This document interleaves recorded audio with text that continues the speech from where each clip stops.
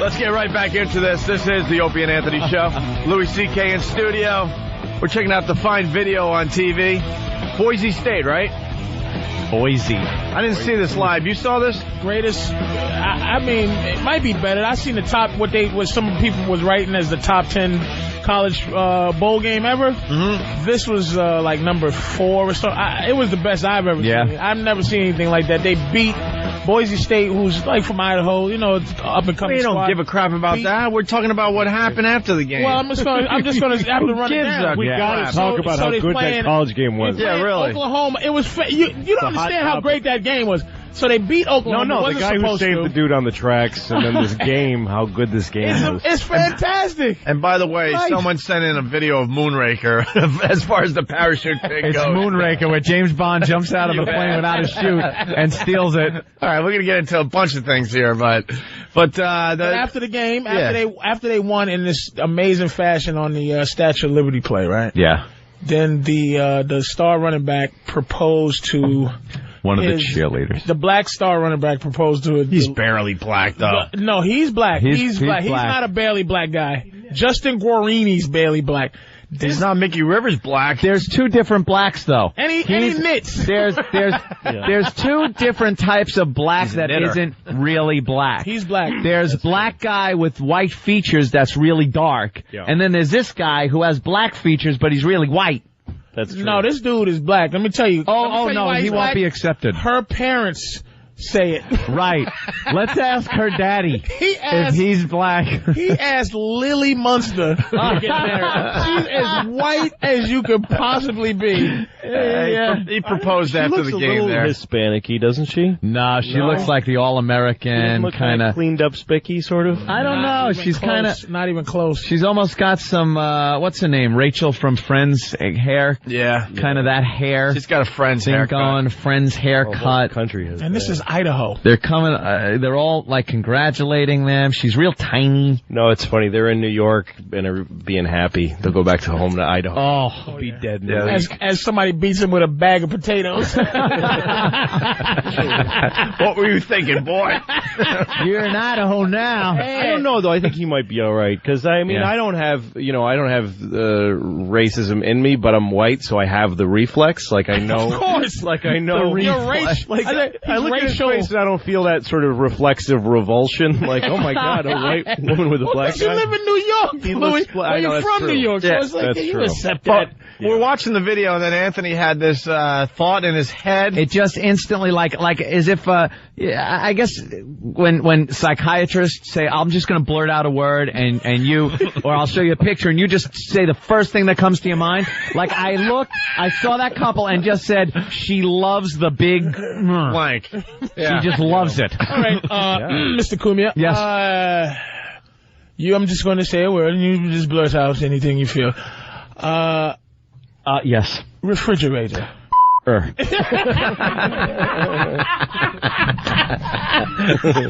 then okay, Mr. Cumia. How disappointing would that be, though? What if she did all this and went on ABC and filed her family name, and then they go to bed and he's got a tiny little one? Oh, how depressing! How disappointing. Probably does to date it. Honeymoon night. You think she already didn't test it out? Like you think she's? Yeah, she took it for a test drive already.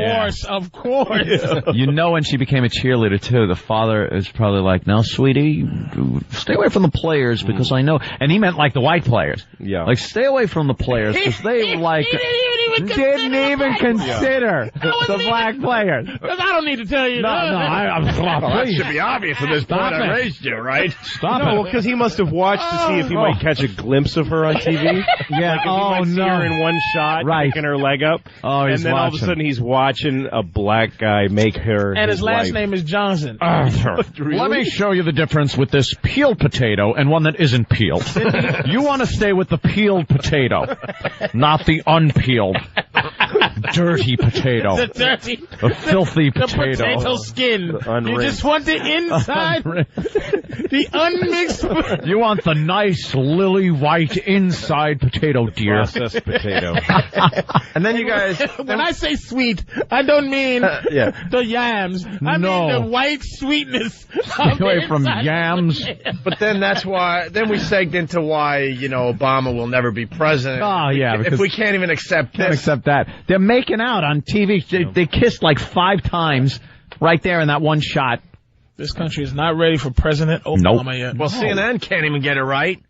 Oh, how's the rest of the country going to get it right? CNN had a glaring little error the other day. Yeah. That's great. Obama bin It Laden. said, where's Obama? Instead of where's Osama, it was supposed to say, where's Osama? They didn't give us a little update. It wasn't like it was a graphic. It was a graphic. Somebody typed and then someone put it up and approved it. It was during Wolf Blitzer's show. But if CNN can't get a that whole right, corporation makes it. Yeah, oops. Yeah. We made a glaring typographical error in our graphics department that we want to apologize for. We spent about 40 minutes manicuring the title and, putting a shadow on it. Yeah, of course. You went, wait a minute. Yeah. Wait a minute. Making it look evil, making the graphic look evil. That? Putting music behind it. Remember Wolf Blitzer made that mistake during Hurricane Katrina? Oh, they're so poor and so black. And so into this cheerleader.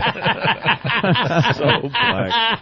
The president's so black. It's so black. He stopped before so hilarious. That was the next thing. That's so hilarious. All right, hold on. How funny, folks! It's the funniest video you've seen on television. What's happening, Mr. President? All right, let's go to AJ. AJ. Hey, what's going on, O&A? Hey, AJ. How you guys doing, right? Yeah, we're doing all right. What do you got? Good. The video you guys are looking for is the world's most shocking video. It was the guy who jumped out of the plane in Chile. In Chile? And that's what it was, in Chile. And he jumped down. When the guy got to the ground, he tried to revive him. And he said, thank you very much for saving me, because otherwise I wouldn't be able to listen to the dog. What is that? See, wait, what? If he would have, I knew by the way he was going for a gag because he was talking too fast and nervous. But when you blurt out the show that you're trying to promote, make it a little more. What show was he promoting? I don't JV and know. Elvis. Oh, JV and Elvis. Yeah, I believe he said Doghouse. I wouldn't have known that. So no, like if you, at least blurt out. When they do assaults on the media and stuff, like No Filter Paul did it, he's holding up a sign with Opie and Anthony, and he's saying Opie and Anthony. Yeah. So if you're going to try to promote another show, don't at least inside. Don't go, yeah. What the hell? What? The guy panicked. I work with the guys, and I barely knew what that was. They're on the same station. I know. They're on the same station. It's probably a promo for them running. Right. There's promos running when we go to break for the show that he's trying to promote and try to get past us. You dope. Oh, my God. Good point, Lou, yeah. And we'll go to break, and there'll be a JV and Elvis promo. And I swear to you, I saw it coming, because he started getting faster and faster, like, all right, they still haven't hung up on me.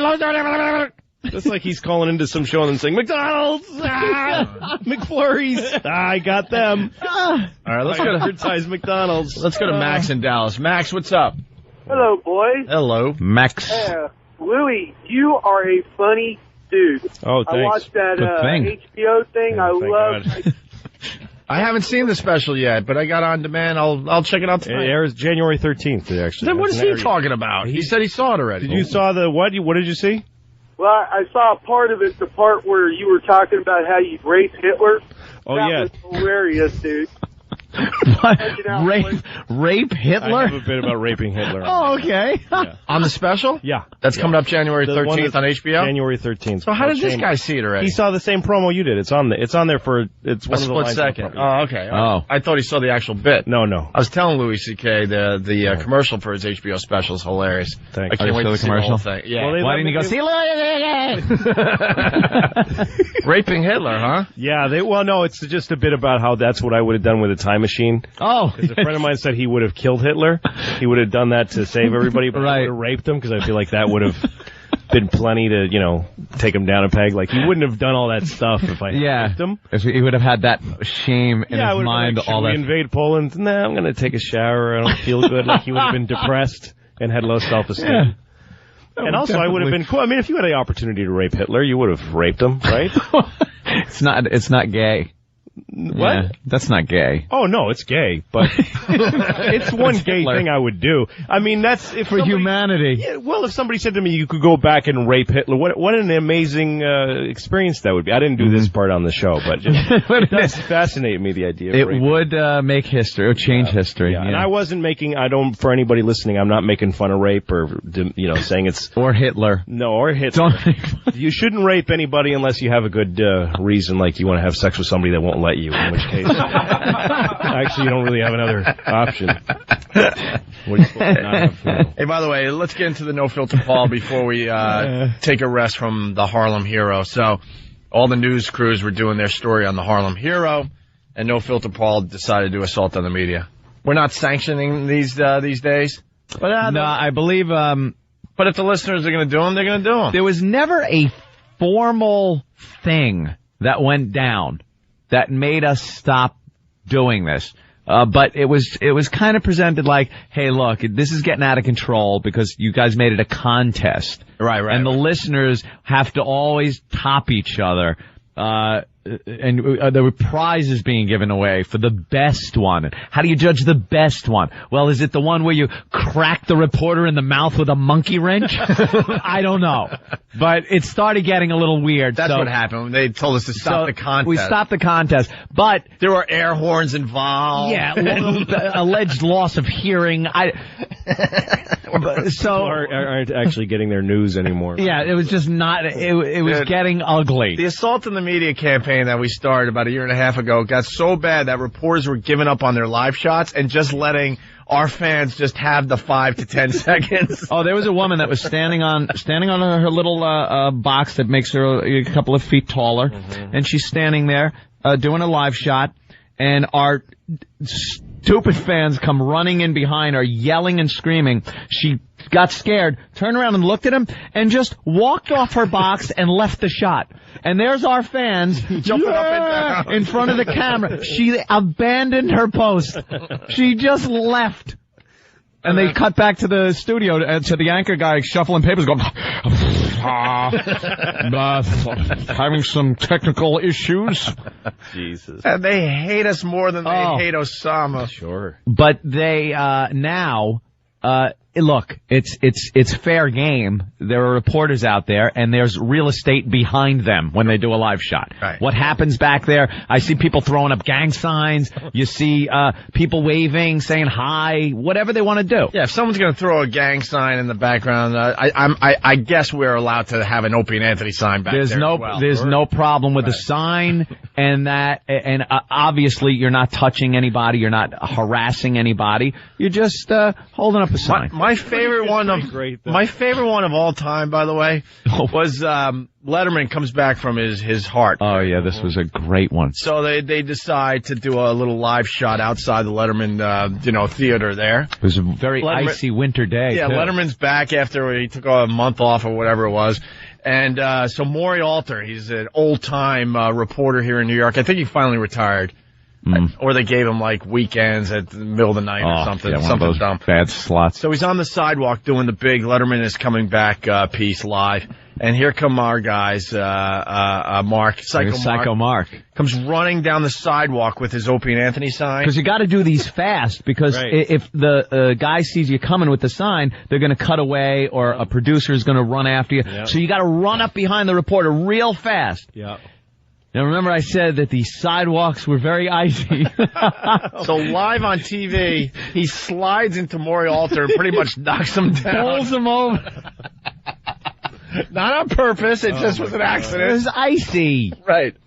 And next thing you know, you see on live TV 2 big burly guys come running out of the live truck. And their feet are slipping on the ice as they're chasing Psycho Mark down on icy sidewalk. And they had a huge sign, so now there's a tug of war going on live TV. He's trying to get the sign out of Psycho Mark's hands. And then there's pretty much a fight going on. The cameraman. So the camera's like screw Maury Alter in the Letterman story. This is much better. And he goes to try to cover the fight that's about to happen. And Maury Alter has to go, no, over here, over here. Maury goes, back over to me. To me. It was just a complete cluster F. Loved I think it. It's great that every time a reporter's out there, he has to worry he's going to get tackled. It's that whole thing that they have this worry now. They can't just do the story with that pompous kind of reporter thing where they look right at the camera. I like the slow walk start. Yeah. Where they're standing there. Right. And they start their story, and then they take a few steps toward the camera, and then stop. Very dramatic, a hand gesture. It's right here at this spot. That is it. I like when they have to, like, shifty-eyed look behind him on the side. One of these lunatics going to attack me. When we first started this back in when we were at WNEW, it got so bad that all the local reporters here in New York started doing their live shots from on top of the van. Right. Yeah. They didn't even trust the sidewalk anymore. No. So they would do it from on top of the van. Man. And that didn't work either. It should be that way. Well, and then Psycho Mark, with one of the most famous ones ever, this girl is on top of the van, and she thought she was safe. Psycho Mark said, screw that. He got on another fan's shoulders and then held up the C word on live TV. A sign with the C word. So he and had just like held a it up Sharpie right and plaque. Oh, yeah. Psycho Mark always prepared. He was the king. We lost Psycho Mark on Sex for Sam 2? Well, or 1? It was Son of Sam 2, yeah. Son of Sam, Son of Sam 2. Dopes. Player magazine. Anyway. That's great. But here's the latest assault on the media from No Filter Paul from yesterday. He's a Vietnam vet. He was in the U.S. Navy. And tonight he is crediting his military training for giving him the knowledge to know what to do in a situation like this. And by the way, the guy who had the seizure, he is in stable condition and he's supposed to be okay. All right, Linda, thank you. We need to hear stuff like that. Wow, she was a trooper. Stuff like that. She plowed right through it. Yeah. Right through it. At the end, you hear No Filter Paul say something like, don't touch me, I didn't touch you. I didn't touch them. Right. Well, the video resorts to third grade defense. Yeah. The video's up on opieandanthony.com. Lots of good video on the website. Your Honor, I didn't touch her. I said no backs, no penny tax. So I believe I am entitled to the restitution. Hey, let's say hi to Mark in Jersey. Mark, what's up? Don't forget the NBC Today show when the girl flashed Matt Lauer.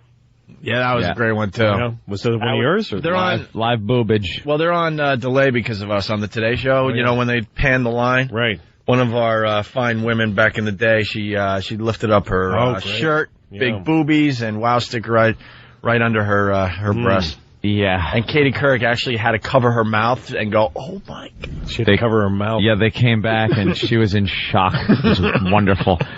Just love it. And the greatest part about these things is almost this mission control atmosphere that goes on here, because we hear that it's going to happen sometimes. Right. And there's people on cell phones watching TV, coordinating, going, all right, ready? All right, they're live. Go. And you're watching. It's interactive television. That's great. It's like a Wii. You got your hand controller, and you're moving the people on the television. That's great. How did the new listeners find all the Assault on the Media videos? Is it easy to find on opieandanthony.com? Probably not. Are they on YouTube? I don't know. Where all are over the they? place. I don't know. We'll try to make it very easy for you to see all the past ones. Steve, are they easy to find? Yeah, we just put them back up. Huh? Yeah, we just put them back up about a week ago. So we had to hide them for about a year. They had to go away. We're always the only interesting things that really happen. It's like I got to see the Yankees win the World Series in '95, whatever the first year of that dynasty. Yeah. I was at the game. But the thing I remember is the guys that ran out on the field, like 3 different guys ran out on the field. I just love people that run on the field. I just think that's the greatest kind of person in the world, because the dude had a good enough seat to be right on the wall. Yeah. And you know he was without a shirt, saying, like, I'm going out there. And his friends are like, you're stupid. Dude, I'm doing it. I'm doing it. And the look on their face, dude. once they make the commitment and they're on the infield, like looking at Derek Jeter, and he's looking at him like, you idiot. But you are so going to jail. Like, yeah. And the media tries to be, we don't show it. Yeah. Right. Oh, yeah, the wow, camera goes away. We're not going to show this as a man on the field. We don't want to condone this type of behavior, so we're not everyone showing wants the video. To see it. And then the cops have to make an example of him, so they hit him really hard. Drag him off. I just love that guy. I love that moment in anyone's life. The takedown is I'm fantastic. missing the rest of the game. I'm spending the night in jail. I'm going to get hurt. I don't care. I hate that they've taken that. I'm on the one guy slid into home plate. Yeah. With no shirt on in October. I hate they've taken that out of the sporting events, man. When your team wins it all, whatever championship it is, and you get to run on the field. That doesn't happen anymore. No, that was that the used best to be part, the greatest thing ever. Like Chris Chambliss when he hit the game-winning home run. And he couldn't even get to home plate. No, and they have this one picture of him where one fan is trying to take his helmet off of his head while he's running. He's just going, forget the game. I want that help. Give me your. What about the one Wade Boggs?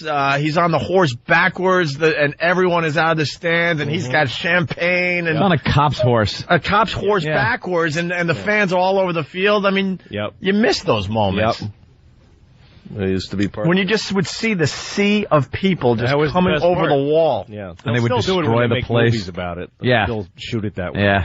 Yeah, like they're allowed to. But now your team wins and everyone has their bang sticks or whatever in the stands. Who cares? Well, like a half hour before the game is over, they put a line of police on horseback. They surround the whole field. Right. You're not jumping out in front of that. And you have your noisemakers. You'd have to be how drunk do you have to be to jump into a horse? You used to come to the game with a jar because you know you're taking some of the field home with you. Yep. All right, let's say hi to No Filter Paul. Paul. Yeah, hey, good morning, guys. Good morning. What's going on? I just want to let you know, the funniest part about this one was right before the reporter went live, there was a bunch of guys doing gang signs, which, of course, you never see in Harlem. You know, behind Here he goes, No Filter Paul, the biggest racist I've ever met, by the way. I was nice.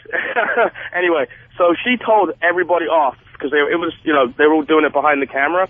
So when we did that, there was a huge cheer from the crowd. It was the funniest thing. And the guy from the truck grabbed the sign. Did you guys notice that? We heard you yelling like "Don't touch me" or something like that. Well, actually, it was the guy with me, Chester's Ashes. He's like, "Don't touch my sign. Why you're not taking my sign?" Right. Yeah, it was pretty funny, and it was a sport for choice as to who to go after up there. But we didn't want to do CBS because I'm sure you guys like your job at Free. Yeah, that would be very smart to just stay away from CBS. Please. Yeah, no intention. And of course, then ABC7 was my other choice, and I've had a little bit of history with those guys. Right. But that was it. Hope you guys enjoyed it. All right, thank you, No Filter Paul. The video's up on opieandanthony.com, and I think you could do a little search to find all the past assault on the media. Oh, clips. All right, more with Louis CK and Patrice O'Neill in just a bit. It's the Opie and Anthony Show. We're back with Patrice O'Neill and Louis CK. Louis CK's playing Caroline's all weekend long, by the way, starting tomorrow night, I believe, right? Oh, wrong mic. Try that one. 4th? It's tomorrow the 4th? Tomorrow's Thursday. Yeah, that sounds right. Thursday through Sunday? Yeah, Thursday through Sunday. I saw Louis CK, I think, last year. That's hilarious, right? Yeah, thanks. First time I met you, and he just kills. Obviously. You went to a Louis CK show? Absolutely, yeah. I was really, really into it. Thanks. I see. I've seen you. I see. I've seen you, Patrice, many times. You seen me when you wasn't working. Oh. When y'all wasn't working, y'all came to come around. Not when you're working. Oh. We don't even go out anymore. Yeah. You came to see you. Was you working when you came to see Louis? Yeah. But it was like a Friday or Saturday. Oh, I see. Oh. I see. Wow, made that about you, did you? That's interesting. Boy, big surprise there. I was getting a little promotion. All of a sudden, we're all trying to make Patrice feel better. Just trying to sell a few tickets here, Patrice. Oh, Louis sold out already, man. Louis CK at Caroline's all weekend long. How greedy can you be, CK? Tickets available, believe me. 212-757-4100. Oh, that's good. Wow. Is that good? Yeah, a lot of comedians on this show. It's been over. How many years have we been saying that number? I think that's what the number is. You probably still remember the number at Stitches in Boston. No. It was Comedy Connection. Yeah, the connection. There you go. Yeah, we took care of Blumenreich. Oh, God. Hey, oh, God. God is talking to Pat Robertson. Oh, really? He gets a one-on-one every year. Did you know this? Every year? Every year he gets Only a one-on-one with the Almighty. That guy's a piece of garbage. Only once. This guy is nuts. Once a year. Once a year. Once a year he gets a one-on-one with the Almighty. And his annual, God's like, yeah, Pat. Oh, God. Do I have to do this now? He says to his assistant. Yeah. Can we put off? It's once a year, Lord. Okay. You know he books this early every year. You know. Robertson said God spoke to him during his annual one-on-one prayer retreat with the Almighty. How does he get? Well, that's the thing. It's a one-on-one. He gets a great junket like in Cancun. Yeah. And the Almighty's like, well, dude, I'll take a free trip. All right, if you're gonna go somewhere, it's like a convention. How does he? You know how many people there are in the world? And this guy is like, he gets a one-on-one. He's the one that gets the one-on-one. And that's if we're the only world God's taking care of. That's right. There may be some other. There could be other planets that he's dealing with, but he takes a time out of his schedule, hump his ass, to make sure he sits down with him. And God has dropped a bombshell. That's got to make a big explosion when God drops one. On evangelist Pat Robertson. The TV preacher claims the Lord told him to expect a terrorist attack on the United States by the end of 2007 that will result in mass killing. Wow, and God is going to let this happen too, I guess. Great. Well, couldn't he tell God, if he's having a face-to-face with him, to maybe not make that happen? Right. You're God? Maybe. I love that's what he gets out of talking to God is just inside info. Yeah. Right. Like fortune telling. Yeah, it's like insider trading by God. Sources close to God say. God is denying reports that he said. I guess God knows us. Yeah, I know Osama. I'm God. I know him. Yeah. Couldn't he tell him like where he is or something? What is this? This sounds like a very one-sided face-to-face. Well, it's very uncorroboratable. You really can't fact-check the source here. And what does God have to lose at that point? Wouldn't he tell you when and where? Yeah. Well, I don't know. I'll tell you when and where. I can't say very much, Pat. It's still, it's all under that whole mysterious way I work. If you give me another $100, I'll tell you a little more. That's all I can say, Pat. Yeah, what was God like shining shoes somewhere? Psst, Pat. For another 20, he's got to hand him another 20, and the shoe shine God tells him a little more info. Like Huggy Bear. Where's that from? Huggy Bear. Yeah, maybe this will spark your memory, God. Yeah, how about another sawbuck there, God? All right, since you asked. Yeah, maybe I do remember a little bit more. Okay, inside of 2007. This stupid Pat Robertson. God, that guy should die of AIDS immediately. Pat Robertson said yesterday on the 700 Club, I'm not necessarily saying it's going to be nuclear. Not necessarily? Not necessarily saying. The Lord didn't say nuclear, but I do believe it will be something like that, said the 76-year-old preacher and one-time presidential candidate. Stop it. So was Pat Paulson. Yeah. And like I said, Robertson said God spoke to him during his annual one-on-one prayer retreat with the Almighty. Oh, gotta be something. Worst guy alive, that's Pat Robertson. He said God told him that major U.S. cities and millions of people will be affected by the terrorist attack forecast to happen after September. So we have some time. Oh, we got some time. Okay. He told him after September? The evil people will come after this. Cruel God.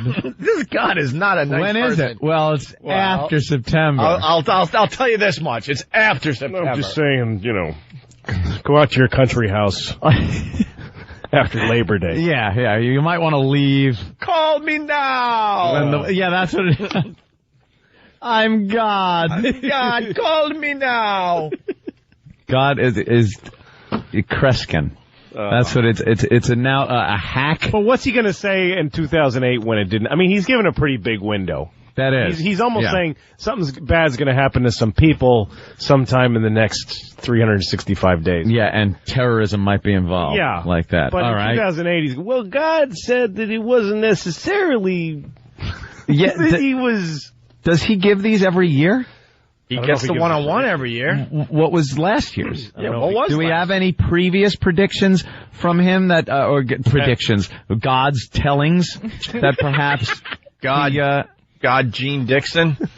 He didn't, Well, it goes on. The evil people will come after this country, and there's a possibility, not a possibility, a definite certainty that chaos is going to rule, said Robertson, urging listeners chaos. And he urged listeners to pray.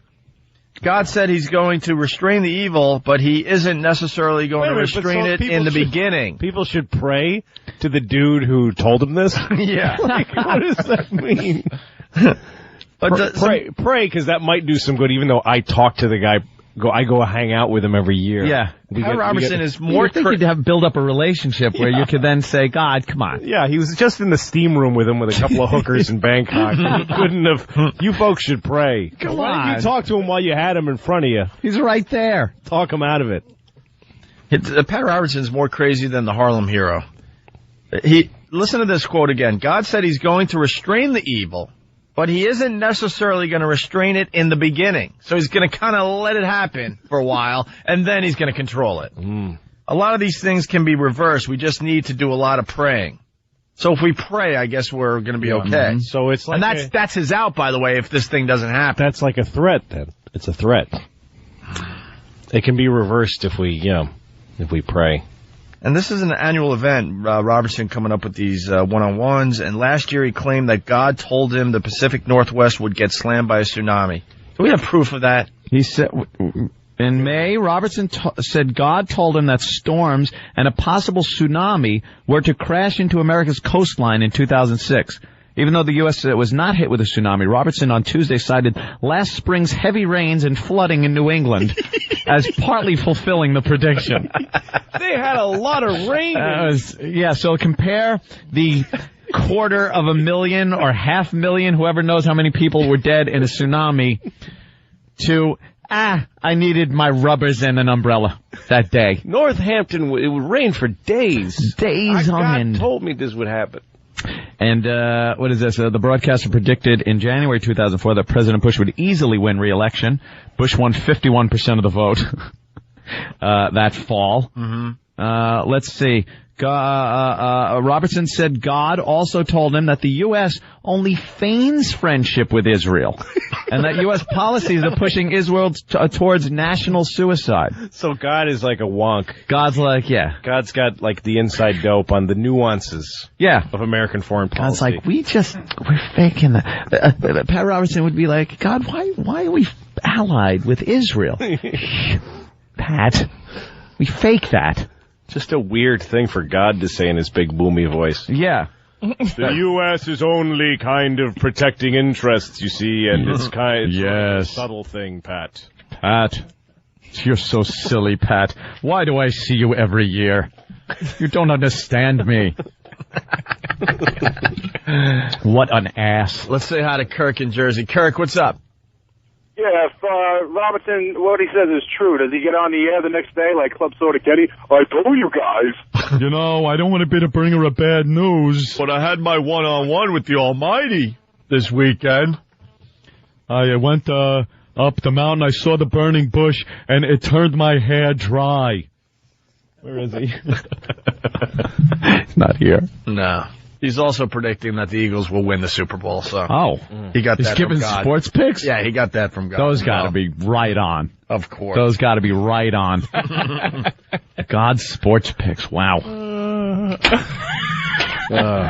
What an ass. If God hangs out with Pat Robertson, he's a douche, too. Yeah. That's what I think. Why would he be friends with him? No. It discredits God completely. I don't care if he did create the universe, he's a douche. Is Pat that moron?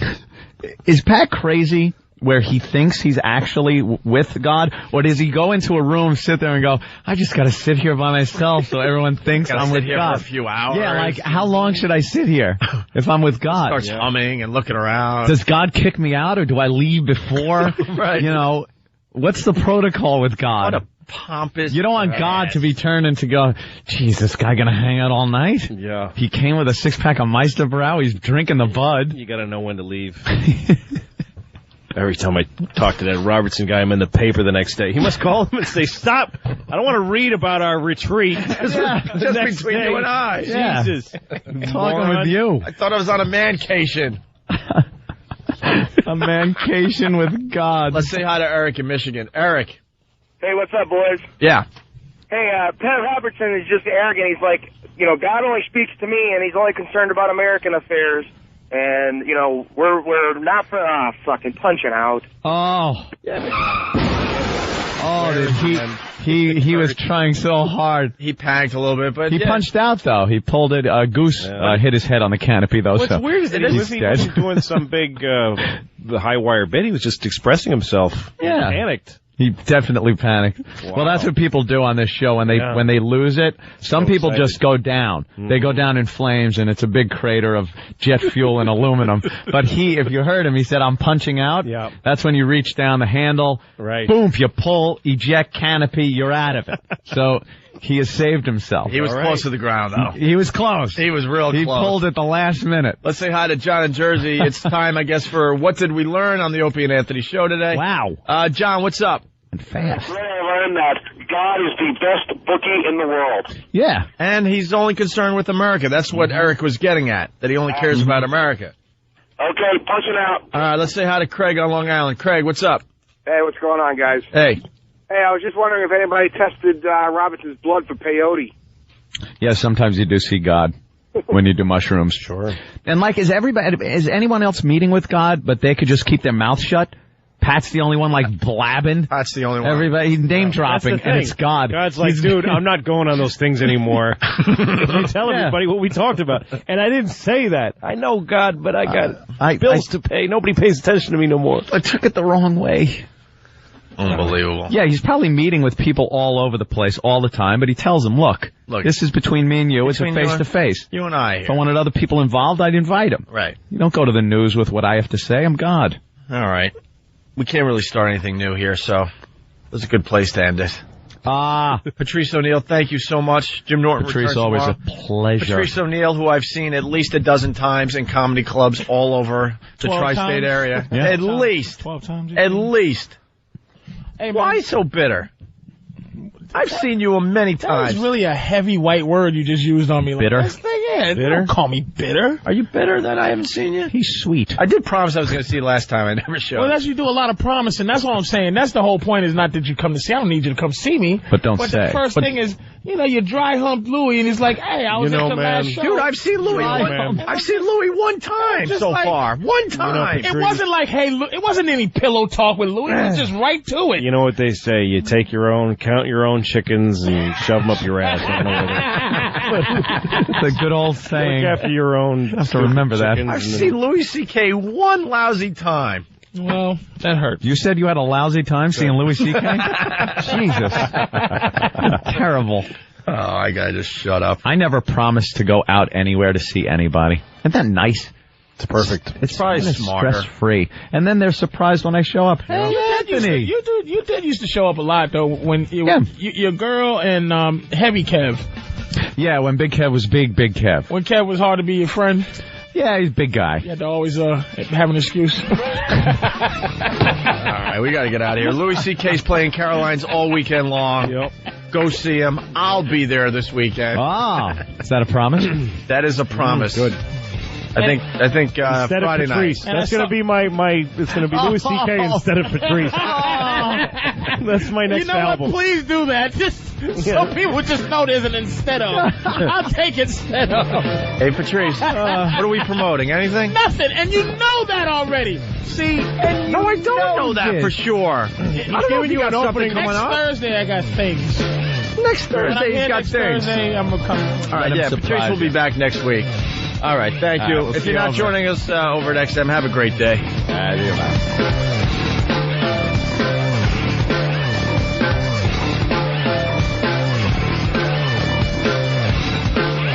I love showing my to introverted fat guys. We whip them out Wednesday. It's the Opie and Anthony Show. The Opie and Anthony XM walkover begins now. Yes. How about my balls? Yes, it does. What? Yeah. I said it does. What? Oh. Begin now. The XM walkover. It begins now. He's just affirming the voiceover. Shit, yeah. Hell yeah. It begins now, bitches. Yeah, now we can curse. But there's children on the sidewalk. They shouldn't be. They should be in school, those little motherfuckers. Hey, little fella. What's this little nigga doing with this look little at white him. baby? He's adorable. Police. Ask her what's going on with that. I ain't That's a asking her nanny. nothing. It's a nanny. It's just a black nanny I'm with a not white trying to baby. protect white children. She could be kidnapping him. In LA, it's Mexicans with white babies. That's right. All the nannies are Mexican. Here it's Jamaican. Well, And they're in New York, actually it's Jamaican. El Salvadorian. Yeah. Mexicans are like white people now in California. Really? Yep. It's El Salvadorians. El Salvadorians and South Americans. Nicaraguans. Nicaragua. I heard somebody say Nicaragua. I said Nicaragua. You snuck one in there. I did. I didn't sneak it. I said it. Would that be a double entendre? No, that's a single entendre. Nicaragua. That wasn't even an attempted sneak. No. He tried to throw that knuckleball right by you. That's right. But you caught it, man. A little chin music for you there. A little chin music. A little racist chin music. I went sailing. To keep you honest. I went sailing down the Congo River. Right. There you go. Racial wordplay. All right. Are we doing Box O'Cox today or no? I think we're testing the camera. We're going to try to test the camera today? Yeah, that way. That way we could see the expression on the people's faces. Yeah. I never noticed there's a hotel here. Where? Right here? The Buckingham. I always stay at the Buckingham. Wow, I didn't either. That's a Might be hotel. new. Is it upper end?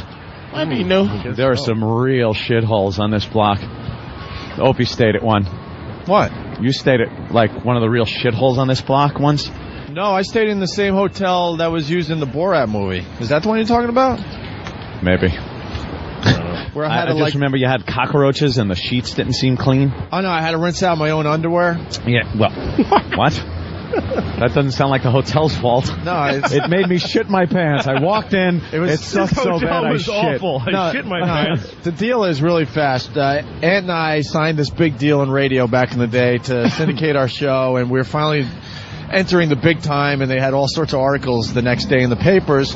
So we went out that night to celebrate. I wasn't planning on staying in the city. I ended up getting a room at the Wellington because all the other hotels were sold out, and I had the clothes on my body and they were smelling pretty bad, so I had to like wash out my underwear and throw it on a radiator to dry it out, so I had something to wear the next day. And I'm in bed and the sheets are smelly and it looked like cockroaches and stuff. Yeah. And yeah, I'm reading about how we just signed this. Yeah, how great we're doing. Thank you. Yeah. Just and I was in a horrible situation cleaning out my own underwear in this horrible hotel. Sink. Anyway, whatever. You'll hear it on a replay someday. The long version of that story. That wasn't it? That's the headlines basically. Where are you, Patrice? I don't know. I'm just out here. I'm just staying out here looking at people. People walking. Just people. We'll bring them upstairs. Good morning, sir. How are you today? My pal. Well, he's an asshole. I forgot my wallet today. Remember after all that hubbub yesterday? After all that hubbub yesterday about you got to bring your wallet and your IDs so you could give the proper credentials, I left this morning without my wallet. I was driving like 95 down the expressway. I had not a PBA card on me. Very dangerous. Oh, could you? Oh, no, I'm not going to the elevator now. But enough of this palaver. Let's get the show on the road. I turn the music off immediately. Good. That's how I want the show to start. Fuck that music already. I've had it with the rage music. It's called identifiability, motherfucker. Yeah, but you know something? Let the people have what they want, nigga. Stop trying to be a vanguard or a crusader. Just let that fucking palaver shit start so these motherfuckers can get... It's like foreplay. It's like, you know what? Motherfuckers like to come the way they like to come. All right, give me a little bit then. Little bit. Oh, look, he's in a panic. I can't do it. He is in a panic. He doesn't know how to get it back now. Yet nothing. Well, now the time has passed. Now if you play it, it's silly. Identifiability, though, because it sounds like all radio stations have that crap now. Yeah. Enough of this palaver. We're crazy. But you know something? We'll say anything. We had enough palaver. Exactly. and then you gotta talk over the music. Yeah. Well, that's what people fucking want. Do they? I don't know what people want. If I know what people want, they wouldn't have been superimposing your ass in on Web Junk 20. If I knew what people wanted, it wouldn't have been 6 people at the place I was doing my New Year's show. Nobody had to know that. Yeah, right. Except for the 6 people. You could have kept that to yourself. At least it was a small secret. I like to share. We just realized that we have a dramatic opening for this crap, and it's so stupid. Yeah, you came in a little late. He wants to stop. I think it should stay. Don't fucking ever get. No, I was just like, enough of the music.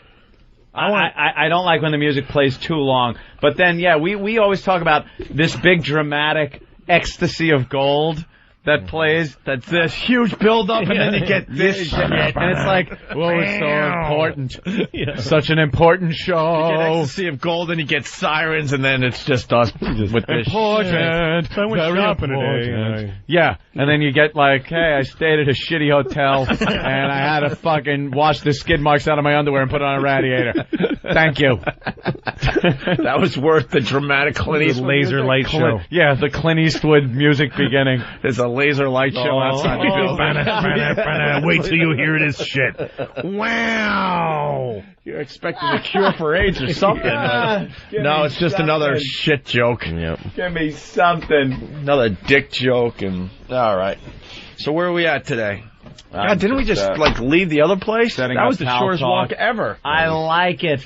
It's not bad when the weather's cold. I told Louis right when we walked out, I go, this fucking walk is getting so old that we're starting to walk now before we're on the air. Yeah. So you'll hear like the Opie and Anthony XM walkover begins now. And we're already like in front of the building. We walked. We didn't care. How many things that somebody pitches? Who came up with a walkover? It was forced. It was pretty much. We're going to tape every time we go over. Every time because something exciting has to happen during one block. Yeah. Wouldn't if something exciting was going to happen on the same block every fucking day? Wouldn't news crews be camped out there? Let's be honest here, please. Out of all places to walk to, 57th My and 6th God. Avenue. 57th. Let me tell you, between like 5th and 7th, there is fucking pandemonium on a daily basis. That Steinway piano store is a Holy madhouse. shit! What happens out there every day? Takes her shirt off every day. Get the news van down there, raise that boom, and I want cameras. Something's about to happen. Smells like cologne. Hey, MSNBC is reporting that we have put out an official statement, America, that we had nothing to do with Saddam Hussein's hanging. Nothing to do? Wait a minute. Didn't we kind of have something to do with it? Pushed it along at least. I think we gave it a nice push. Put it this way: if it wasn't for us, he'd still be with the little mustache shooting his gun off the balcony. Yeah. They just put out a statement. We had nothing to do with the hanging. Are you kidding me? Maybe not the actual hanging. Yeah. Jeez. Not the actual hanging. We didn't pull the noose tight, but no. We fucked the dude up. The reason the guy was standing there with a noose around his neck, we could have had something to do with. Yeah, a little bit. I think we gave a big hint at what we wanted to accomplish. I'll be willing to go out on a limb and say I don't believe any Americans were pulling the lever. All right? Yeah. There, I said it. But as far as having nothing to do with it? No, we are a little bit involved. A little bit. Remember Shock and Awe? Mm-hmm. I think that's kind of... Remember Shock and Awe? Remember the first war? And before started there. Before Shock and Awe, they played Ecstasy of Gold. Did they? And a little Rage Against the Machine music. Saddam's hanging. We didn't have nothing to do with it, though. Was there ever a time where outrage actually meant anything in this guy? Like... Sometimes things like this, like that just now, is almost like I don't even have the vocabulary to just describe what what that means. Like, who put that fucking statement out? What? Oh, you mean that they said that? Yeah, it's just like I don't even. It's almost like, as comedians, man, you got to be like, always social commentators or whatever, and it just gets completely draining. Like, you just go, you know what, fuck it. I'm gonna talk about marbles and cheese whiz because I'm just so tired of this shitty country talking about like just saying anything. Is there anyone that just saw that went, whew, okay, good. Well, yes, we didn't do it. We didn't. Now a statement came out, and we did. And he'll go now to work and go, we had nothing to do with the hanging. There's people who feel safer or less safe according to how the alert. Oh, yeah. Like, it's like, okay, I feel a little safer now because it's when they boost that alert up, do you go like, No, shit. I go, when I go there and I sneak on 2 screwdrivers without a problem, or I look at different screwdrivers on a flight for. I hope you mean drinks, you know by the way. I'm just gonna say, for real, I don't know if this is against the law to say, I just sneak things on to see if I can. Do you really? You're out of your mind. Insane. Because they won't just all laugh and go, Patrice, you nuts. Patrice, you got us again. Okay. I'll see you down at the Chuckle Hut. Ready? Are you ready for this? Listen to me. I don't like airports.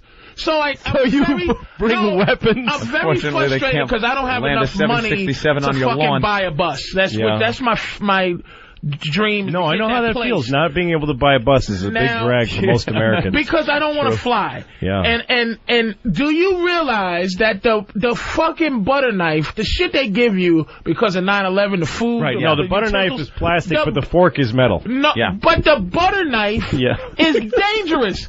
I have physically taken the butter knife, the plastic one, went flat, and cut yourself. And I've cut myself with the plastic one or the metal knife. first class one. Butter knife. You're out of your mind. They give me metal in first class. You get metal knives, and that's where the terrorists were all sitting. They were all sitting in fucking first class. You bend down the prongs. Oh, you're using some prison shit now. And you poke a nigga in his temple. All right, listen. It's like making shanks in first class. All right, we're on to something nice, but we got OCD man standing there. Kenny, say what you have to say. He's upset because I haven't.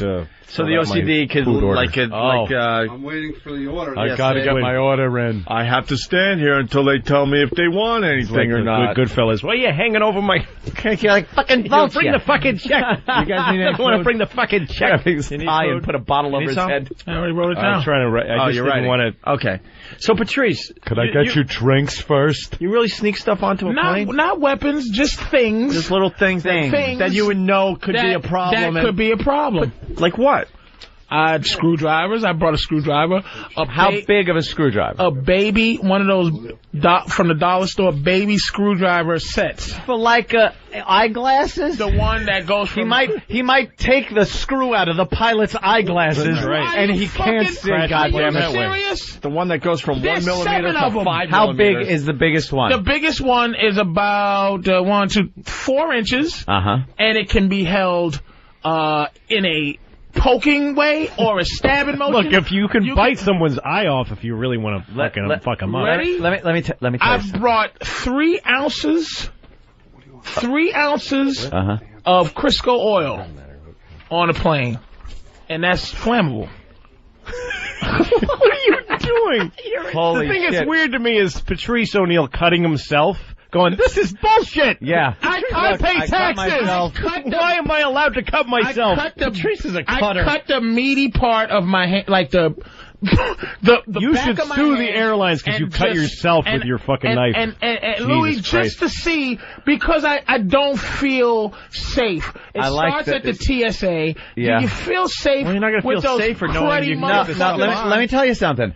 I feel safer now than I do when I think back at how it was. Yeah. I think it's safer now just because why would they try it You twice? can still get a box cutter on. A guaranteed fact you can get a box They don't need to do it again, though. They don't need to do it again. That's what. Do you think the Japanese could have fucking bombed Pearl Harbor again? Do you absolutely think? I think they could. That was so easy. Let's do that shit again. We'll do it again. If 9/11, if that's Pearl Harbor. So yes, they could have did it again if they fucking felt like doing it. No, they can't get anything. There'd be First no of all, point. If there are 5 guys with 4-inch fucking screwdrivers, they are getting pounded by even the old lady sitting next to them. There ain't one motherfucker ain't gonna stand up and be like Super Negro in Harlem and fucking beat the shit out of everybody. Right with you. I'm on. This is going back. That can't work again. The airplane one. To the conversation we had over at Free FM. Yeah.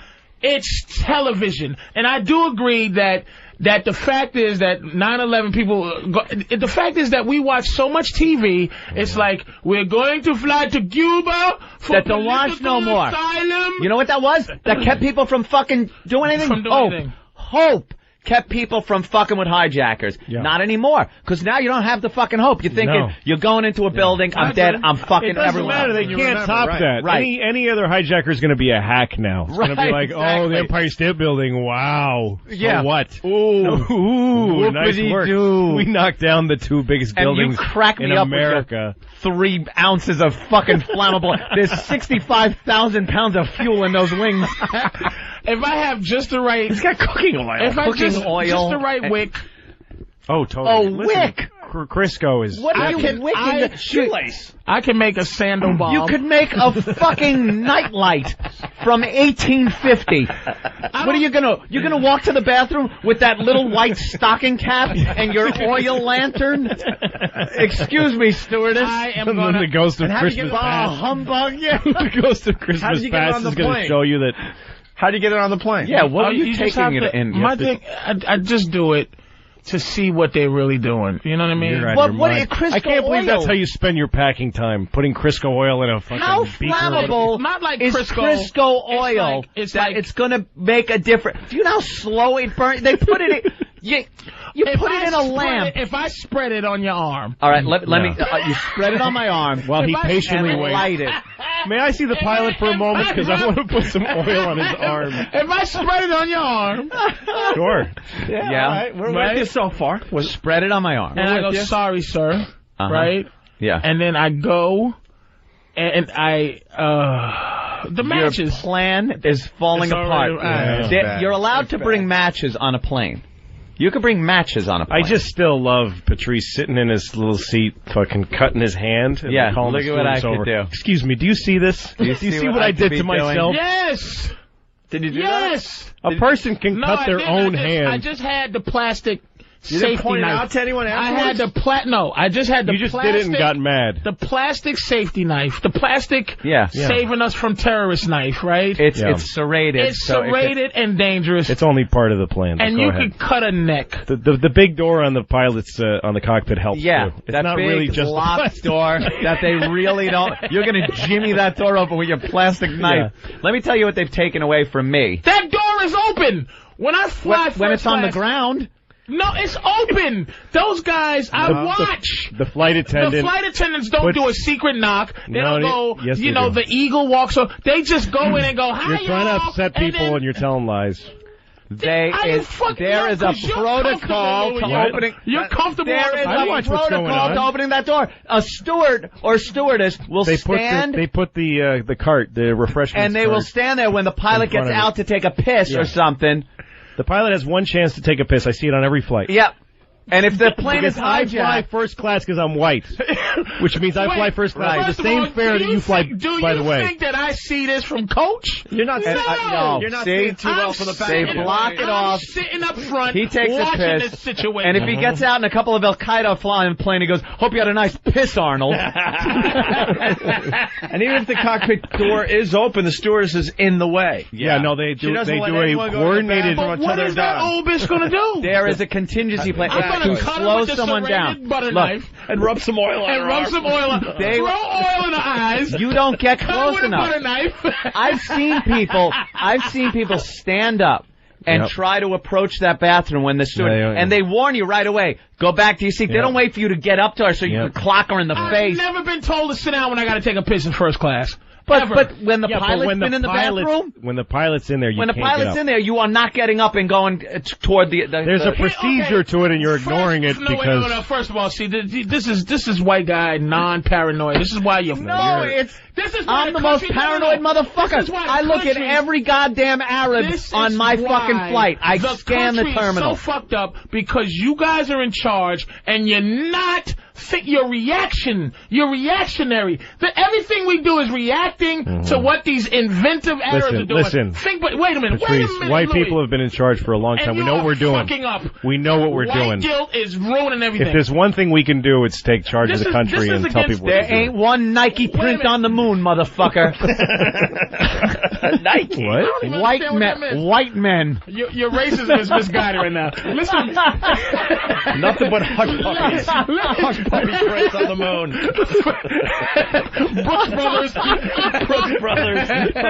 Listen. This is the thing about the whole plan. We're about not the paranoid enough? About the stewardess stopping. Okay. All right, now you drive through a tunnel? No, you don't drive through a tunnel coming in ever. Well, Midtown Tunnel. When I drive through the Holland Tunnel every day, there's 5 cops or whatever sitting there. Yeah, they sit at all the tunnels. Now they don't do the tunnel check. They don't check for fucked up shit a mile away from the fucking tunnel. No. They check after you pay your fucking toll. Then they go for suspicious box trucks, things like that. Now, all they pull I have over. to fucking do is pay my toll, and the guy goes, "Pull over, you're in a truck." And I go fuck yourself. Thank you very much, and pat him on his head and drive in the fucking tunnel. So why do you think a fucking stewardess under her plan? I can't just fucking muscle this fucking stewardess out the way if I wanted to. The cockpit door is closed and locked. There's one pilot. Both of those motherfuckers fly. It ain't the pilot and some fucking mechanic in the other seat. He can fly the motherfucker. When it's time for the pilot to take a piss. Why am I explaining this to a fucking paranoid Negro? This is white guy. With this is white guy stereo. I'm bringing Crisco and everything's gonna be fine. It's under control. And a plastic butter knife. Don't worry about the planes anymore. The planes are fine. The thing is, Patrice, the reason why we don't worry as much is because being white is so awesome. The benefits are so rich. It rocks. That even if we die tomorrow of terrorism, it's not that bad. Was you worried about Gatorade before this Gatorade guy did the thing? I don't even know what you're talking about. But I don't care. I don't drink Gatorade. No, the reason that we can't bring it's got too much sugar in it. The reason we can't bring our fucking liquids on anymore. Oh, it's because of the England threat. So was you thinking about that before they did it? No. Do you understand? That's what I mean. My point is that we're reacting to whatever. You are totally irrationally insane. You have your brain makes no sense. Yeah, Chris, your brain does not work properly. What else have you brought on a plane? I don't really bring if you were running the country, nobody would be. People would be going on and all bandaged. Also, do you know those X-ray machines that they send through? They don't have Crisco meters. The Crisco meter. They do have. And then they check your shoes for bomb. That rub they do. Yeah. You know what? I don't take my well now they make you take your shoes off, but I don't take anything off. It just doesn't make any fucking sense. I flew right after 9/11. I was on tour when 9/11 happened. I was in LA and I was going on a bunch of road work, and so I started flying as soon as they had planes going up. And there was nobody in the airports. It was like just walking through these empty airports. Everyone's petrified. Everybody any airline you flew, you were immediately platinum class in the lounge. Please. They were begging you to fly. And all of the whole thing that they're not even supposed to mention plane crashes or terrorism, that was out the window because the flight attendants, everybody were really scared. So you'd be on the plane and the flight attendant is saying, "I'm really scared we're all gonna die on this one." Like they were talking like that. Shit. And before every flight that I flew for like a month, the pilot would come out to the first class people and say, "You guys are the last line of defense." He's saying, "Great, I'm a soldier." Yeah. And he says, "I don't want you." And I was in the first seat, like 1A. And he said, "I'd appreciate you not sleeping, to be honest with you, on this flight, because you got to protect me like I got to protect you." That's fine. Could I have a kosher meal? If I'm going to be defending you, I'm hungry. I need good food, plenty of it. Please. Let's talk to an air marshal. Mike in Philly, what's up? Gentlemen, how are you this morning? Good. Good. Say, I'm going to break down the third wall for you, Patrice. You stand up and try to muzzle one of the flight attendants. I will peel your cap back. Yeah. So fast. Is that on every flight too, sir? Every flight? Don't answer that. You can I don't want to know. No, I don't want to fucking know. I don't want to know if there's an air marshal on every flight. He'd like to think that it's every flight. There's an air marshal on every flight. I assume there is. Huh? I'm not able to answer that. All right. I thought you could answer. There's no way. I don't want an answer. I like to think they're sprinkled around that makes liberally. me feel a little safer. That he would shoot me in the head if I tried anything. That makes me feel safer. Yeah. Hey, Mike, what kind of weapons do the pilots have now? I'm not at liberty to discuss that. At liberty. I think they're still working. You know what I read in the... I saw this thing on the news that... I think it's on the QT. I think they got some stuff up there. I saw this thing on the news that freaked me out because when they were talking about arming pilots, people complained that the bullets would pierce the plane and let it. And then somebody on the news goes, a guy from the FAA said, we know that's not true because often when we bring planes in, there's bullets all underneath because people that live in the airports shoot at planes all the time. At the plane? Is that real? Yes, that there's always bullets lodged. It's just part of maintenance is pull the bullets out of the bottom of the plane because every airport has psychos living near it shooting at planes. Oh, yeah, and the guy just said it casually like, we know because that's just part of... Oh, wow. Don't you have special munitions? Patrice, I'm going to give you a hint. If you want to take over a plane, take that plastic knife, stand up and say, take the plane down or the N gets it. The what? Take the plane down. You suck. Blazing Saddles. It's like Blazing Saddles. Instead of put the gun to your head. Yeah. But did you see where I'm saying how the country is not... No. The fact is... How do you not feel a little safer? He should have said nigger to explain that so we can all know it. The N-word. What the fuck is going on here? And that made it depressing. And rejoice. That made him sound... It's despicable, man. I don't agree with that. That would have been funny if he had quoted the goddamn movie and I get what he's saying. Yeah. That's the goddamn... Put the nigga there. Yeah. Make a move and the nigga gets it. Yeah. I don't think he's bluffing. Goddamn Kramer. Kramer ruined it for everybody. Let's get out of here for a minute or two. We got Louis CK playing Caroline's this weekend. Mm-hmm. That's right, Patrice. I also have an HBO special starting January 13th. Yes? It's also called Not Patrice O'Neill's HBO special. I really am feeling like I can't find my HBO special to save my life, man. Just come up with a good title like Plastic Knives and Crisco. Crisco and Plastic Knives. Yeah, Crisco and Plastic Knives. That might be actually good. Thank you very much. Crisco and Plastic Knives. Which I don't bring Crisco on a plane, by the way. Well, why would you? You eat it at home. It'd be very dangerous. Could smear it on the window and obscure the next passenger's view. I would hate that. I would hate to sit there with Crisco smeared on my window when I'm trying to look at the beautiful scenery. All right, wait a minute. Whoa. Oh. Ready? Yeah. What if you rub your body down? Yeah, with Crisco. Naked. Rub your body down. I'm trying to think ahead. All right. I'm with you right now. You rub your body down with something completely flammable. Okay. Yeah. Then you put and odorless, totally odorless. And then you hope it's not going to smell when you come through. And then there's something odorless like a grease or a Vaseline type of thing hasn't been invented yet. Totally.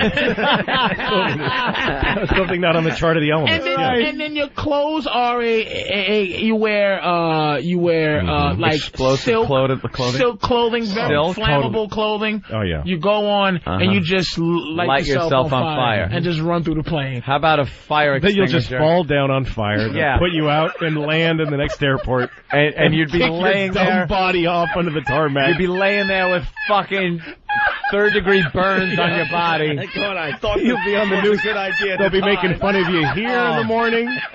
Did you hear about that asshole that lit himself on fire? Didn't hurt a person. I just hug somebody. I go and hug the pilot with Vaseline. You can't get through the door. You'd be knocking all. Ow! Hurry, open the door. We wouldn't even acknowledge that we ever knew you. Hear what this asshole did. You wouldn't even get that. I'm just trying to think. That respect. I'm just trying to think like a terrorist would think, man. After Gatorade, you got to think these things, man. Gatorade was pretty impressive. You got to think these things. Do you do the other celebrities? Because Jay Moore turned us on to this. The other celebrities that are on the plane with you, if you would get top billing if the plane went down. Oh yeah. Yeah. No. I was flying recently from L.A. back to Newark. And Sebastian Bach was on the plane. And I'm like, you wouldn't be mentioned. I think I'd be mentioned just because the Post would have been able to do Rocker Bach and Shock Jock. Like the Post would have loved to have done that. Although I think he would have gotten top billing. I was on with Dan Rather once, so Dan Rather. That would have even been a footnote. Nah, nothing. Not even a footnote. Dan Rather. This whole big thing on Dan Rather. Not even Source Magazine. Nothing. I would have been. You'd have been James fucking Brown this week. Even your mom would have been like, "Did you hear about Dan Rather?" You might have made King magazine. Maybe. You might have made King. Oh yeah. All right, let's get out of here for a couple minutes. All right.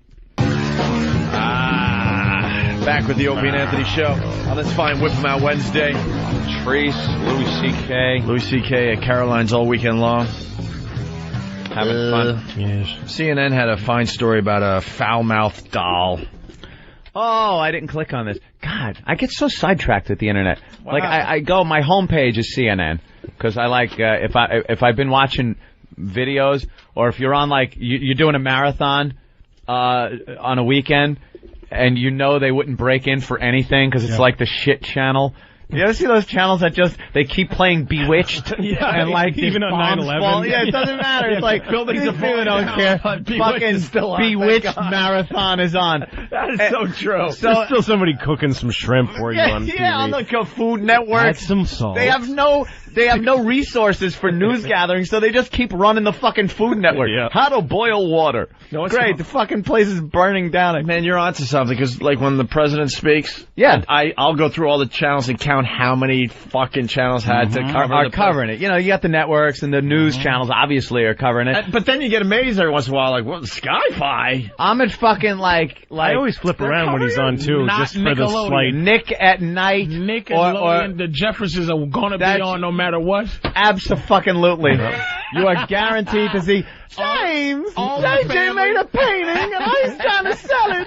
It's like fucking buildings are burning. Family, fucking Three's Company will be on Nickelodeon. Yep. Noggin, there was something that'll never. Noggin. None of the HBOs, none of that Showtime, or they'll never. What about a nuclear explosion in Manhattan? Absolutely not. Absolutely not. Those channels will still keep going. ESPN interrupted for the president dying for Gerald Ford. Yeah. And they interrupted for 9/11. They did? ESPN did? They interrupted, for Gerald For Ford dying? Absolutely. Ladies and gentlemen, this has to be the most tragic events we've ever seen. A nuclear device detonating in Manhattan. The loss of life, inconceivable at this point. Click. Come and knock on our door. We've been waiting for you. Nuclear explosion. Where the kisses are. What the fuck? You know, this comedian, Adele Givers, she was doing a joke. Probably some other people did it, but I saw her do it, talking about 9/11, and she was like, what the fuck happened to the emergency broadcast system? Like, yeah, just like, they're always testing it, but 9/11 was it. If that wasn't it, I don't know what the fuck. Pull the switch. Pull the fucking switch on that beep. You're right. This is the emergency broadcast system. Yeah. This is not a test. Had this been a real emergency. Didn't that used to horrify you, like growing up? Because it was Cold War and shit, so that meant there were nuclear missiles coming over, and they were fucking gonna hit, and that was it. Yep. So, you know, boop, this is a test of the emergency broadcast system. We're testing it. Broadcasters in your local neighborhood, blah, blah, blah, blah. But this time, it was like nothing. Nope. You just, I guess you really didn't need it if you're watching it happen. I guess Back then, you needed it because, you know. A storm was coming or something. You had 5 channels. Yeah, it would have been like, nice storm was we coming. interrupt Aaron Brown and Dan Rather to bring you some weird guy who has never broadcast. There seems to be a problem. Bad things are happening. I don't know exactly how to describe this. Would that be like being the anchor for the fucking emergency broadcast network?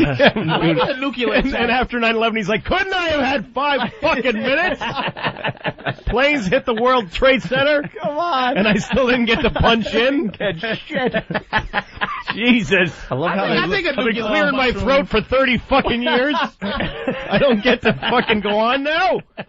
Cocksuckers.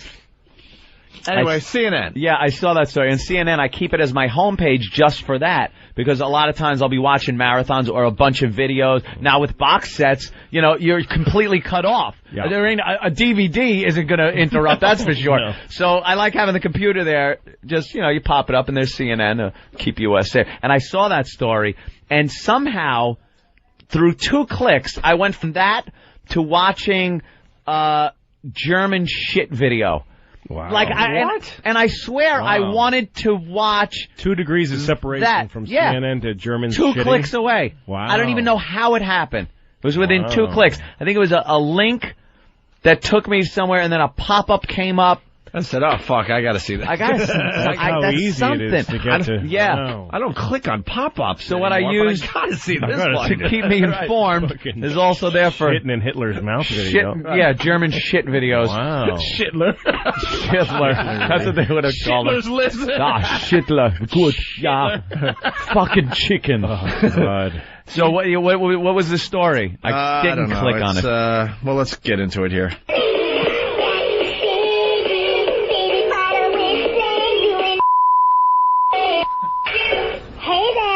Try and keep up with me. What did the woman say? We had to bleep it out because the singing Baby Bratz doll's lyrics sound too much like profanity.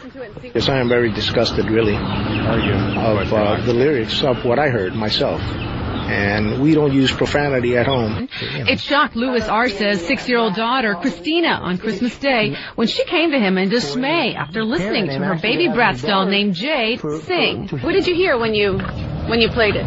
The F word. The F word. The F word. The F word. It said fuck and cunt.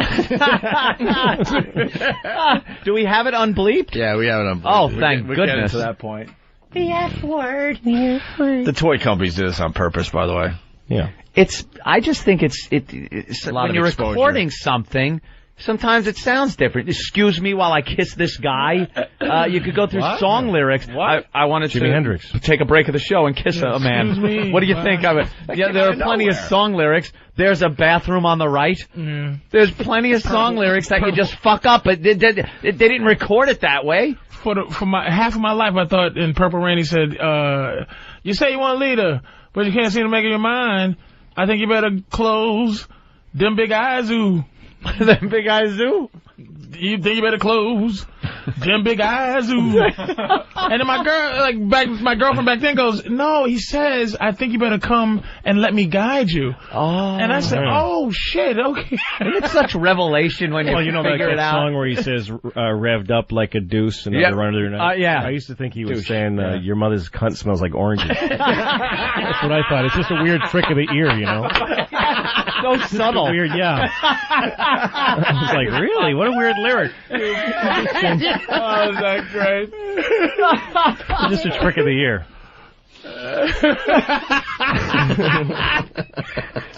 Who hasn't heard that? Of course, I'm with you on that. Christ. So today, the RCs took the doll back to the Kmart where it was purchased and played the song for the store's manager. We went along to see the manager's reaction. He said he heard it. It's the bad word that the doll said. The manager offered to take the doll back and said the manufacturer of the doll should be notified, possibly to initiate a recall. Archie said he called the manufacturer and someone there told him the doll's lyrics said something else. She said that it said so cute. But I'm telling her what my daughter told me. Oh, so cute. The F word. When we called for comment, we were transferred to the PR department. We left a message, but everyone was out of the office until after the holidays. Puerto Rico. Mr. Archie says that he plans to hold on to this doll till after the first of the new year, when he can speak to the manufacturer of this doll. It's MGA Entertainment, and he says he plans to get to the bottom of it. Do you? Yeah.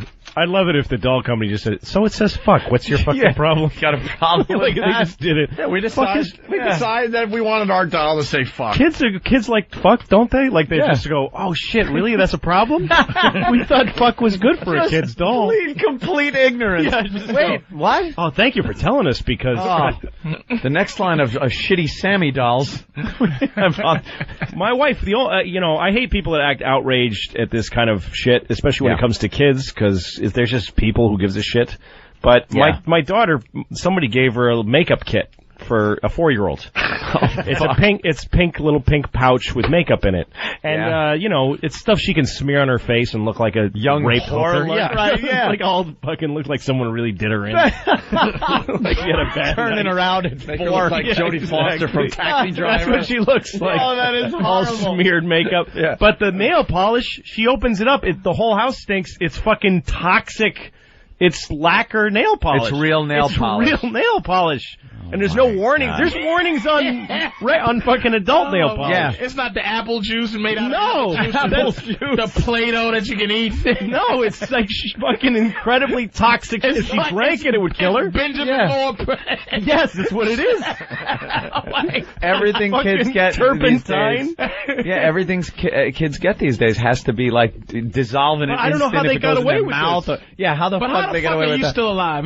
I'm alive. No, our toys were ridiculous. And you're 15, 17 years older than I am. How are you still alive? They didn't give a fuck about kids when you were growing up. The most dangerous toy I ever had in my life, it was something called Incredible Edibles. It came with this metal mold of a bug. And you put this fucking chemical in it. I don't know what it was. It was not food. Wow. You put a chemical in and shoved it into this it plugged in this device that heated up like a nuclear reactor. You felt radiant heat coming from this To thing. melt the thing. And then they gave you tongs to reach in and pull this metal mold out. Jesus. That was it was red hot. And then you had to set aside to cool. You pulled out this incredible edible bug and ate it. And it was like rubber. It was rubber.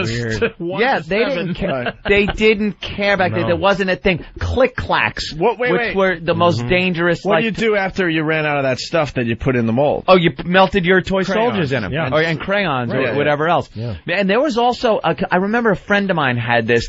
I wasn't interested in it because I wasn't interested in like Civil War stuff, but he had Civil War characters he would make with molten lead. Jesus. It was a toy for kids. You melted lead and then poured them precariously into these little holes in top of these little figurine molds. But why are you still alive? Why are we still alive? Because we're not one of the people that were killed. Like yeah. That's the thing. People Bravo. That's the simplest fucking answer, and it's 100% did die accurate. just because it's just so self-centered. I saw a comedian once who was supposed to be like a non-PC guy, and he's like, "Hey, with seatbelts and airbags, how many people here? We're all still alive. Yeah, but lots of people died. They're not here to raise their hands and enjoy your shitty jokes, you fucking hack. But that doesn't mean that shit ain't dangerous. But what's the difference between now and then? We all flew. The difference is that less people die of those causes because somebody's looking after them. I don't believe less people die. I mean, he made a good point. I'm saying now it's got to be less a reason white people die. Don't you understand? Less white people die. White people die. There are still rules over there. There are still minority children. Molten. Those companies are still selling those toys in Bangkok and shit. They just don't sell them here. They don't sell them here. They still make the whatever that thing was called, the fucking Incredible Edibles, but they sell it in Brazil and other brown people along places. With the paint chip playset. Let's hear the doll. This is what happened. This is what you get. All right, let's hear. Hey there, show me what you got.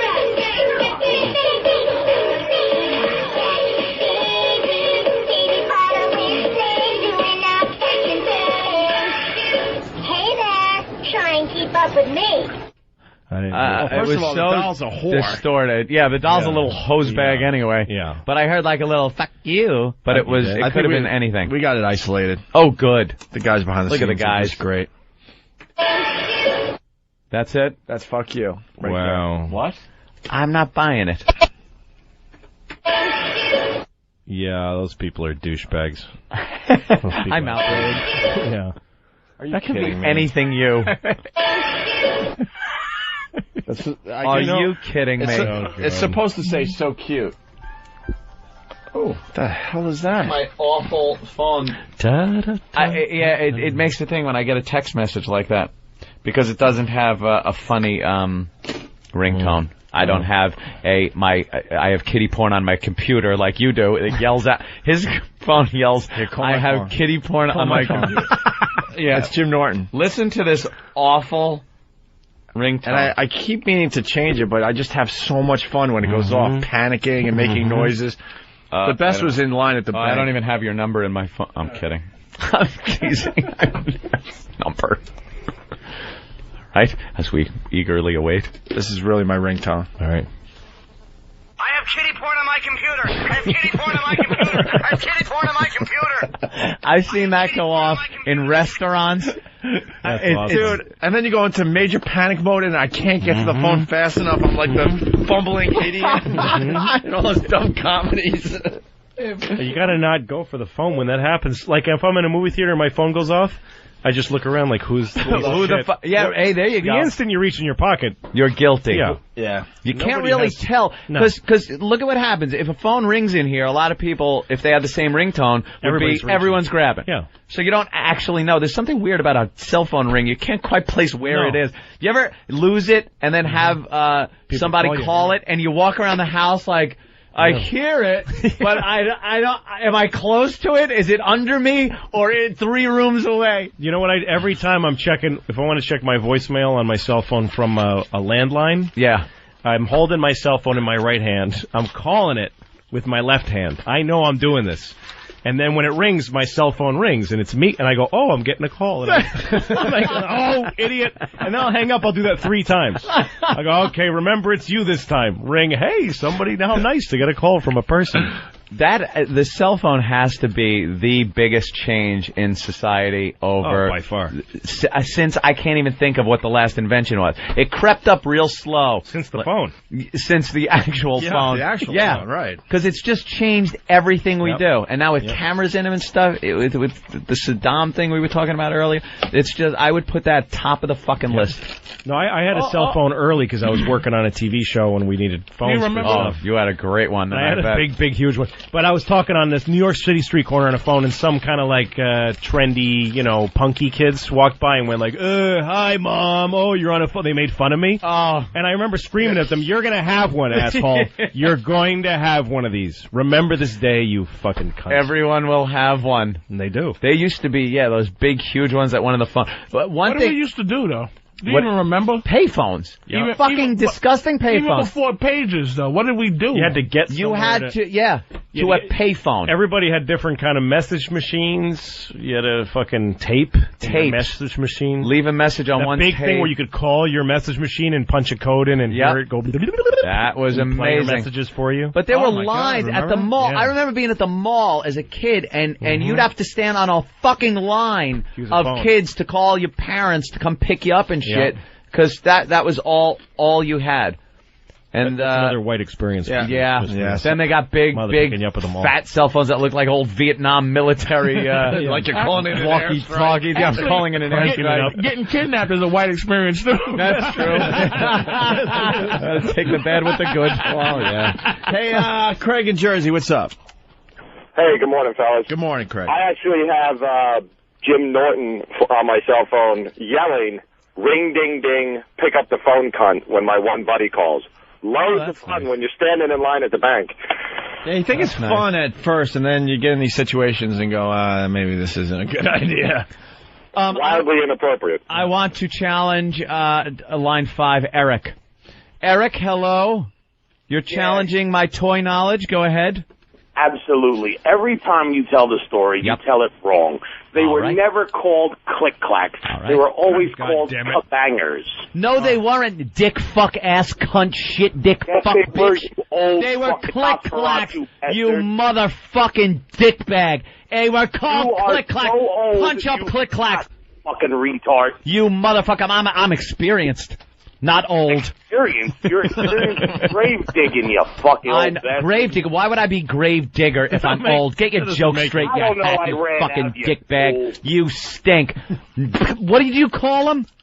They're kabangers. Kabangers? Where did you grow up? What shithole fucking podunk Iowa crap dick shit fuck did you grow up in? Sir, you must understand that Jersey, you Long Island fool. Jersey, that's what it is. That's his excuse. Okay, let me apologize. He's from fucking Jersey. You gotta understand, Anthony used to call a slinky a long spring. Right. We called it the big fat spring. Look it up. What does it say? I think you're both right. It is. Of course it is. Depending on where you're from. Depending on where you're from. According to Google, you throw click-clack in Google and you get click-clacks. Now put in his stupid word, and I'm sure it comes up. Like they didn't have 2 different words for toys. It was a knockoff. Dumbass. What was it? Something bangers? I love that guy. Kabangers. Bangers were a knockoff of click-clacks. Right. Oh my God, there you are. Yeah. 2 different ones, but he calls me up to call me out on it. He goes across his house and picks up the phone. Yeah, I'm gonna call him out because it couldn't possibly have 2 different names. Calls the screener. In Australia they call him something else. What do they call him? It's that thing that they use a weapon that you use to fucking catch ostrich with around its neck. Koala it's a killers. weapon. Koala killer. All right, we're gonna step aside so we can digest a little bit more with Louis CK and Patrice O'Neill in just a bit. All right, we're back. We got to bring this to the radio, actually. Talking about navigation systems. We've been all over the place during this break. But we were talking about credit card theft because we were talking about shredders. I have a shredder. Apparently Patrice is a shredder. You like to shred. Got to have the crosscut I have shredder. a shredder. I don't think I got the crosscut, though. You have to have crosscut. You got to have crosscut. They could tape that shit right back together again. How long You're that would screwed. take, though? Hey, for you? What? To steal your identity? Oh, yeah. Nigerians? Yeah, Come on, they're out there. There's an African Opie somewhere. I am Greg Opie Hughes. No, and my point of view is people have stolen my credit cards and then they reverse the chart. I get the money back. You get it back. I'm white. Everything works out. It works out. It's How great long to be did it white. take? Like 2 minutes. 2 weeks, and then I go, oh, by the way, could you reverse those charges? Of course, Mr. Of CK. course, Mr. Of course, white Mr. We've CK. done that already. Yes. Problem? The best part during the break, Louis is like, and I'll go, what? I didn't buy that. Yeah, you got to take that off the card. Yeah. Sneaking a couple of my own purchases. Yeah, just a couple of purchases. Also, I would never buy an iPod. Dinner at Why would I ever? Bennington's? Dinner with my wife? I didn't pay for that. Somebody took my wife to dinner on my credit card. No, but I saw this comedian Morgan Murphy in L.A. who did a bit about, I'm just stealing her bit, but at least I'm quoting her. Some commercial for Citibank where they show a black guy saying they thought I saw something for a surfboard on my card. And I called, and they told me, of course, we already took that off. And the message is, here at Citibank, we know black guys don't surf. Mr. Rodriguez, of course we know you didn't buy those textbooks or whatever, Don't you get annoyed when they check on you, though? Like, there are certain things I do all the time and use my credit cards for, and then they'll it's been denied. You have to call up American Express or something and make sure. I'm like, dude, I've done this 15 times. That happened to me during this Christmas season. Did it? Why? Because you used it? Oh, yeah. Good point. Yeah, no, they your card off and you go shopping. They explain the whole thing to you from scratch. Like, well, how do we know it's you? Yeah. Well, because I signed it, but anyone can use your signature. Well, why did you ever let me use this? Well, then why am I allowed to do this? Well, we noticed you've made multiple purchases in one day. At the same mall around Christmas. When's the last time you've been asked for a ID with your credit card? Yeah, you don't. Ever. You don't get asked for an ID. No. Ever. You just hand them the credit card. Done. Yep. Transaction complete. It doesn't matter. Yeah, because insurance catches it all, so it doesn't matter. It doesn't matter. Yeah. I had mine stolen. Jekyll and Hyde here in New York. This is a great story. Apparently some guy, one of the waiters over there, had this little device in his apron. Oh, and when he took your credit card on the way to the register, he'd swipe it into this device, which later he plugs into his computer, gets all the info, and he had a thing that prints up cards and puts the information on the magnetic strip. Yeah. So he used my credit card to get like $800 and something worth of cell phone equipment and stuff. And I called up Amex and they stopped it and reimbursed and everything was done. Did you pay attention? See, this is where I fucking up. Yeah. I'm so afraid of what my balance is going to be. You open it up and kind of shut your eyes. I don't fucking call my balance. So it's like I don't know if somebody. You don't look at your charges? The thing too. Yeah, I'm saying I don't look at my I'm charges. afraid to hear it go down. I don't have enough for every time I spend. I know I'm spending, so it's like I'm afraid that it's going down. So I don't check it a lot. Yeah. So somebody could steal my shit and for a minute. See, and I check it now. I didn't used to. I would just look at the balance until I realized I was paying for AOL for 4 years every month, and I hadn't used it in 4 years. I just hadn't used it. It was like riding around on a bicycle with training wheels still on. I just never, like AOL was your first foray into the internet kind of thing, but once you were done with it, you pay bills over the internet? Yeah. Oh, I have porn sites that fucking bill me monthly that I haven't jerked off to since the fucking 90s. Since forever. Yeah. Like, and a charge will come in sometimes for $6 every month for some service. I don't know. It's like gm2b.com, and you're like, what I don't even know what that is. Yeah. But I might need it someday, so yeah. That's funny. let it ride. Louis in the middle of a 10-year contract. He signed with some of these porn sites. Keeping some company alive right now. I have no idea. There's one guy still paying. Keep the company going. I watched Paris Hilton's video, blowing what's his name? Yeah. And that, I paid for that for a long time because I paid for it, just jerked off to it once, never watched it again. Done. And then, 3 years later, I looked on my credit card and, I'm still paying. Monthly, every month. You got to check the charges. 36 months I paid. And it's a process for you to get that shit off, to not pay. Oh, it's hard, porn sites. Yeah. You got to go to PayPal and then reverse it, and you got to send your code. And sometimes you just have to report the card as stolen, get a new one, and say you want a new number, and then they can't charge that one anymore. But then you got to go through the shit of calling them the legitimate charges, and you got to actually call Paris Hilton and say, I don't want to jerk off to you anymore. I'm done with you, you whore. Please. She's like, are you Let me off the hook, will you? A couple more, come on. Let's go to Dave in Vegas. Dave, what's up? Yeah, the golden ticket for not getting hassled with your credit card, U.S. passport. Everyone accepts the U.S. passport as your ID. You're thinking in the wrong direction here. Nobody's having trouble using their credit card. It's too easy. It's too easy for others to use your credit card. All right. The golden. I love that there's a golden ticket. A golden ticket. I got it. You show them a passport, you don't even need a credit card. They just give you the merchandise. Let's say hi to Eric in Boston. Eric. Hey, I did that freecreditreport.com. Oh, yeah. And apparently I got signed up for a membership for $13 a month. They got me for 7 or 8 months before I figured it out and finally canceled it. There are a lot of services out there, either on the computer or some of these TV services, like the one with the chicks, Girls Gone Wild, that you don't just buy something. You're subscribing to something. Yep. So if you buy Girls Gone Wild, they show the tape, you go, I call the number, I want that one. You're all of a sudden in this subscription-based thing where they send you tapes every month, and you're billed for them. And then you have to box them up and send them back, and they make it real difficult to do that, and a lot of people didn't realize that. And it happens with things like Free Credit Report, other websites where you're signed up and it comes every month for a penny. Yeah, that was the original one back then. Dude, it was great when you were a kid, though. Yeah. You'd send the penny, you get a bunch of CDs. Mother kills you. Yeah. Well, why am I getting this from Columbia House?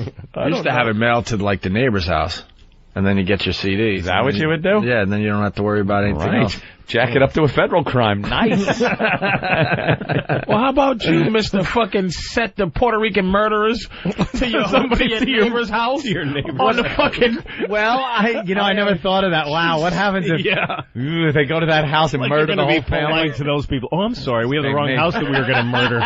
Can't murder the wrong people. Oh, they break in and kill the family, and well, you got to explain now. I got the guilt factor. But you got to explain what he's talking about, because that would happen during the break. You don't. Yeah. When you have a navigation system, which a lot of people are getting now, it's easy to program in home. They have a setting. It says home. Yeah, picture of your house and everything. Yeah, it's a little house, and you hit the button, your address is there, it takes you right home no matter where you are.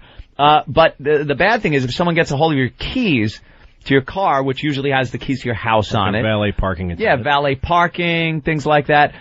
They hit home. Now they know where your house is, and they have your house keys and your car to drive them and your goods away. So they're taking your car for a joyride. To your house to rob it. You learned that watching Ferris Bueller. Well, they didn't have a nav system. They just had a cool car. That's pretty funny. But it's true. That's paranoid. But if you put home in, they know where you live. So put home a few doors away from your home. Show me one story where that actually happened. I've not, but just because it hasn't happened doesn't mean it might not. Or maybe it has. It goes back to Louis saying plenty of kids choked on toys. People who got we're killed still that way here. are not around to. But now really. you got me thinking that I put it a few doors away from my house. Now you're gonna get somebody murdered. As home, because I get close enough to my house. If I'm 7, 8 houses away from my house, I know how to don't you just put it in the vicinity? Don't you know where you live by that time? Because it's a button for home, and it's easy. You don't have to just go put in an address. It's one button. But that's why I don't have an Easy Pass. I told you. Because they know where you were? Because you like sitting in fucking a line of traffic. So you like going into the easy pass lane and then cutting into the cash lane so I could sit behind you motherfucker. If you speed, if you're going through multiple tolls and the speed limit is 55. They don't send you a ticket. Yes, they do. No, they don't. They haven't. They're talking about doing it. They were at some point, but they don't. I'm not. Listen, first of all, I'm getting tired of both of you. Well, then don't be on wait a minute, radio. I'm getting tired of both of you with your dismissive nose and no proof. It's just like everybody listens to white nose. I'm saying yes. And but the default, the default shouldn't be in your case, default is paranoia. Everything that could possibly that your amazing imagination can dream of is going to happen to you. You think people should spend calories like thinking of, okay, what if somebody stole my cell phone while I was sleeping, took out the chip, shoved it up my ass, and used it to find me so they could rape my mouth with something they stole from me when I was 8. And at this point, it's very you got to look out for that kind of thing. At this point, it's very easy to say no to you because you came up with that Crisco oil thing an hour ago. Yeah, that's true. You hurt your own. But people have heard about the Easy Pass situation. I have driven between Easy Pass stations doing 95 miles an hour. And you've gotten nary a ticket. No, I've never gotten a speeding ticket. How many times am I going to say, we're white, we can do whatever we want? Exactly. You white. Speeding tickets check because your license points. There's a W on my Have you checked your license points? Exactly. Have you checked your license points? Yeah. I think you better check them again. Dude, my license you is think they're just stealthily upping his license points without telling him why? That's black paranoia. Why, you don't think I would get something in the mail saying go to... Yeah, you get pulled over for no reason. Right. His new magazine. Again, Patrice, you get pulled over for no reason because you're black. Yes. That's how the fucking country works. Yes. That's the way it's always been, so we have no reason to be paranoid the way you are. I understand your lack of... Let me tell you my lack of need of paranoia. Let me tell you what white guys are now. You becoming the women of the new millennium. Oh, my God. Because you're not working hard at this moniker that you have now. You're lazy. You think it's all about you, and I'm telling you, it is about us. The whole country is based on white guys having a good time and not worrying. But they're not. First of all, at your expense, it's coming crashing down. In England, you're a piece of shit because you're a ginger-haired. I know that. That's why I don't live there. I know. I would never live there. In England, I run shit in England if I go over there with fucking... Do you? He's not really. They don't like you. Let me tell you something. No, ginger just hair. Polite. And he's a ginger hair yank. Nigga. A ginger hair anybody over in England. That's why I don't go over there. A foot in the fucking ass. Really? Absolutely. Yeah, no, because Scottish. That's why I'm not there. That's why I'm here. We're just having skin that's relatively pale. It's a huge advantage. A huge advantage. And you know what? To the point where it's criminal how great my life is. It's a global crime how good my life is compared to yours. You have a slight niggery texture to your hair, too. I know. It's a little niggery. It has a niggery texture. Well, I'm half Mexican. I'm half Mexican. And that's how great it is. Wow. I'm half Mexican and still I get all the white guys. Completely white. All the white guys hurt. 100% Mexican. My dad is Mexican. 100% Mexican. Wow. Well, no, his dad is Hungarian, but my whole family lives in Mexico on my dad's side. He's not a citizen here. My dad's a Mexican citizen. Holy shit. I didn't speak English when I was 7, 8 years old. I came here and didn't speak English. Spoke Spanish. Now this is why wasn't this on the bio we got for you from Roland? Why did Roland send us a Louis CK bio, by the way? Louis' career back at least 6 years. You better be careful. Whoa. It doesn't matter. I look white. It doesn't matter. I thought he was a Mick. No, I want to go see him on the stage. Hey, I'm a beaner. Come on, hey. I am way more Mexican than Carlos Mencia. Yeah, apparently so. He's never lived over there. I lived in Mexico City. You lived from when I was 1 till I was about 7 or 8. Holy shit. Wow. And that's where my grandmother is. You go down there everybody, still? all my uncles. Yeah. My whole dad's side of the family is over there. So we go there, about once a year. My sister. That is like Patrice telling me he's a fucking Kennedy. I swear to God, looking at you, it makes no sense. Yeah. So Well, Mexico is made up of... is for SpiCK. As he took the SPI out of his fucking name. That's right. That's right. Sneaky motherfucker. I know. It's Luis SpiCK. It's Luis. That's what my dad's name is, Luis, with Luis. That's his name. You motherfucker. Wow. Holy shit, Louis CK. You are a counterfeit white right. man. I am. Very good counterfeit, though, because you look so one white. of the best. He's the whitest. That's why I appreciate it. That's why I appreciate it. Yeah, see? Look at that. He's living the life. Oh, it's awesome. Oh, man. So awesome. That is terrific. Wow. No, I went into a store the other day, convenience store, and I got a bottle of water, and then I walk around looking to see what else I want, and then I kind of space out, and I walked out with the water. Oh, shit. And then I'm in my car drinking the water, and I realized I didn't pay for this. And I realized that's because I'm white. Because they looked at me, and they're like, he'll pay for something today. It'll even out. He's contributing to the economy. It's going to be fine. When did you start saying I'm a white guy? What? At what age would you like, you know what, fucking I'm people white? call me white. I don't know. I look white. At what point well, white is a bullshit identity. It's not a real identity. Because I have nothing in common with other European white people, but... I mean, at what point did you go, I'm not fighting to be Mexican anymore? Like, I'm not fighting for this whole Mexican thing. What do you mean fighting for it? I mean, like Alamo? What the fuck is when you're 8 years old, when you're 8 years old and you're not speaking English, you're Mexican. You feel Mexican. You identify with Mexican. At what point did you go, I'm now a white guy? I forgot how to speak Spanish very fast. I mean, I still remember it. I still can speak a little. But I was young enough to just I adapted. I did what other immigrants do. The second he crossed the Rio Grande, fucking wet back and all, he was like, "Hi, I'm white. Hello, everyone. I'm now a white man." No, the thing is, I was white in Mexico. Here's the thing that people don't understand is Mexico is just like America. It's made up of some black people and some white people and brown people. The only difference is that they didn't genocide their Indians as well as we did in the United States. We got that job done. Yeah, so that's why the face of a Mexican to most people, and also Mexicans, you meet Mexicans that look like me all the time, but you don't know they're Mexican when you're meeting them. Fuck. Only the brown guys with the push down nose. Bad things all the time. You probably do. I probably do. People say, well, I live in L.A. for the last 5 years, and people say nasty shit about Mexicans to me all the time. Oh, because they don't know I'm Mexican. You go, yeah. Louis goes, I agree. Yeah, damn those Mexicans. Holy shit. That is wild. See, but he's white. But listen, my grandmother, my Mexican grandmother, whose family has been there since sometime in the mid-1800s, there are Spaniards that came over. There are Europeans that came over to Mexico, and there is some Mexican Indian blood in us, and some... Is that like black people, though, saying they're Indian? For Mexicans to say we're Spaniards. No, it is Spanish. There's some of the because black people like saying they're Indians. No, rich white Earl. No, rich Mexicans, like hair quality. Rich Mexicans don't like to say that they're Indians. To be Indio is really dirty. No, I mean like American Indian. Oh yeah. Like black people like saying they were mixed with Sioux, and it's always Sioux and Cherokee. That's only like a hair thing. Really? It's not a hair and skin thing, because it was always good to be like that lighter thing growing up, you know what I mean? And then you have the white people, straight white people here. Yeah. So any black person with white people features, they'll say is See, I barely make it into whitey. I'm barely white. I'm like too Italian because I'm Sicilian, so you know what happened. You watch True Romance. Your great the Moors, great grandmother, which I don't doubt. I wouldn't doubt my great grandmother's just taking that black cock. Othello was up in Miss Cumia, just banging the fuck out of my great grandmother. And Iago was like, "Get it, nigga, get it!" Just conquered.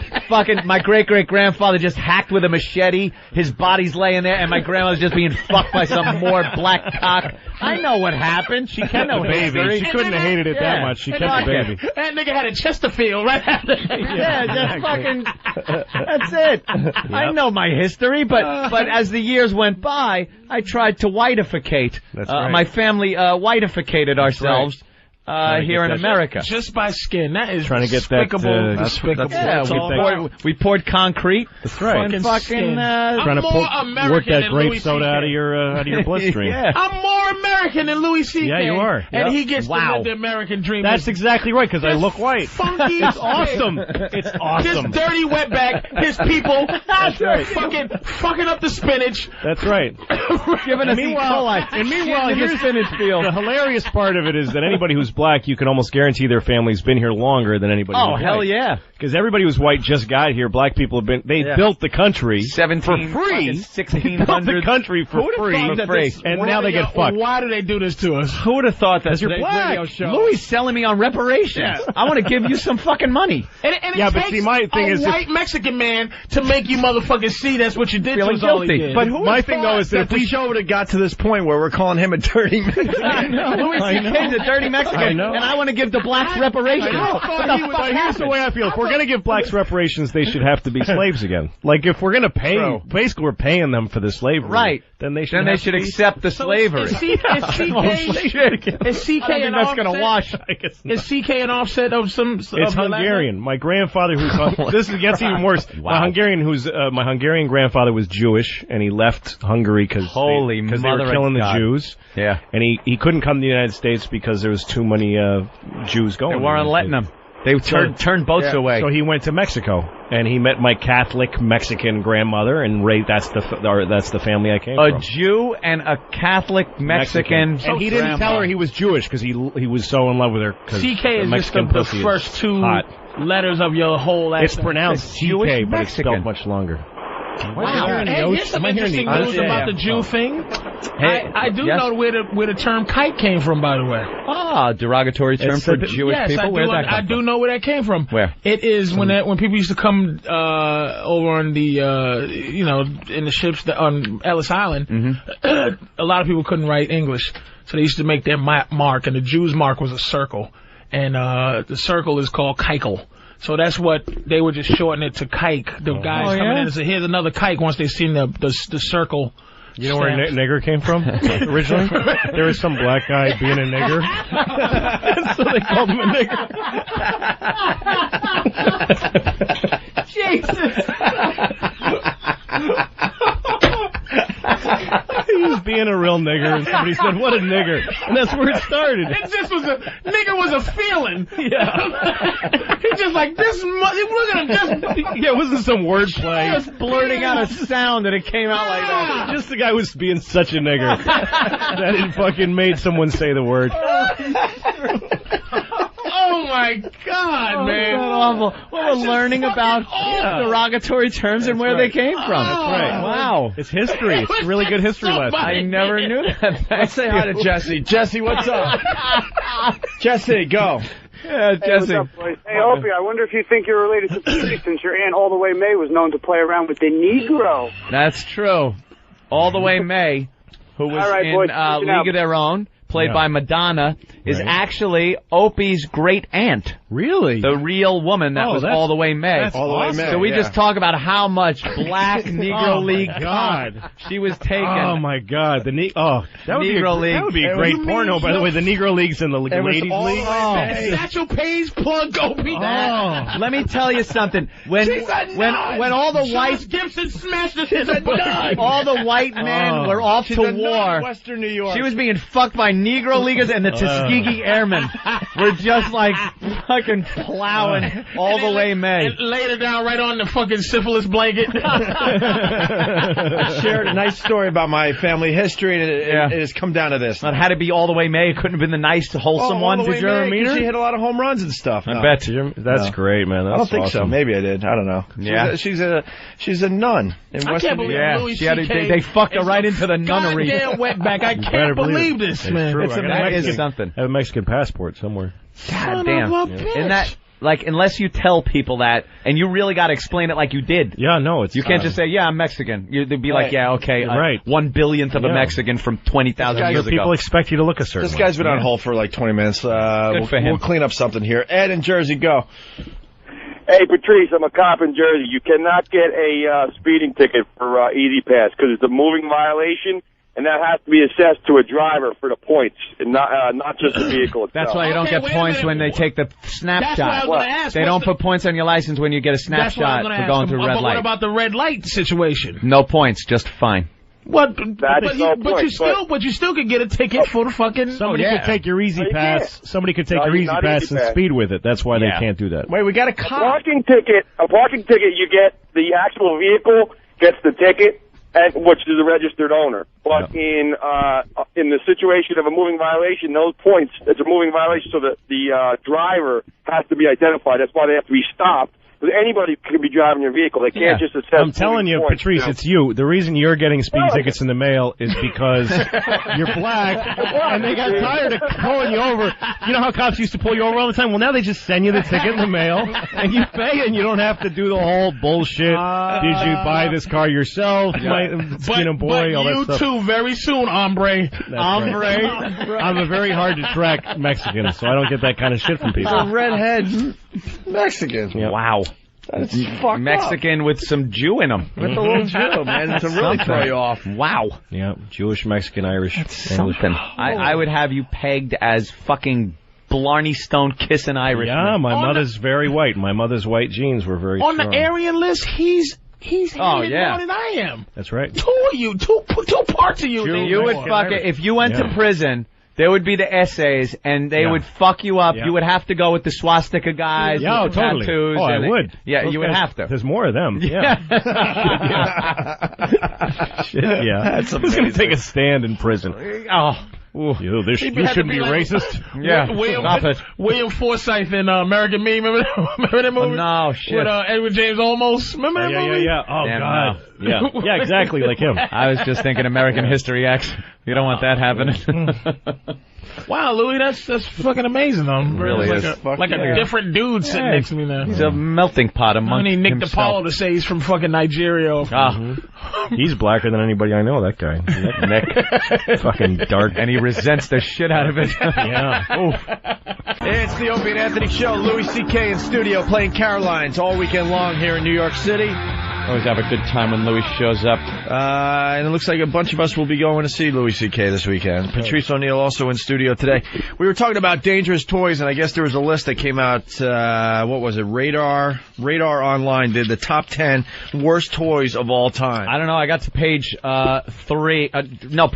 actually, the second one, and this only came in second? I'm not giving it away. I'm just saying. You can give it away. It that's doesn't matter. It's impossible. Lawn darts, the number one most dangerous toy of all time. I don't know, like Johnny Reb Cannon. I remember that. Fisher-Price Power Wheels motorcycle. Yeah. I guess it's a motorcycle. It's a motorcycle for kids. It's a fucking motorcycle. From 0 to broken arm in 39 seconds, they say. Queasy Rider. A little kid, no training wheels or anything. No, he's riding a fucking motorcycle. Here, have a motorcycle. He's riding a motorcycle. A mini motorcycle. Awesome. That came out in 2000, by the way. They recalled 218,000 of them. In a 1978 Battlestar Galactica missile launcher. It's like a Cylon with these choking hazard projectiles. Very big with the projectile launcher when I was a kid. Yeah. That's used what you to have do when you're a kid. Yeah, you want to launch projectiles. That might be worth a lot of money. I had a James Bond briefcase that you pressed the button and it shot the dart out, and you opened it up and it had guns you put together. Oh, man. And then I had something called sixth finger, and you would put it between your ring finger and your middle finger, and push your fingers together, and a dart would shoot out the tip of the sixth one. Sixth finger? Oh, it was horrible. Jeez. You ever have the Uncle Fester light bulb? Oh, I didn't have nothing. The Uncle Fester light bulb could be You didn't have good horrid. toys growing up. I used to steal toys from the kid. Seriously, the kid next, because my parents never bought me toys. Just never bought me nothing. But the kid next door always had toys, and he'd leave them out on his lawn, and I'd just go over and steal them. Right. Oh, he is Mexican. Okay. I was going to say. Now it's coming out. Yeah, big surprise there. Big surprise coming from a Mexican. That's right. The Uncle Fester light bulb. You know what? You're older than Santa Claus. No one remembers. I was a little kid. Like, remember when you had a pet dinosaur and used to build his teeth? Like, no one knows this fucking shit. I was a little kid, and I got the Uncle Fester light bulb. How did it work? You put it in your mouth? You put it in your mouth like Uncle Fester, and it would light up. Yeah. But there were two contacts on the part that you would normally screw in there. So it wouldn't make contact. You had to take a piece of tinfoil and put it under your tongue. Jeez. And then shove this in your mouth and touch the foil onto the thing. So you had to roll up tinfoil and shove it in your mouth. Let me tell you how old that is. Kid. Yeah. You only make toys that are relevant to shit that's on. The Addams Family came. Uncle Fester was the Addams Family? Yeah, but that came on in 1952. It was in black and white. It was in black and white. It was in the 60s. And they reran the shit. It wasn't like I had 300 channels of new shit on. They played the Addams Family 10 years after it was off the air. It was still being run prime time. No one makes a toy based on fucking reruns. No one. 1967. They did back then. All right, move on because we got a lot on this list here. So you explain the light bulb? Yeah, the light bulb. Right, good. Number 8, the Johnny Reb cannon. Whistling Dixie through the new hole in your head. The South did rise again, at least during playtime, by the owner of the Johnny Reb 30-inch authentic Civil War cannon. And what it did was you would load it up with what? Flash powder? You knew. Stop trying to act like you didn't have one too. 6 cannonballs or ram. I had the real thing during the real war, asshole. With the little knife on the end of the gun and everything. Yeah. It would launch a cannonball. It would actually launch plastic cannonballs with a spring mechanism 35 feet. So that could put an eye out. That made number 8. Creepy crawlers. Hold on, no. With Johnny Reb Cannon. Yeah? You didn't read this little thing, Schlock and Load. Read that real fast. Oh, this must-watch 1961 commercial for the Reb features the catchy jingle, "We'll all be gay when Johnny comes marching home." Wow. That meant something different back then. Oh. Let's listen. The cannon's name is Johnny Reb. Hurrah, hurrah. Give him a hearty welcome and hurrah, hurrah. Old men will cheer, boys will shout, the ladies they will all turn out and we'll all feel gay when Johnny comes marching home. The hero's name is Johnny Reb. Hurrah, hurrah. Most famous cannon you can get. Hurrah, hurrah. Oh, Johnny Reb is ready now. Load him up. Keep the niggers out. Listen to this fucking... I know, there's a Southern cross there. There's a Confederate flag right on the thing. Authentic Civil War cannon. 1198. Complete with loader, cannonballs, tow rope, and battle flag. Remember, every boy wants a Remco toy, and so do girls. Was there a North version? No. Of this cannon? Fuck no. You two can fight a losing battle to keep your slave. Right in your home, yeah. Was there a little Denzel and Morgan Freeman action figure? A little tear going down his cheek if you pumped it back. There wasn't a fucking East Coast version of this fucking cannon? No. Nothing, man. Johnny Reb. Johnny Reb, we know there's enough for you. All right, creepy crawlers. Yeah. Creepy crawlers. Tobacco. That's kind of what you were talking about earlier, right? Yeah, nothing safer, says safety like an open hot plate. And that's pretty much what it was. Mattel, a fryer could heat up to a nerve-searing 310 degrees. This fucker went up to 310 degrees. The Plastigoop, that's what it was called, was poured over an extremely hot surface and then cast into molds of various multicolored critters. The results, fingerprint removal. At least those who dodged serious injury or disfigurement could safely eat their creatures. Oh, wait, the critters were toxic too. But this was the 60s, and they thought there was an outcry. Yeah. And though the... Why can't I read? The 60s, and though there was an outcry from the singed and sickened masses, Mattel went right on marketing their electric ovens to children. Yeah. I had a hard time reading that. Well, you ate too many creepy crawlers. Crawlers. My daughter burnt herself doing shrinky dinks. This Christmas, where they involve the oven. Yeah, she put them in a real grown-up oven. Yeah. And she put her hand right on the cookie dish. Why wouldn't she? Yeah, and she burnt it. And she explained it to me. She was crying, and I came in the room. What's the matter? I burnt my hand on the shrinky dinks. Well, how did you burn? I touched the thing, and then I'm like, I zero sympathy now. You're an idiot. If somebody threw the thing at you, then I'm really sorry. But you touched a hot thing, you retarded fucking dumb shit. What the fuck is wrong with you? Why am I dealing with this? Number 6, Bat Masterson's Derringer belt gun. Let's see. Some kids had belt buckles, others had cap guns. Only the lucky ones had Bat Masterson's Derringer belt gun. A 2-in-1 combo took care of all your pants securing needs with the option every 10-year-old dreams of, the ability to shoot caps at groin level. What would happen? When you stuck out your stomach, putting pressure on the buckle, a small gun would pop out and fire a cap. A gut-busting meal in that case could lead to serious friendly fire mishap. Hell, this keeps the uncle away at least. Jesus. Caps can be... there you go. Oh, Jesus. But you got to turn them on and make it work. Right? You got to leave your pelvis. You got to put your pelvis on it. To keep away. Turn them on a little bit. That's awful, though. The kid goes to play with this. The uncle takes him in the room. It sounds like Chinese New Year in there. Johnny, leave him alone. Jesus Christ. Stop fucking my kid. Apparently, the caps can be ignited by friction and cause serious burns, is what was happening. Serious little abdominal burns on little children. Sky Dancer. I kind of remember this. I think my sister had one of these. What? No, this is something newer. You're not that much older than me. How do you remember this shit? No, this was 1994. This was like a Barbie type thing. She had wings, and it spun at high velocity, and these little helicopter wings on the tips of her hands would stick out. 10 safety dancer, but 10-foot foam wings. How big was this fucking thing? 150 children fell prey to Sky Dancer helicopter blade arms. And erratic, oh Jesus, it's chasing me flying pattern. I guess you'd pull it and it would fly. Injuries included scratched corneas, temporary blindness, mild concussions, broken ribs, teeth, and facial lacerations. Jeez. Nearly 9 million Sky Dancers were recalled. Just a bad dreams from this thing. It's bizarre. Yeah. It's spinning around, chasing you around the house. Nick DiPaolo's calling me. Oh, there he is. What's that nigger one? What are you doing? Disguised himself as an Italian. I'm on it. Yeah, right now. Yeah, look at the ethnics talking.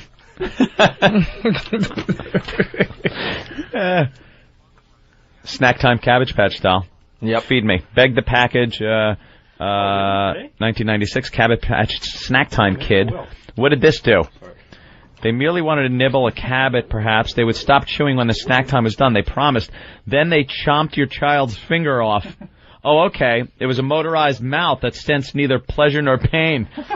It chewed for chewing's sake, with no mechanism to turn off the munching should trouble arise. It was only a matter of time before some cherub's long blonde hair got caught in the doll's rabid jaws. After 35 fingers and ponytails fell victim, the snack time kids were removed from retail shelves forever. Wow. So it would just keep chewing and eating, whether it was hair or fingers or anything. Number 3, mini hammock from Easy Sales. One false move on the mini hammock and leisure time turns seizure. Mini hammocks seemed innocuous enough. No projectiles, no lead paint, no sharp edges, no explicit danger, except sloth. But between the years of 84 and 95, the item, also named Hang 10, managed to hang 12. Holy shit. Wow. Reported in August 96, the product had resulted in the fatal and near-fatal asphyxiation of dozens of children, kids aged 5 to 17, and recalled 3 million of them. Among the banned Easy products were Hangouts Baby Hammock, or Baby's First Death Cocoon. The culprit was a missing set of spreader bars. Usually get on hammocks. Supports meant to keep the hammock open when it was at ease. Unfortunately, children seeking to spend an afternoon like Gilligan became entangled in the net and strangled to death. That's what happens when you spend $4 on a hammock. 17 and they die in a hammock, though. That kid's a fucking jerk. Yeah, no kidding. 5, you don't let a 5-year-old be in a hammock. No. Now, what is this? Some of these things, though, are opportunities. Like when my daughter burnt herself, I told her, I explained pain to her. Now she knows. I said, see, your fingers would have been you took them away from the thing when they got burnt. If there hadn't been pain hurting you would have just let it sit there and get burnt and fried. She learned. Yeah. Now she understood. Again. She stopped crying. That's the only way they do learn. Yeah. And the ones that die, pain is good. The ones that don't, you learn. Yeah. Number 1 was, like you said, lawn darts. Which we all remember these. Yeah. You would throw them at each other. They would fly very high into the air and come down at high velocity. You knew not where. Skull and stuff, whatever. For we all know that one. But go to 2. I don't think that's number 1. Number 2. I've never heard of this one. This goes back to I don't remember this either, Patrice. You absolutely do. I have no I'm recollection. Tell you why. You bought it the day you did that drill that you hide under the tables from the Russians. I used to have to hide from the Russians under the desk. You're 90. You never had to hide from the Russian missiles? Motherfucker. Duck and cover? Under a school desk? I was 10 when they knocked the wall down. Shit. Oh, motherfucker, Jesus Christ. I remember when I was in, like, 7th grade. No, it was 6th grade, 5th grade, things like that. When I was in elementary school. We used to have to hide under the desk. There'd be like an alarm would go off. It wasn't a fire alarm. It was a. First of all, and you just have to get under the desk. Anthony, stop looking around the room for people who are like. I stopped. Agreeing with How old are you, Patrice? I think you're younger 37. than me. Oh, okay, you're younger than me. A couple of years. Well, go into this atomic energy lab, man. And that. Go ahead, keep reading, Adam. Okay. Well, this thing is amazing. This came out in 1951. This is called Adamant. Adamant. Adamant. Gilbert U-238 Atomic Energy Lab.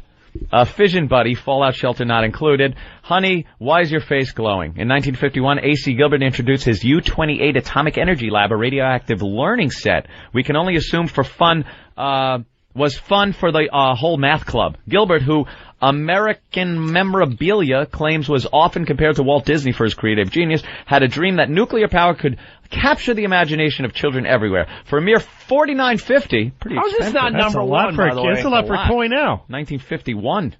A kit came complete with 3 very low level, in parentheses, or quotation marks, sorry, radioactive sources, a Geiger-Muller radiation counter, a Wilson cloud chamber to see paths of alpha particles, a spinthariscope to see live radioactive disintegration, 4 samples of uranium-bearing ores, and an electroscope to measure radioactivity. Get the fuck out of here. But this is, you know what?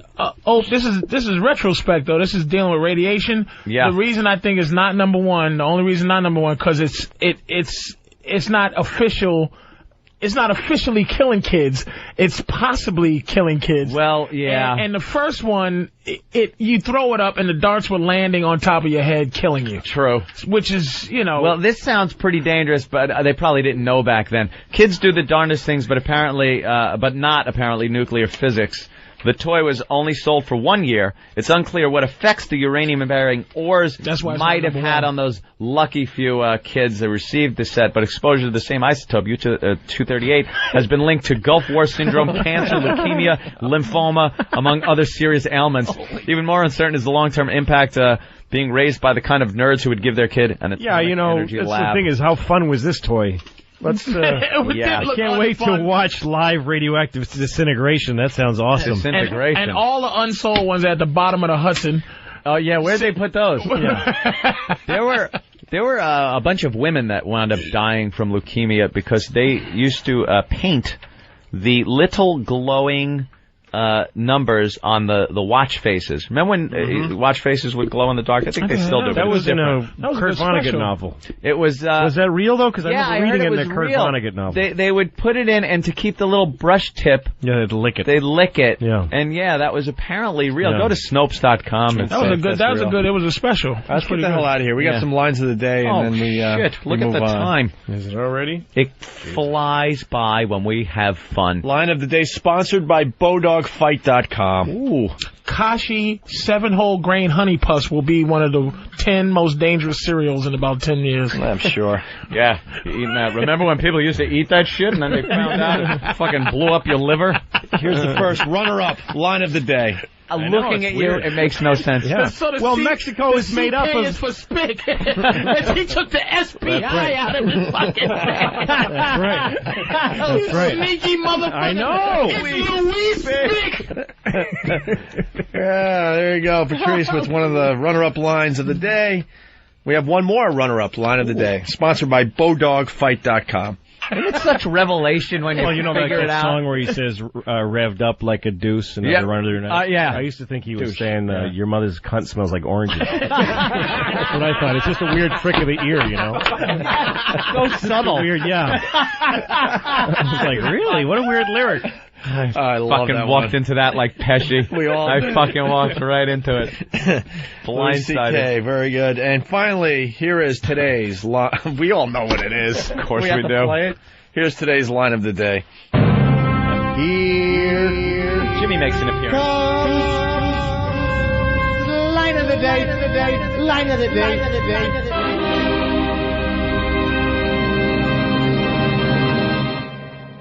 You know where nigger came from originally? There was some black guy being a nigger, and so they called him a nigger. He was being a real nigger, and somebody said, "What a nigger!" And that's where it started. It just was nigger was a feeling. It's just like this. We're gonna just.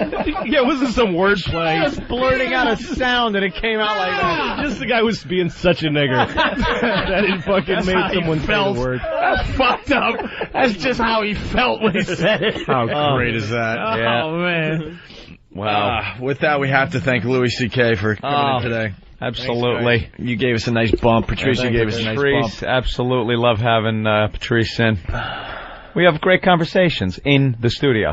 And then we leave, and we don't fucking say a word to each other. Like it's so uncomfortable. Roaches when the lights come on. It's like we either walk to the garage or downstairs or something like that, and it's just, hey. Well, so that was my fucking truck, please. I don't want to talk to you. I think if we hung out though one night, I think we'd have a good time. We would get along because we just the same kind of motherfucker. We would sit there and just watch something else. Yeah, and just comment on it. But we would try it too hard at first. It might be awkward at first. I think I would just have to go to one of your gigs and, I don't know, I'm hang very out. much like you. I'm very fucking hello, and I'm very lack of small talkish. Yeah. All right, listen, let's get out of here. Louis CK is going to be at Caroline's all weekend long. You'll be Yes. there? That's right. I'm definitely going to be at HBO Louis CK Shameless on the 13th of January. Yep, looks great. Thanks, man. What I've seen on HBO so far looks great. All right. And Caroline's is 212-757-4100 for tickets to see Louis C.K. With that, see you tomorrow. Gotta run. This comedian, Adele Givers, she was doing a joke. Probably some other people did it, but I saw her do it. Talking about 9/11, and she was like, what the fuck happened to the emergency broadcast system? Like, they're always testing it, but 9/11 was it. If that wasn't it, I don't know what the fuck. Pull the switch. Pull the fucking switch on that beep. You're right. This is the emergency broadcast system. Yeah. This is not a test. Had this been a real emergency. Didn't that used to horrify you, like growing up? Because it was Cold War and shit, so that meant there were nuclear missiles coming over, and they were fucking gonna hit, and that was it. Yep. So, boop, this is a test of the emergency broadcast system. We're testing it. Broadcasters in your local name, blah, blah, blah, blah. But this time, it was like nothing. Nope.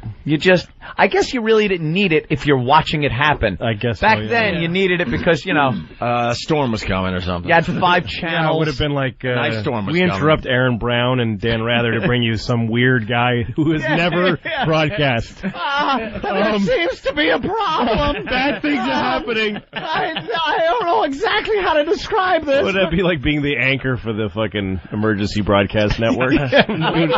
And after 9/11, he's like, couldn't I have had 5 fucking minutes? Planes hit the World Trade Center. Come on. And I still didn't get to punch in. Shit.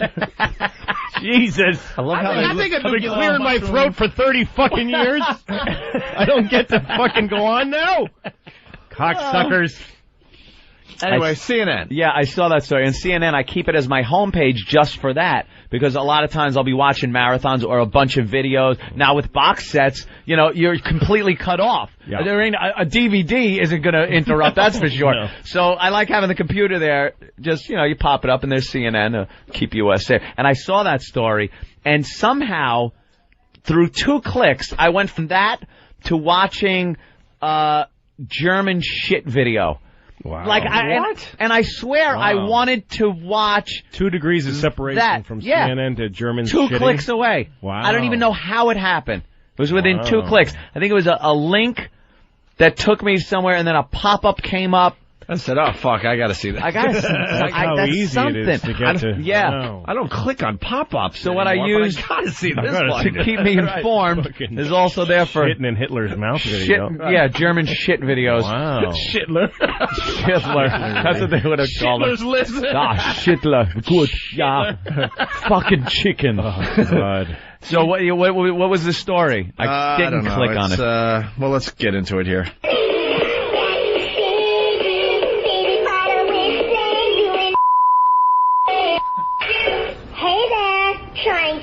with me. What did the woman say? We had to bleep it out because the singing Baby Bratz doll's lyrics sound too much like profanity.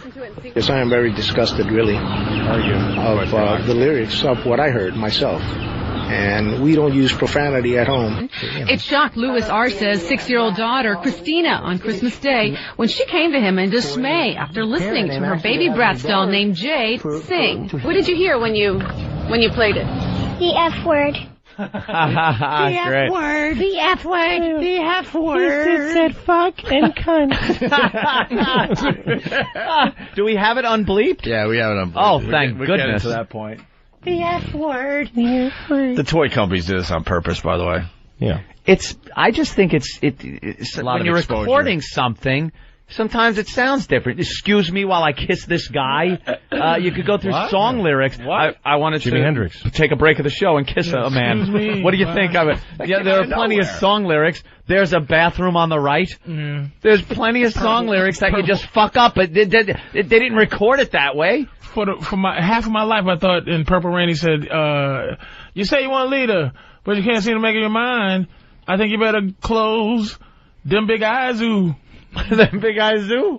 You think you better close them big eyes, ooh. And then my girlfriend back then goes, "No, he says, I think you better come and let me guide you." Oh. And I said, "Oh shit, okay." It's such revelation when you figure it that out. song where he says revved up like a deuce and Yep. the runner their night. Yeah. I used to think he was Douche. saying your mother's cunt smells like oranges. That's what I thought. It's just a weird trick of the ear, you know. So subtle. Weird, yeah. I was like, really? What a weird lyric.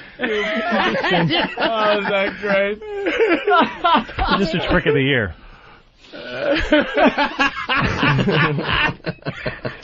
Who hasn't heard that? Yeah, of course. I'm with you on that. Christ. So today, the RCs took the doll back to the Kmart where it was They did. purchased and played the song for the store's manager. We went along to see the manager's reaction. He said he heard it. It's the bad word that the doll said. The manager offered to take the doll back and said the manufacturer of the doll should be notified, possibly to initiate a recall. Archie said he called the manufacturer and someone there told him the doll's lyrics said something else. She said that it said so cute. But I'm telling her what my daughter told me. Oh, so cute. The F word. Yeah. When we called for comment, we were transferred to the PR department. We left a message, but everyone was out of the office until after the holidays. Puerto Rico. Mr. Arce says that he plans to hold on to this doll till after the first of the new year, when he can speak to the manufacturer of this doll. It's MGA Entertainment, and he says he plans to get to the bottom of it. Do you? Yeah. I'd love it if the doll company just said, so it says fuck. What's your fucking problem? Got a problem Like with they that? just did it. Yeah, we decided that we wanted our doll to say fuck. Kids like fuck, don't they? Like they just go, oh shit, really? That's a problem? We thought fuck was good for a kid's doll. Complete ignorance. Wait, what? Oh, thank you for telling us because the next line of shitty Sammy dolls. my wife, I hate people that act outraged at this kind of shit, especially when it comes to kids, because there's just people who gives a shit. But my daughter, somebody gave her a makeup kit for a 4-year-old. It's pink little pink pouch with makeup in it, and it's stuff she can smear on her face and look like a young rape hooker. Yeah. Like all fucking looked like someone really did her in. Like she had a bad turning night. around at 4. Look like Jodie Foster from Taxi Driver. That's what she looks like. Oh, that is all horrible. smeared makeup. Yeah. But the nail polish, she opens it up. The whole house stinks. It's fucking toxic. It's lacquer nail polish. It's real nail polish. It's real nail polish. And there's no warning. God. There's warnings on fucking adult nail polish. Yeah. It's not the apple juice made out No, of apple juice. The Play-Doh that you can eat. No, it's like fucking incredibly toxic. If she drank it would kill her. Benjamin Moore. Yes, that's what it is. Everything kids get turpentine. these days. Yeah, everything kids get these days has to be like dissolving in I don't know how they got away with mouth. this. How the fuck they got away are with you that? still alive? I'm alive. No, our toys and were you're ridiculous. 15, 17 years older than I am. How are you still alive? They didn't give a fuck about kids when you were growing up. The most dangerous toy I ever had in my life. It was something called Incredible Edibles. It came with this metal mold of a bug. And you put this fucking chemical in it. I don't know what it was. It was not food. Wow. You put a chemical in and shoved it into this it plugged in. this device that heated up like a nuclear reactor. You felt radiant heat coming from this To thing. melt the thing. And then they gave you tongs to reach in and pull this metal mold out. Jesus. That was, it was red hot. And then you had to set aside to cool. You pulled out this incredible edible bug and ate it. And it was like rubber. It was rubber. Yeah, they didn't care. They didn't care back then. There wasn't a thing. Click clacks, which were the most dangerous. What do you do after you ran out of that stuff that you put in the mold? Oh, you melted your toy Crayons. soldiers in them, and crayons or Right. whatever else. Yeah. And there was also, I remember a friend of mine had this. I wasn't interested in it because I wasn't interested in like Civil War stuff, but he had Civil War characters he would make with molten lead. It was a toy for kids. You melted lead and then poured them precariously into these little holes in top of these little figurine molds. But why are you still alive? Why are we still alive? Because we're not one of the people that were killed. Like that's the thing. People are like, that's the simplest fucking answer, and it's 100% people did die accurate. just because it's just so self-centered. I saw a comedian once who was supposed to be like a non-PC guy, and he's like, hey, seatbelts and airbags, how many people here? We're all still alive. Yeah, but lots of people died. They're not here to raise their hands and enjoy your shitty jokes, you fucking hack. But that doesn't mean that shit ain't dangerous. But what's the difference between now and we all flew. The difference is that less people die of those causes because somebody's looking after them. I don't believe less people die. I mean, he made a good point. I'm saying now it's got to be less a reason white people die. Don't you understand? Less white people die. There is still rules over there. There is still minority children. Molten. Those companies are still selling those toys in Bangkok and shit. They just don't sell them here. They don't sell them here. They still make the whatever that thing was called, the fucking incredible edibles, but they sell it in Brazil and other brown people along places. with the paint chip place. Let's hear the doll. This is what happened. This is what you get. All right, let's hear. Hey there, show me what you got.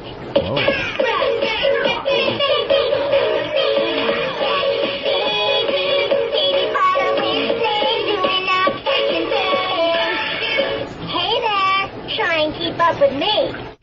It was all, so the doll's a whore. distorted. Yeah, the doll's a little hose bag anyway. Yeah. But I heard like a little "fuck you," but it was. It could have been anything. We got it isolated. Oh, good. The guys behind the Look scenes. at the guys. It's great. That's it. That's fuck you. Wow. There. What? I'm not buying it. Yeah, those people are douchebags. I'm outraged. Yeah. Are you That could be kidding me? anything you. Are you kidding me? It's supposed to say so cute. Oh, what the hell is that? My awful phone. It makes the thing when I get a text message like that because it doesn't have a funny ringtone. I don't have I have kitty porn on my computer like you do. It yells out. His phone yells, I have kitty porn on my computer. Yeah, it's Jim Norton. Listen to this awful ringtone. And I keep meaning to change it, but I just have so much fun when it goes off, panicking and making noises. The best was in line at the bank. I don't even have your number in my phone. I'm kidding. I'm teasing. Number. Right? As we eagerly await. This is really my ringtone. All right.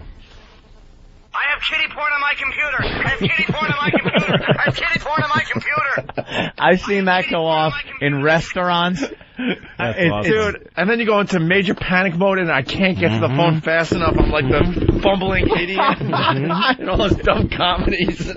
You gotta not go for the phone when that happens. Like if I'm in a movie theater and my phone goes off, I just look around like who's who the fuck? Yeah, hey, there you go. The instant you reach in your pocket, you're guilty. Yeah. You can't really tell because look at what happens. If a phone rings in here, a lot of people, if they have the same ringtone, everyone's grabbing. Yeah. So you don't actually know. There's something weird about a cell phone ring. You can't quite place where it is. You ever lose it and then have somebody call it and you walk around the house like, I hear it, but I don't. Am I close to it? Is it under me or 3 rooms away? You know what? Every time I'm checking, if I want to check my voicemail on my cell phone from a landline, I'm holding my cell phone in my right hand. I'm calling it with my left hand. I know I'm doing this. And then when it rings, my cell phone rings, and it's me, and I go, oh, I'm getting a call. And I'm like, oh, idiot. And then I'll hang up. I'll do that 3 times. I go, okay, remember it's you this time. Ring, hey, somebody, how nice to get a call from a person. The cell phone has to be the biggest change in society over... Oh, by far. Since I can't even think of what the last invention was. It crept up real slow. Since the phone. Since the actual phone. The actual phone, right. Because it's just changed everything we do. And now with cameras in them and stuff, with the Saddam thing we were talking about earlier, it's just, I would put that top of the fucking list. No, I had a cell phone early because I was working on a TV show and we needed phones. You remember? Oh, you had a great one. I had a big, huge one. But I was talking on this New York City street corner on a phone, and some kind of like trendy, punky kids walked by and went like, hi, Mom. Oh, you're on a phone. They made fun of me. Oh. And I remember screaming at them, you're going to have one, asshole.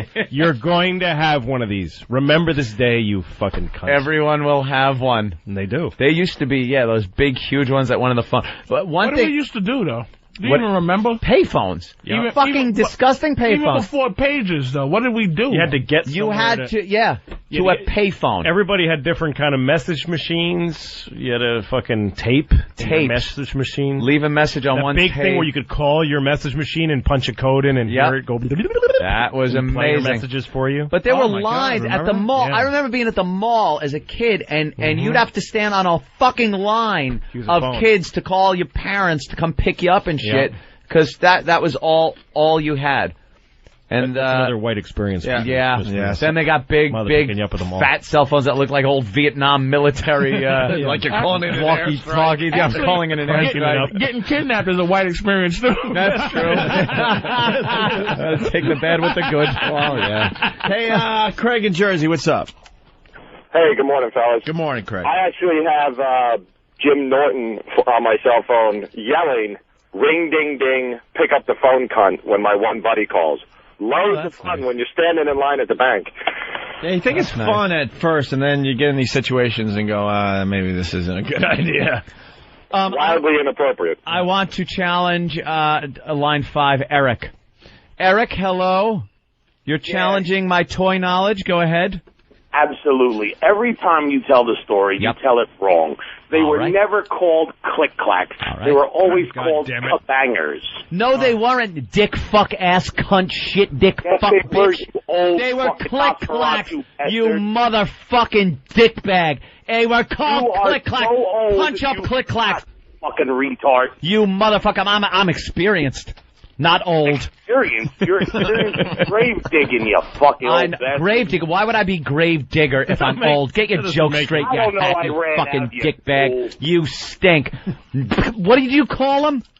They're kabangers. Kabangers? Where did you grow up? What shithole fucking podunk Iowa crap dick shit fuck did you grow up in? Sir, you must understand that Jersey, you Long Island fool. Jersey, that's what it is. Anthony, that's his excuse. Okay, let me apologize. He's from fucking Jersey. You gotta understand, Anthony used to call a slinky a long spring. Right. We called it the big fat spring. Look it up. What does it say? I think you're both right. It is. Of course it is. Depending on where you're from. According to Google, you throw click-clack in Google and you get click-clacks. Now put in his stupid word, and I'm sure it comes up. Like they didn't have 2 different words for toys. It was a knockoff of dumbass. What was it? Something bangers? I love that guy. Bangers. His were mother a knockoff of click-clacks. Right. Oh my God! There you are. Yeah. 2 different ones, but he calls me up to call me out on it. He goes across his house and picks up the phone. Yeah, I'm gonna call him out because it couldn't possibly have 2 different names. Calls the screener. They were in Australia. They call him something else. What do they call him? It's that thing that they use to a weapon that you use to fucking catch ostrich with around its neck. Koala it's a killer. Weapon. Koala killer. All right, we're gonna step aside so we can digest a little bit more with Louis CK and Patrice and Louis in just a bit. All right, we're back. We got to bring this to the radio, actually. Talking about navigation systems. We've been all over the place during this break. But we were talking about our credit card theft because we were talking about shredders. I have a shredder. Apparently Patrice is a shredder. You like to shred. Got to have the cross-cut shredder. I have a shredder. I don't think I got the cross-cut, though. You have to have cross-cut, you got to have cross-cut. They could tape that shit right back together again. How long that would take, though? Hey, for you?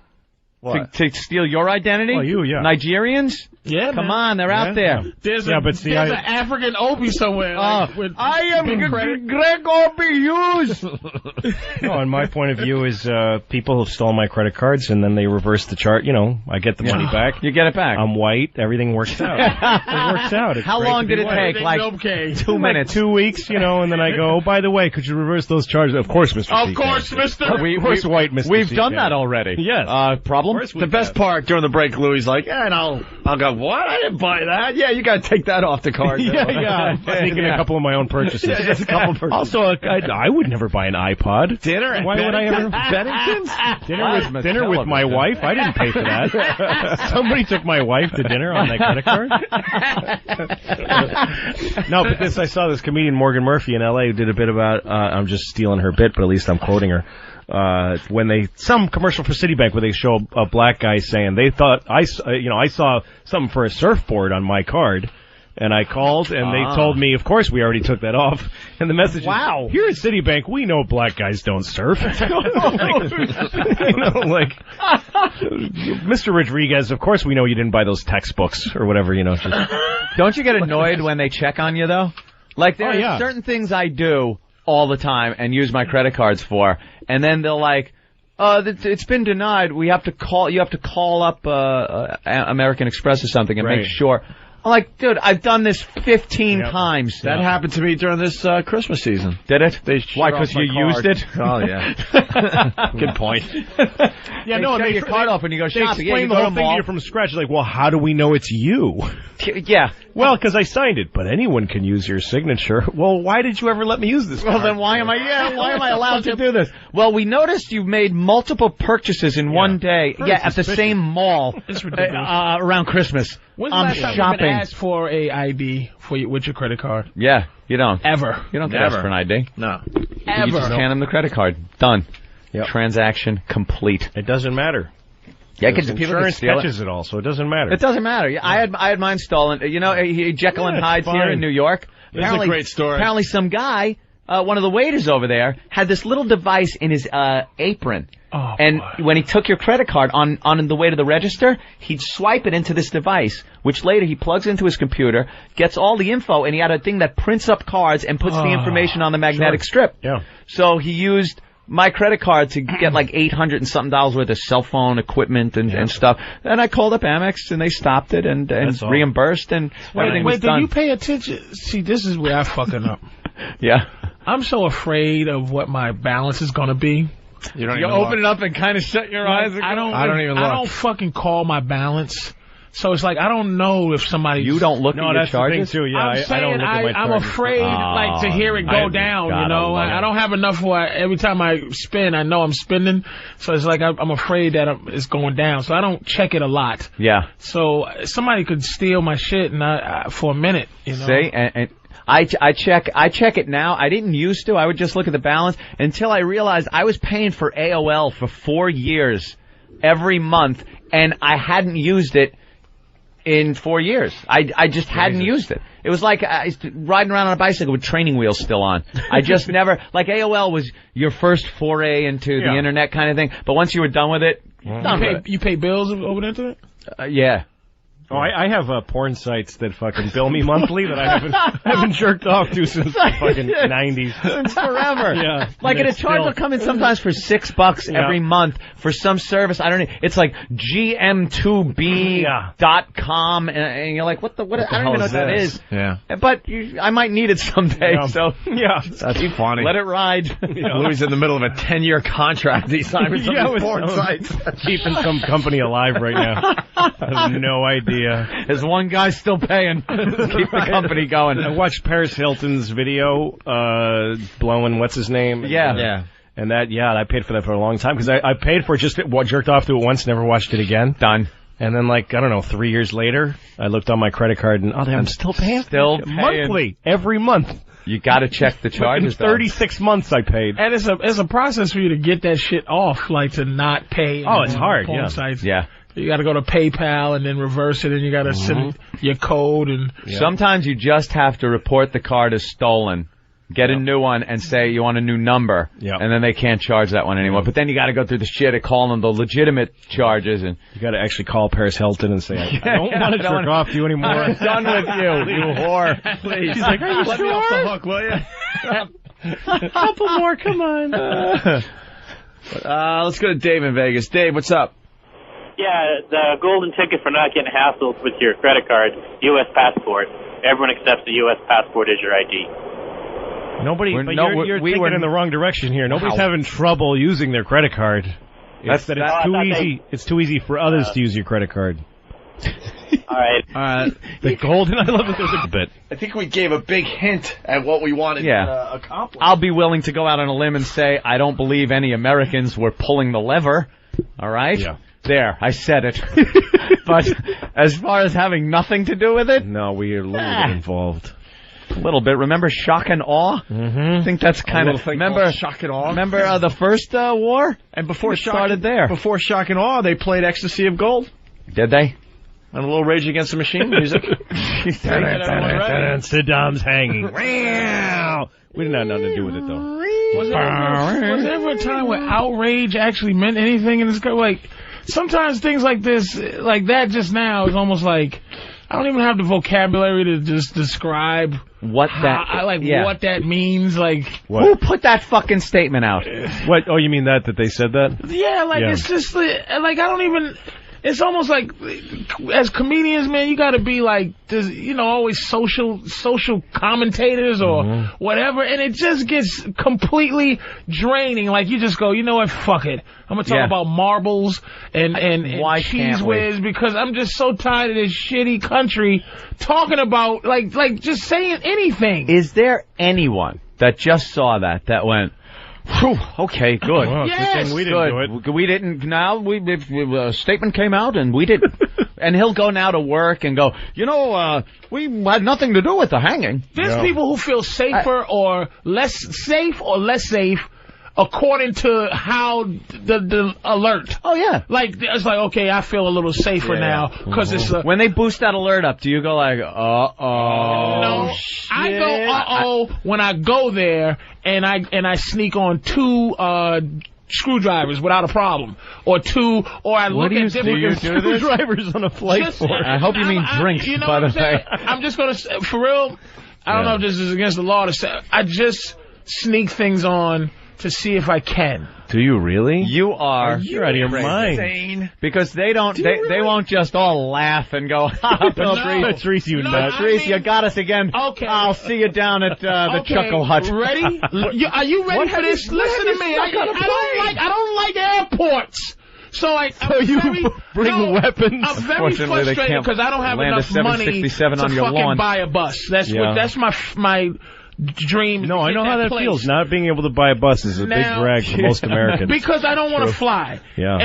And do you realize that the fucking butter knife, the shit they give you because of 9/11, the food. Right. No, the butter knife is plastic, but the fork is metal. No. Yeah. But the butter knife is dangerous.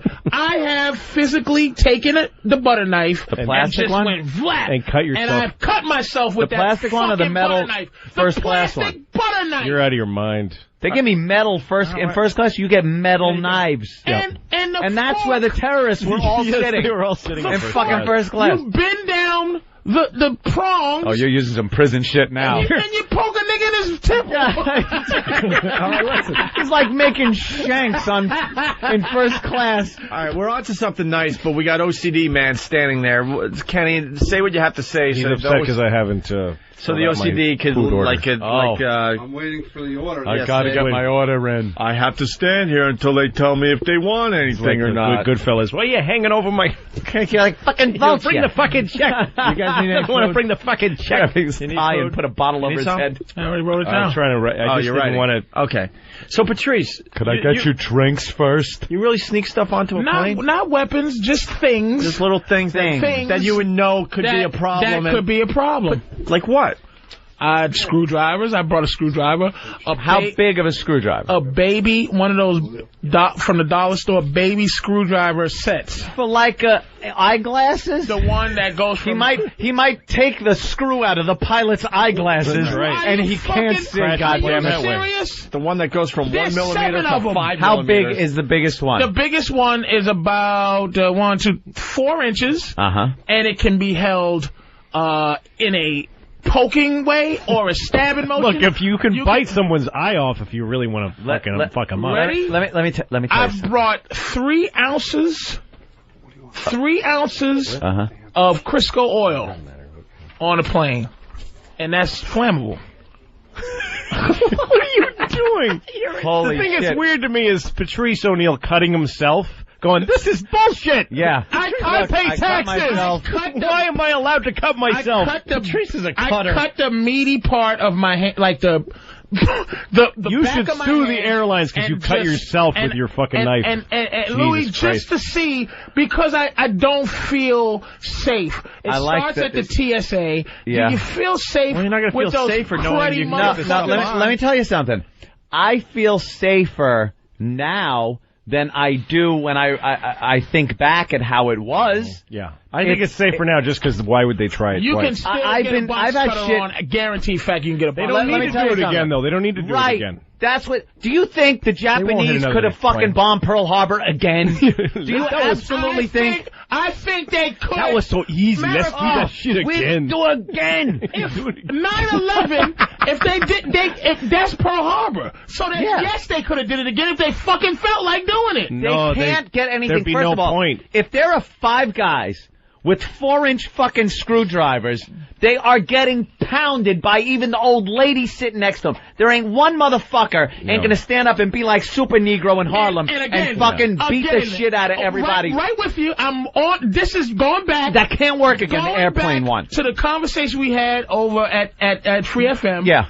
It's television, and I do agree that the fact is that 9/11 the fact is that we watch so much TV, it's like, we're going to fly to Cuba for that don't watch no more. Asylum. You know what that was? That kept people from fucking doing anything? Hope kept people from fucking with hijackers. Yeah. Not anymore. Because now you don't have the fucking hope. You're thinking, you're going into a building, I'm dead, I'm fucking everyone. It doesn't matter. They can't top that. Right. Any other hijacker is going to be a hack now. It's going to be like, exactly. oh, the Empire State Building, wow. Yeah. So what? Ooh, nice work. Do? We knocked down the 2 biggest buildings you crack me in up America. With 3 ounces of fucking flammable. There's 65,000 pounds of fuel in those wings. If I have just the right... It's got cooking oil. If I just the right wick... Oh, totally. Wick! Crisco is... What are you wicking the shoelace? I can make a sandal bomb. You could make a fucking nightlight from 1850. What are you gonna... You're gonna walk to the bathroom with that little white stocking cap and your oil lantern? Excuse me, stewardess. I am gonna... the Ghost of Christmas Past. Humbug, yeah. The Ghost of Christmas Past is going to show you that... How do you get it on the plane? Yeah, what are you taking it in? My thing, I just do it to see what they're really doing. You know what I mean? Crisco I can't believe oil? that's how you spend your packing time, putting Crisco oil in a fucking How beaker. flammable Not like is Crisco oil it's going to make a difference? Do you know how slow it burns? They put it in... You put it in a lamp. If I spread it on your arm. All right, let me... you spread it on my arm while he patiently waits. Light it. May I see the pilot for a moment? Because I want to put some oil on his arm. If I spread it on your arm. Sure. Yeah. All right. We're with you so far. Spread it on my arm. And I go, sorry, sir. Right? Yeah. And then I go and the matches. Your plan is falling apart. You're allowed to bring matches on a plane. You can bring matches on a plane. I just still love Patrice sitting in his little seat, fucking cutting his hand. And look at what I could do. Excuse me, do you see this? Do you see what I did to myself? Yes!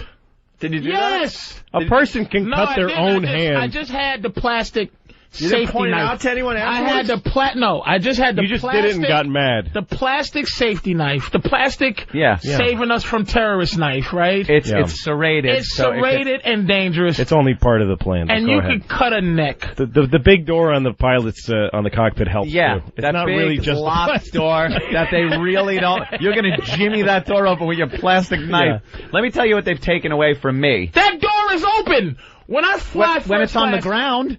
No, it's open. Those guys, I watch. The flight attendant. The flight attendants don't do a secret knock. They No, don't go, yes, you they know, do. the eagle walks up. They just go in and go, hi, You're trying to y'all," upset and people then- and you're telling lies. There is a protocol to opening. You're comfortable. There is a protocol to opening that door. A steward or stewardess will stand. They put the cart, the refreshment, and they will stand there when the pilot gets out to take a piss or something. The pilot has one chance to take a piss. I see it on every flight. Yep. And if the plane is I fly hijacked, first class because I'm white, which means I fly first class. First The of same all, fare that you fly, by the way. Do you think that I see this from Coach? You're not. No. You're not See? seeing too well from the back. They block it off. I'm sitting up front, He takes a watching piss, this situation. and if he gets out and a couple of Al Qaeda fly in the plane, he goes, "Hope you had a nice piss, Arnold." And even if the cockpit door is open, the stewardess is in the way. Yeah, no, they She do. doesn't They let do a anyone go to the coordinated. bathroom But what is that old bitch gonna do? There is a contingency plan I'm gonna to cut him slow with the someone down. serrated butter Look, knife And rub some oil on and her rub arm. some oil on. They- Throw oil in the eyes. You don't get Cut close with enough. a butter knife. I've seen people stand up and Yep. try to approach that bathroom when the steward, Yeah. and they warn you right away, go back to your seat. They don't wait for you to get up to her so you Yep. can clock her in the I've face. never been told to sit down when I got to take a piss in first class. But Ever. when the Yeah, but pilot's when been in the bathroom, when the pilot's in there, you when the can't get pilot's up. in there, you are not getting up and going toward the. There's a procedure to it, and you're ignoring it No, wait, because. no. First of all, see, this is white guy non-paranoid. This is why you're. No, This is why I'm the most country- paranoid no, This motherfucker. is why I look at country- every goddamn Arab This on is my why fucking flight. I the scan the country terminal. is so fucked up because you guys are in charge and you're not. Your reactionary. Everything we do is reacting to what these inventive Arabs are doing. Listen. Wait a minute. Patrice, Louis. white people have been in charge for a long time. And We know what we're doing. fucking up. We know what we're White doing. guilt is ruining everything. If there's one thing we can do, it's take charge of the country and tell people what There to do. ain't one Nike print on the moon, motherfucker. Nike. What? White men. Your racism is misguided right now. Listen. Nothing but hush puppies. Hush puppy prints on the moon. Brooks Brothers. Listen. This is the thing about the whole plan. We're about not the paranoid steward, enough? About Yeah. the stewardess stopping. Okay. All right, now you drive through a tunnel. No, you don't drive through a tunnel coming in ever. Well, I drive Yeah, no, Midtown Tunnel. When I drive through the Holland Tunnel every Right. day, there's 5 cops or whatever sitting there. Yeah, they sit at all the tunnel. Now they don't do the tunnel. They don't check for fucked up shit a mile away from the fucking tunnel. No. They check after you pay your fucking toll. Then they go for suspicious Box characters. trucks, things like that. Now, all They I pull have over. to fucking do is pay my toll, and the guy goes, pull over, you're in a truck. And I go fuck yourself, thank you very much, and pat him on his head and drive in the fucking tunnel. So why do you think a fucking stewardess under her plan, I can't just fucking muscle this fucking stewardess out the way if I wanted to? The cockpit door is closed and locked. There's one pilot. Both of those motherfuckers fly. It ain't the pilot and some fucking mechanic in the other seat. He can fly the motherfucker. When it's time for the pilot to take a piss. Why am I explaining this to a fucking paranoid Negro? This is white guy. With This is Crisco oil white in guy his stereo. pants. I'm bringing That's right. Crisco and Everything's gonna be fine. It's under control. And a plastic butter knife. Don't worry about the planes anymore. fucking The planes MacGyver are fine. The thing is, Patrice, the reason why we don't worry as much is because being white is so awesome. Oh. The benefits are so rich. It rocks. That even if we die tomorrow of terrorism, it's not that bad. Was you worried about Gatorade before What's this that? Gatorade guy did the thing? I don't even know what you're talking about. But I don't care. I don't drink Gatorade. No, it's the garbage. reason that we can't bring It's got too much sugar in it. The reason we can't bring our fucking liquids on anymore. Oh, it's because of situation. the England That's what I'm saying. So threat. was you thinking about that before they did it? No. Do you understand? That's what I mean. My point is that So you think we're reacting to whatever. Yeah, but you are totally irrationally insane. You have your brain makes no sense. Yeah, Crisco your brain oil? does not What work else? properly. What else have you brought on a plane? I don't really bring If you were Crisco running the oil. country, nobody would be. People would be going on and all bandaged up. Also, do you know those X-ray machines that they send through? They don't have Crisco meters. The Crisco meter. They do have. And then they check your shoes for bomb. That rub they do. Yeah. You know what? I don't take my well, now they make you take your shoes off. But I don't take anything off. It just doesn't make any fucking sense. I flew right after 9/11. I was on tour when 9/11 happened. I was in LA and I was going on a bunch of road work. And so I started flying as soon as they had planes going up. And there was nobody in the airports. It was like just walking through these empty airports. Everyone's petrified. Everybody any airline you flew, you were immediately platinum class in the lounge. Please. They were begging you to fly. And all of the whole thing that they're not even supposed to mention plane crashes or terrorism, that was out the window because the flight attendants, everybody were really scared. So you'd be on the plane and the flight attendant is saying, "I'm really scared we're all gonna die on this one." Like they were talking like that. Shit. And before every flight that I flew for like a month, the pilot would come out to the first class people and say, "You guys are the last line of defense." He's saying, "Great, I'm a soldier." Yeah. And he says, "I don't want you." And I was in the first seat, like 1A. And he said, "I'd appreciate you not sleeping, to be honest with you, on this flight, because you got to protect me like I got to protect you." That's fine. Could I have a kosher meal? If I'm going to be defending you, I'm hungry. I need good food, plenty of it. Please. Let's talk to an air marshal. Mike in Philly, what's up? Gentlemen, how are you this morning? Good. Good. Say, I'm going to break down the third wall for you, Patrice. You stand up and try to muscle one of the flight attendants. I will peel your cap back. Yeah. So fast. Is that on every flight too, sir? Every flight? Don't answer that. I don't want to know. No, I don't want to fucking know. I don't want to know if there's an air marshal on every flight. He'd like to think that it's every flight. There's an air marshal on every flight. I assume there is. Huh? I'm not able to answer that. All right. I thought you could answer. There's no way. I don't want an answer.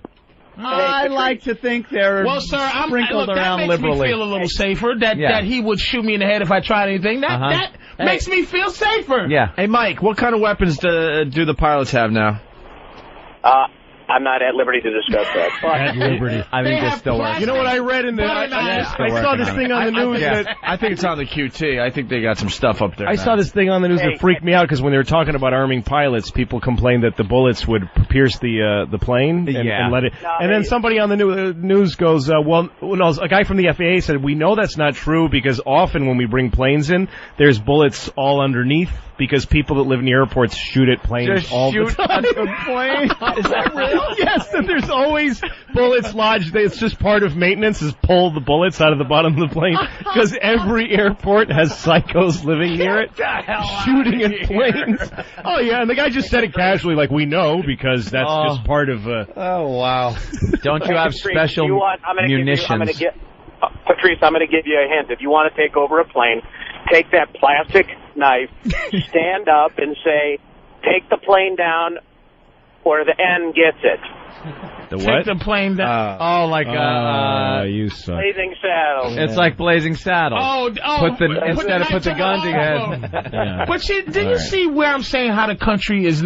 No. The fact is... How do you not feel a little safer? He should have said nigger to explain that so we can all know it. The N-word. What the fuck is going on here? That made it depressing, and rejoice. That made him sound... It's despicable, man. I don't agree with that. That would have been funny if he had quoted the goddamn movie and I get what he's saying. Yeah. That's the goddamn... Put the nigga there. Make a move and the nigga gets it. Yeah. I don't think he's bluffing. Goddamn Kramer. Kramer ruined it for everybody. Let's get out of here for a minute or two. We got Louis CK playing Caroline's this weekend. Mm-hmm. That's right, Patrice. I also have an HBO special starting on January 13th. Yes? It's also called Not Patrice O'Neill's HBO special. I really am feeling like I can't find my HBO special to save my life, man. Just come up with a good title like Plastic Knives and Crisco. Crisco and Plastic Knives. Yeah, Crisco and Plastic Knives. That might be actually good. Thank you very much. Crisco and Plastic Knives. I don't bring Crisco on a plane, by the way. Well, why would you? You eat it at home. It'd be very dangerous. could smear it on the window and obscure the next passenger's view. I would hate that. I would hate to sit there with Crisco smeared on my window when I'm trying to look at the beautiful scenery. All right, wait a minute. Whoa. Oh. Ready? Yeah. What if you rub your body down? Yeah, with Crisco. Naked. Rub your body down. I'm trying to think ahead. All right. I'm with you now. You rub your body down with something completely flammable. Okay? Yeah. Then you put and odorless, totally odorless. And then you hope it's not going to smell when you come through. And then there's something odorless like a grease or a Vaseline type of thing hasn't been invented yet. Totally.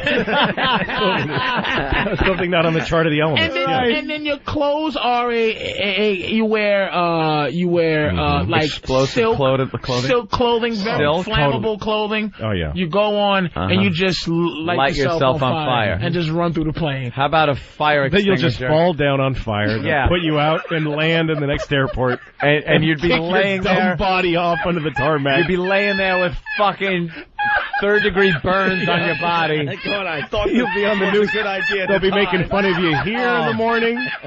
Did you hear about that asshole that lit himself on fire? Didn't hurt a person. I just hug somebody. I go and hug the pilot with Vaseline. You can't get through fire. the door. You'd be knocking all. Ow! Hurry, open the door. We wouldn't even acknowledge that we ever knew you. Hear what this asshole did. You wouldn't even get that. I'm just you trying to get think. that respect. I'm just trying to think like a terrorist would think, man. After Gatorade, you got to think these things, man. Gatorade was pretty impressive. You got to think these things. Do you do the other celebrities? Because Jay Moore turned us on to this. The other celebrities that are on the plane with you, if you would get top billing if the plane went down. Oh yeah. Yeah. No. I was flying recently from L.A. back to Newark.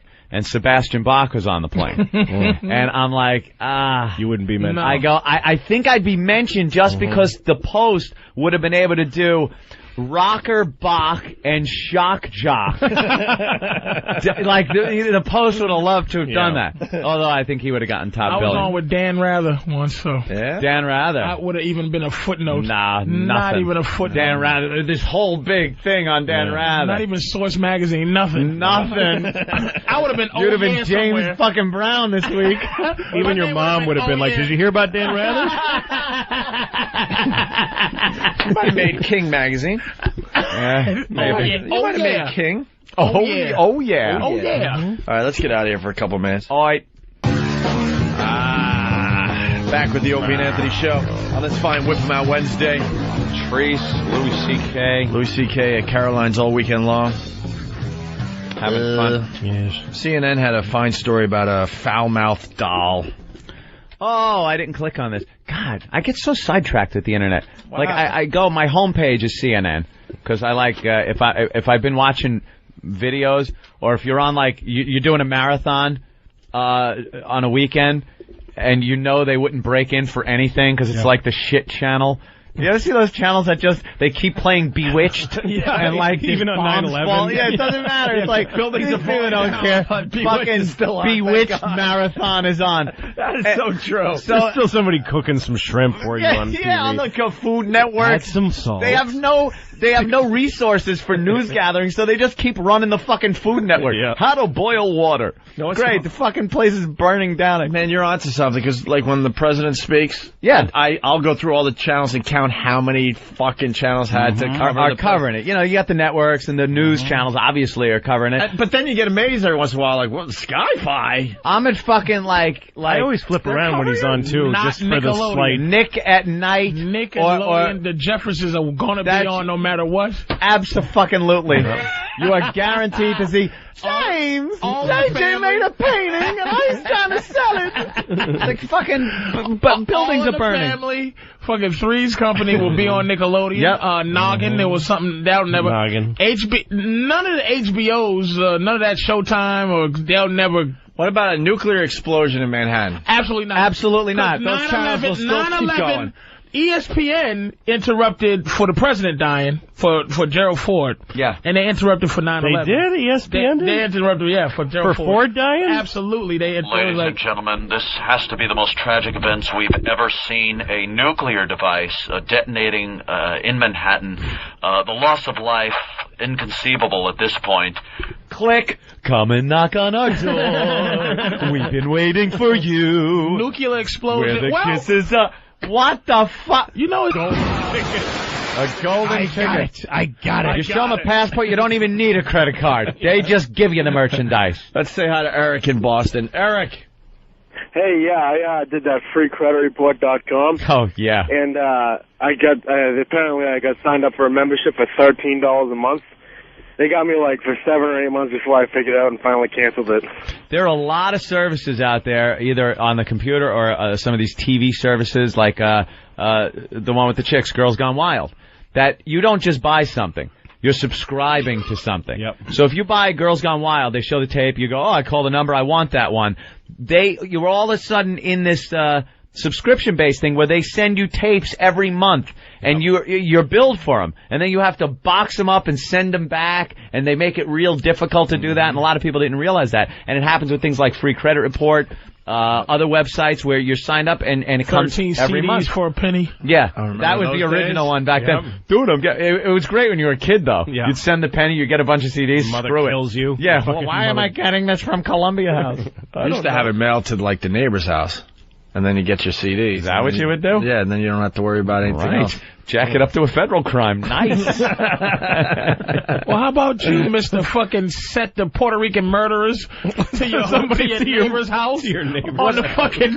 Well, I never thought of that. Wow, what happens if they go to that house and murder the whole family? To those people. Oh, I'm sorry, we have the wrong house that we were going to murder. You can't murder the wrong people. Oh, they break in and kill the family, and well, you got to explain it. Now I got the guilt factor. But you got to explain what he's talking about because that happened during the break. You don't. Yeah. When you have a navigation system, which a lot of people are getting now, it's easy to program in home. They have a setting. It says home. Yeah, picture your house and everything. Yeah, it's a little house, and you hit the button, your address is there, it takes you right home no matter where you are. But the bad thing is if someone gets a hold of your keys to your car, which usually has the keys to your house on it. Valet parking. Valet parking, things like that. They hit home. Now they know where your house is, and they have your house keys and your car to drive them and your goods away. So they're taking your car for a joyride. To your house to rob it. You learned that watching Ferris Bueller. Well, they didn't have a nav system. They just had a cool car. That's pretty funny. But it's true. That's paranoid. But if you put home in, they know where you live. So put home a few doors away from your home. Show me one story where that actually happened. I've not, but just because it hasn't happened doesn't mean it might not. Well, or maybe it has. It goes back to Louis saying plenty of kids choked on toys. On toys. People who got we're killed still that way here. are not around to. But now you got me thinking that I put it a few doors away from my house. Now you're gonna get somebody murdered. As home because I get close enough to my house. If I'm 7, 8 houses away from my house, I know how to don't you just put it in the vicinity? Don't you know where you live by that time? Because it's a button for home, and it's easy. You don't have to just go put in an address. It's one button. But that's why I don't have an Easy Pass. I told you. Because they know where you were? Because you like sitting in fucking a line of traffic. So you like going into the Easy Pass lane and then cutting into the cash lane so I can sit behind you motherfucker. If you speed, if you're going through multiple tolls and the speed limit is 55. They don't send you a ticket. Yes, they do. No, they don't. They haven't. They're talking about doing it. They were at some point, but they don't. I'm not. Listen, first of all, I'm getting tired of both of you. Well, then don't be on the radio. I'm getting tired of both of you with your dismissive nose and no proof. It's just like everybody listens to White Nose. I'm saying yes. And but the default. The default shouldn't be in your case, default is paranoia. Everything that could possibly that your amazing imagination can dream of is going to happen to you. You think people should spend calories thinking of, okay, what if somebody stole my cell phone while I was sleeping, took out the chip, shoved it up my ass, and used it to find me so they could rape my mouth with something they stole from me when I was 8. And at this point, it's very easy. You got to look out for that kind of thing. At this point, it's very easy to say no to you because you came up with that Crisco oil thing an hour ago. Yeah, that's true. You hurt your own. But people have heard about the Easy Pass situation. I have driven between Easy Pass stations doing 95 miles an hour. And you've got nary a ticket. No, I've never gotten a speeding How ticket. many times am I going to say we're white? We can do whatever we want. You get comes up white. Get speeding tickets check because your license points. There's a W on my Have you checked your statement. license points? Exactly. Have you checked your license points? Yeah. I think you better check them again. Dude, my license You is think they're just squeaky. stealthily upping his license points without telling him why? That's Why, you don't think I would get something in the mail saying go to... Yeah, you get pulled over for no reason. Right. His new magazine. Magazine. Again, Patrice, you get pulled over for no reason because you're black. yes. That's how the fucking country works. Yes. Yeah, That's the way it's always been, so we for the have no black man. reason to be paranoid the way you are. I understand your lack of... Let me tell you what my lack of need of paranoia. Let me tell you what white guys are now. You becoming the women of the new millennium. Oh, my God. Because you're not working hard at this moniker that you have now. You're lazy. You think it's all about you, and I'm telling you, it is about us. The whole country is based on white guys having a good time and not worrying. But they're not. First of all, at your expense. It's coming crashing down. In England, yeah, you're a piece of shit because you're a ginger-haired. I know that. That's why I don't live there. I know. I would never live there. In England, I run shit in England if I go over there with fucking... Do you? He's not really. They don't like you. Let me tell you something. No, ginger just hair. Polite. And he's a ginger hair yank. Nigga. A ginger hair anybody over in England. That's why I don't go over there. A foot in the fucking ass. Really? Absolutely. Yeah, no, because Scottish. That's Irish. Why I'm not there. That's why I'm here. We're just having skin that's relatively pale is a huge advantage. A huge advantage. And you know what? To the point where it's criminal how great my life is. It's a global crime how good my life is compared to yours. You have a slight niggery texture to your hair, too. I know. It's a little niggery. It has a niggery texture. Well, I'm half Mexican. I'm half Mexican. Yeah, and that's how great it is. Wow. I'm half Mexican and still I get all the white guy completely white. All the white guys are 100% Mexican. My dad is Mexican. 100% Mexican. Wow. Well, no, his dad is Hungarian, but my whole family lives in Mexico on my dad's side. He's not a citizen here. My dad's a Mexican citizen. Holy shit. I didn't speak English when I was 7, 8 years old. I came here and didn't speak English. Spoke Spanish. Now this is why wasn't this on the bio we got for you from Roland? Why did Roland send us a Louis CK bio, by the way? Louis' career back at least 6 years. You better be careful. Whoa. It doesn't matter. I look white. It doesn't matter. I thought he was a Mick. I want to go see him on the stage. Hey, I'm a beaner. Come on, hey. I am way more Mexican than Carlos Mencia. Yeah, apparently so. He's never lived over there. I lived in Mexico City. You lived from when I was 1 till I was about 7 or 8. Holy shit. Wow. And that's where my grandmother is. You go down there everybody, still? all my uncles. Yeah. My whole dad's side of the family is over there. So we go there, about once a year. My sister. That is like Patrice telling me he's a fucking Kennedy. I swear to God, it just... looking at you, it makes no sense. Yeah. Well, Mexico is made up of... is for SpiCK. He took the SPI out of his fucking face. That's right. That's right. Sneaky motherfucker. I know. It's Luis SpiCK. It's Luis. That's what my dad's name is, Luis, with Luis. That's his name.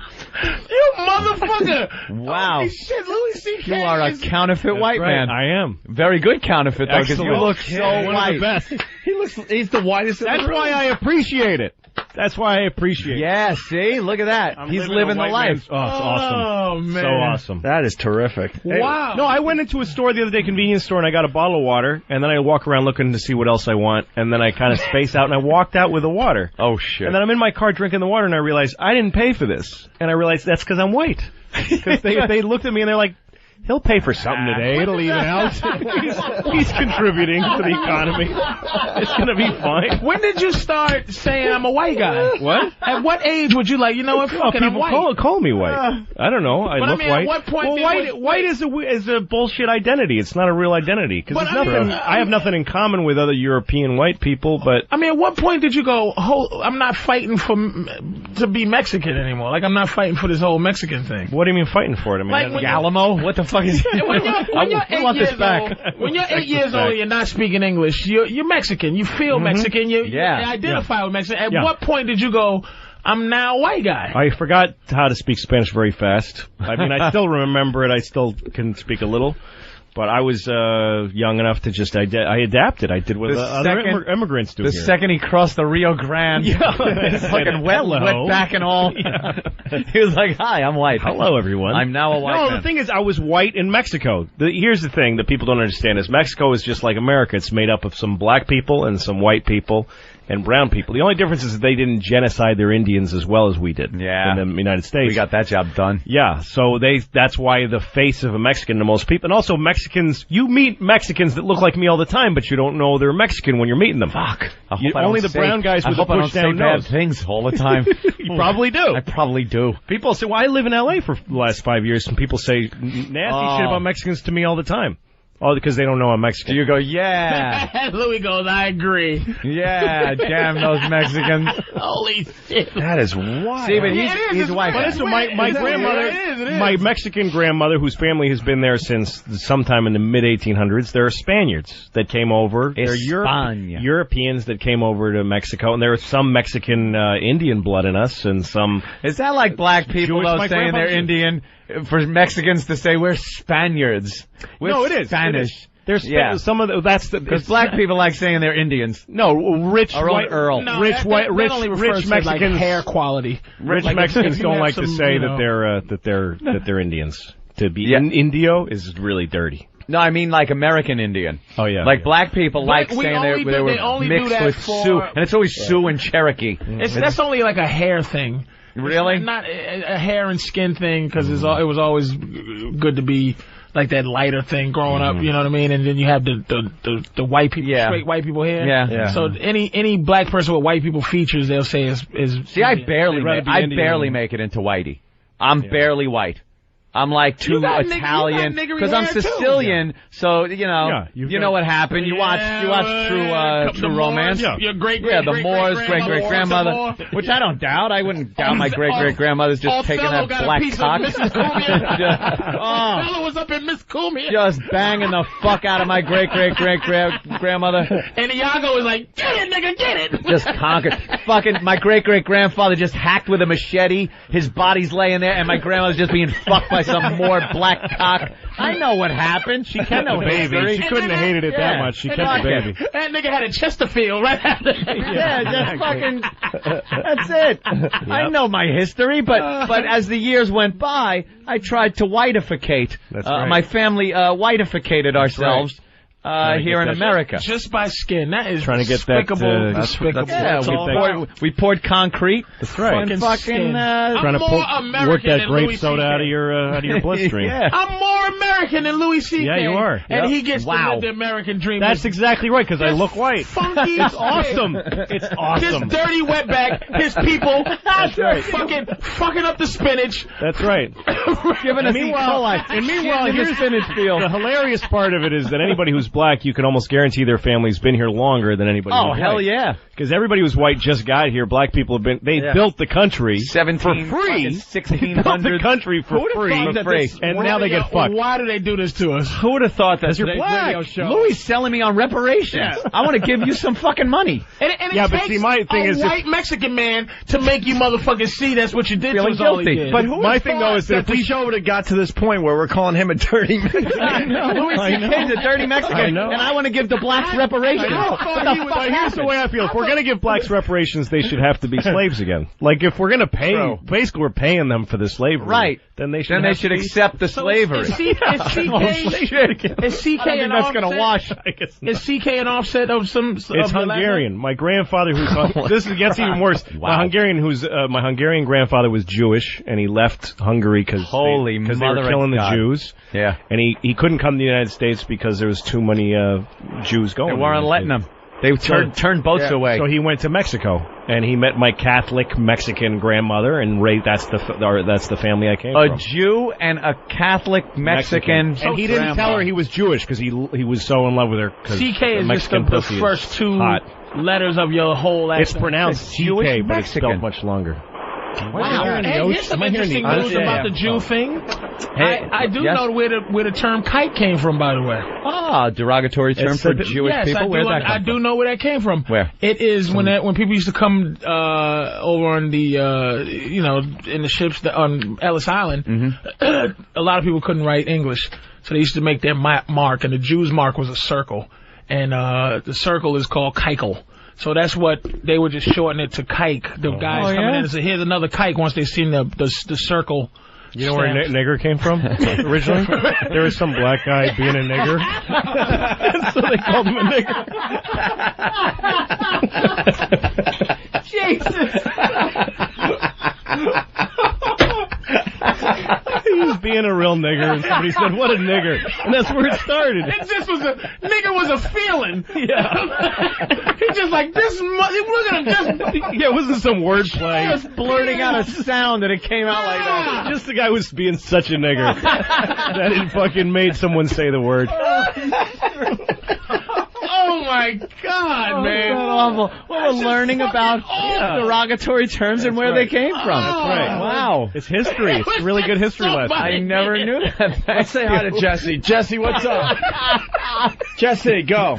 Yeah, Jesse. Hey, what's up, boys? Hey, Opie, I wonder if you think you're related to Patrice, since your aunt All the Way May was known to play around with the Negro. That's true. All the Way May, who was in League of Their Own, played by Madonna, is actually Opie's great aunt. Really? The real woman that was All the Way May. That's awesome. So we just talk about how much black Negro League God she was taking. Oh my God, that would Negro League. That would be a great porno. By the way, the Negro League's in the Ladies League. Satchel Paige plug Opie. Let me tell you something. When all the white Gibson smashed this as a nun. all the white men were off to war, Western New York. she was being fucked by Negro Leaguers, and the Tuskegee Airmen were just like fucking plowing All the Way May. And laid her down right on the fucking syphilis blanket. I shared a nice story about my family history, and it has come down to this. It had to be All the Way May. It couldn't have been the nice, wholesome one. Did you ever meet her? She hit a lot of home runs and stuff. I bet. That's great, man. That's I don't think so. awesome. Maybe I did. I don't know. Yeah. She's a nun in Western New York. Louis CK. CK they fucked her right into the nunnery. Goddamn wetback. I can't believe this, man. That is something. I have a Mexican passport somewhere. God damn. And that, unless you tell people that, and you really got to explain it like you did. Yeah, no, it's... You can't just say, yeah, I'm Mexican. They'd be like, yeah, okay, right. 1/1000th of a Mexican from 20,000 years ago. People expect you to look a certain way. This guy's been on hold for like 20 minutes. Good for him. We'll clean up something here. Ed in Jersey, go. Hey, Patrice, I'm a cop in Jersey. You cannot get a speeding ticket for Easy Pass because it's a moving violation, and that has to be assessed to a driver for the points, and not just the vehicle itself. That's why you don't get points when they take the snapshot. That's what I was gonna ask. They don't put points on your license when you get a snapshot for going through a red light. What about the red light situation? No points, just fine. What? But you still could get a ticket for the fucking. Somebody could take your Easy Pass. Somebody could take your Easy Pass and speed with it. That's why they can't do that. Wait, we got a parking ticket. A parking ticket, you get the actual vehicle gets the ticket, which is a registered owner. But in the situation of a moving violation, those points, it's a moving violation, so that the driver has to be identified. That's why they have to be stopped. But anybody could be driving your vehicle. They can't just assess. I'm telling you, points, Patrice, it's you. The reason you're getting speeding tickets in the mail is because you're black, and they got tired of pulling you over. You know how cops used to pull you over all the time? Well, now they just send you the ticket in the mail, and you pay, and you don't have to do the whole bullshit. Did you buy this car yourself? Skin and boy, all that stuff. You too, very soon, hombre. Hombre. I'm a very hard to track Mexican, so I don't get that kind of shit from people. A redhead Mexican. Yeah. Wow. That's fucked Mexican up. with some Jew in them. With a little Jew, man, to really throw you off. Wow. Yeah, Jewish, Mexican, Irish, English. I would have you pegged as fucking Blarney Stone kissing Irish. Yeah, my mother's very white. My mother's white genes were very on strong. The Aryan list, he's hated more than I am. That's right. Two of you, two parts of you. You would fuck it if you went to prison. There would be the essays, and they would fuck you up. You would have to go with the swastika guys, with the tattoos. I would. Yeah, Those you would guys, have to. There's more of them. Yeah.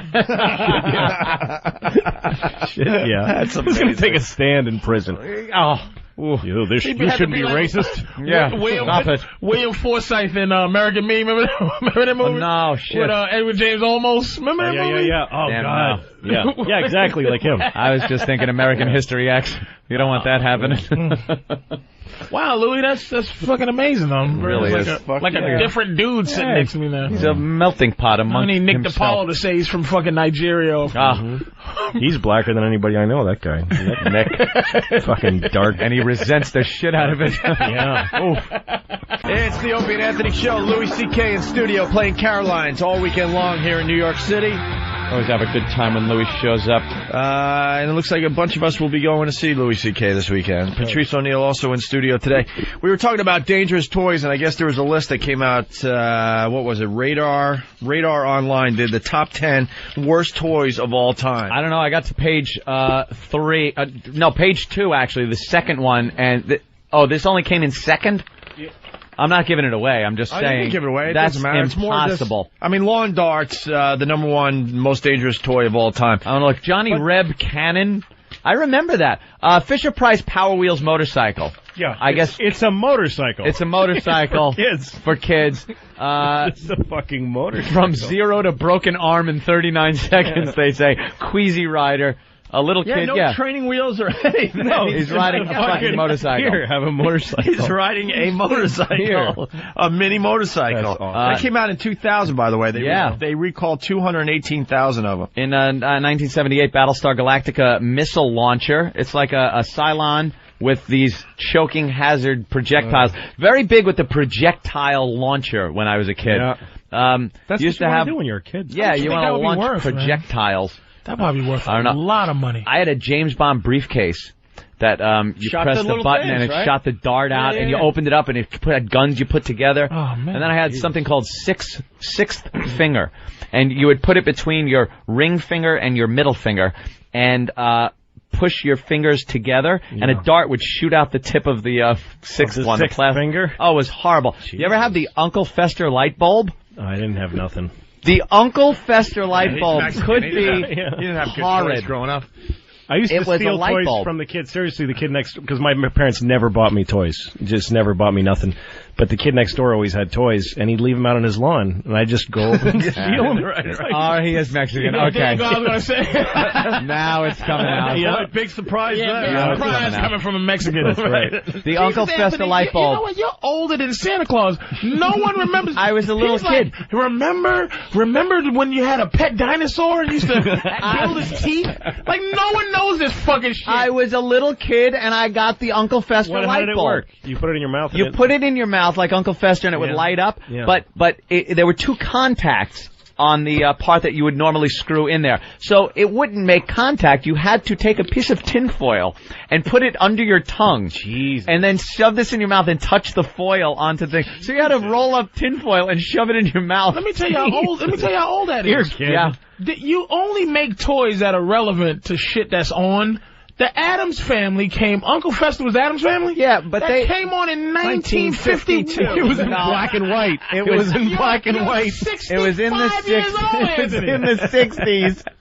And they reran the shit. It wasn't like I had 300 channels of new shit on. They played the Addams Family 10 years after it was off the air. It was still being run prime time. No one makes a toy based on fucking reruns. No one. 1967. They did back then. All right, move on because we got a lot on this list here. So you explain the light bulb? Yeah, the light bulb. Right, good. Number 8, the Johnny Reb Cannon. Whistling Dixie through the new hole in your head. The South did rise again, at least during playtime, by the owner of the Johnny Reb, a 30-inch authentic Civil War cannon. And what it did was you would load it up with what, flash powder? You knew. Stop trying to act like you didn't have one, too. 6 cannonballs, a ram. I had the Woman right. Oh, God. Hey, oh, God. God is talking to Pat Robertson. Oh, really? He gets a one-on-one every year. Did you know this? Every year? Every year he gets a one-on-one with the Almighty. That guy's a piece of garbage. Only once. This guy is nuts. Once a year. Once a year he gets a one-on-one with the Almighty. And his annual God's like, yeah, Pat. Oh, God. Do I have to do this now? He says to assistant. Yeah.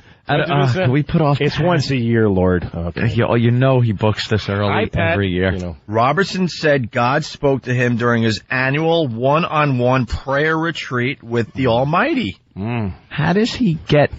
Well, that's the thing. It's a one-on-one. He gets a great junket, like in Cancun. Yeah. And the Almighty's like, well, dude, I'll take a free trip. All right, if you're going to go somewhere. It's like a convention. How does he... You know how many people there are in the world?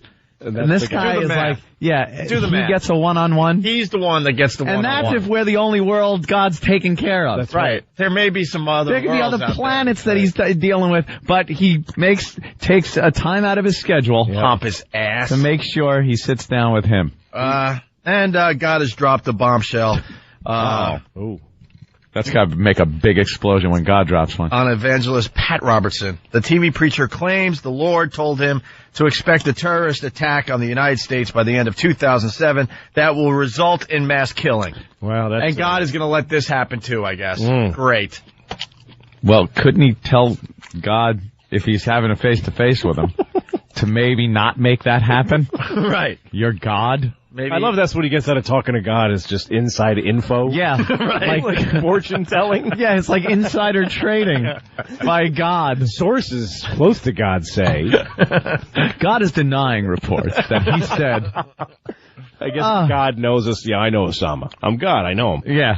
Couldn't he tell him like where he is or something? What is this? This sounds like a very one-sided face-to-face. Well, it's very uncorroboratable. You really can't fact-check the source here. And what does God have to lose at that point? Wouldn't he tell you when and where? Yeah. Well, I don't know. I'll tell you when and where. I can't say very much, Pat. It's still, it's all under that whole mysterious way I work. If you give me another $100, I'll tell you a little more. That's all I can say, Pat. Yeah, what was God like shining shoes somewhere? Psst, Pat. For another 20, he's got to hand him another 20, and the shoe shine God tells him a little more info. Like Huggy Bear. Where's that from? Huggy Bear. Yeah, maybe this will spark your memory, God. Yeah, how about another sawbuck there, God? All right, since you asked. Yeah, maybe I do remember a little bit more. Okay, inside of 2007. This stupid Pat Robertson. God, that guy should die of AIDS immediately. Pat Robertson said yesterday on the 700 Club, I'm not necessarily saying it's going to be nuclear. Not necessarily? Not necessarily saying. The Lord didn't say nuclear, but I do believe it will be something like that, said the 76-year-old preacher and one-time presidential candidate. Stop it. So was Pat Paulson. Yeah. And like I said, Robertson said God spoke to him during his annual one-on-one prayer retreat with the Almighty. Oh, gotta be something. Worst guy alive, that's Pat Robertson. He said God told him that major U.S. cities and millions of people will be affected by the terrorist attack forecast to happen after September. So we have some time. Oh, we got some time. Okay. He told him after September? The evil people will come after this. Cruel God. This God is not a nice When person. is it? Well, it's after September. I'll tell you this much. It's after September. I'm just saying, go out to your country house after Labor Day. Yeah. You might want to leave. Call me now. That's what it is. I'm God. God, call me now. God is Kreskin.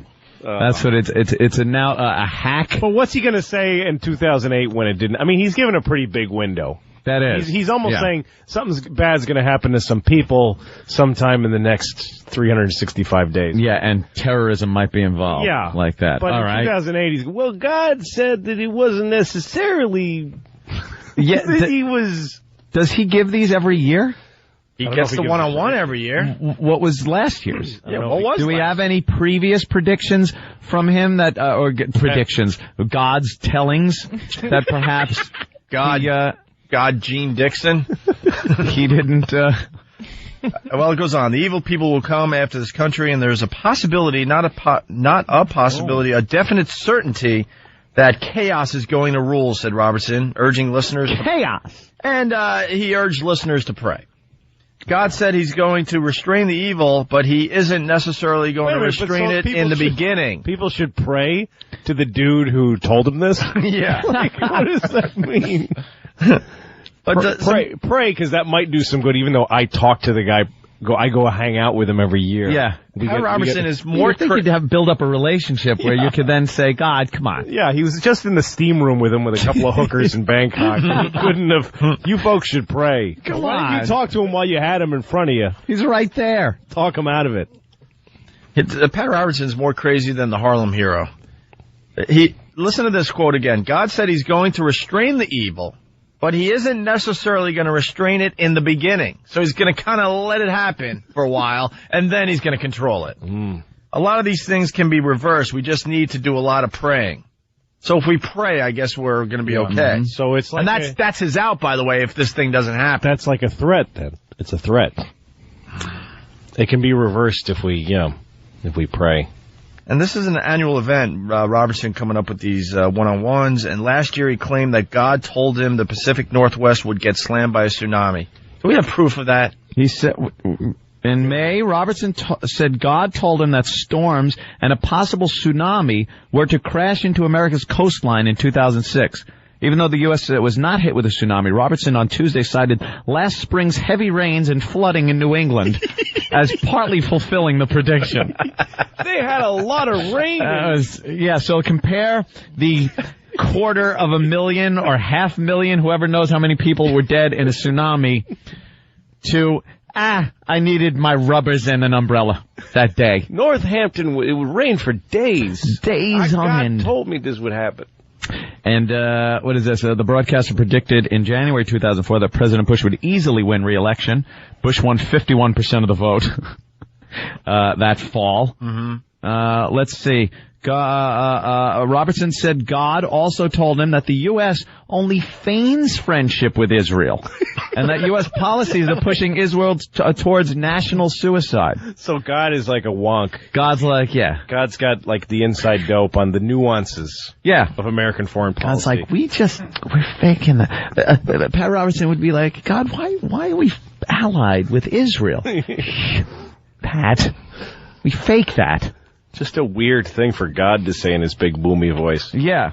The U.S. is only kind of protecting interests, you see, and it's kind of a subtle thing, Pat. Pat, you're so silly, Pat. Why do I see you every year? You don't understand me. What an ass. Let's say hi to Kirk in Jersey. Kirk, what's up? Yeah, if Robertson, what he says is true, does he get on the air the next day like Club Soda Kenny? I told you guys. You know, I don't want to be the bringer of bad news, but I had my one-on-one with the Almighty this weekend.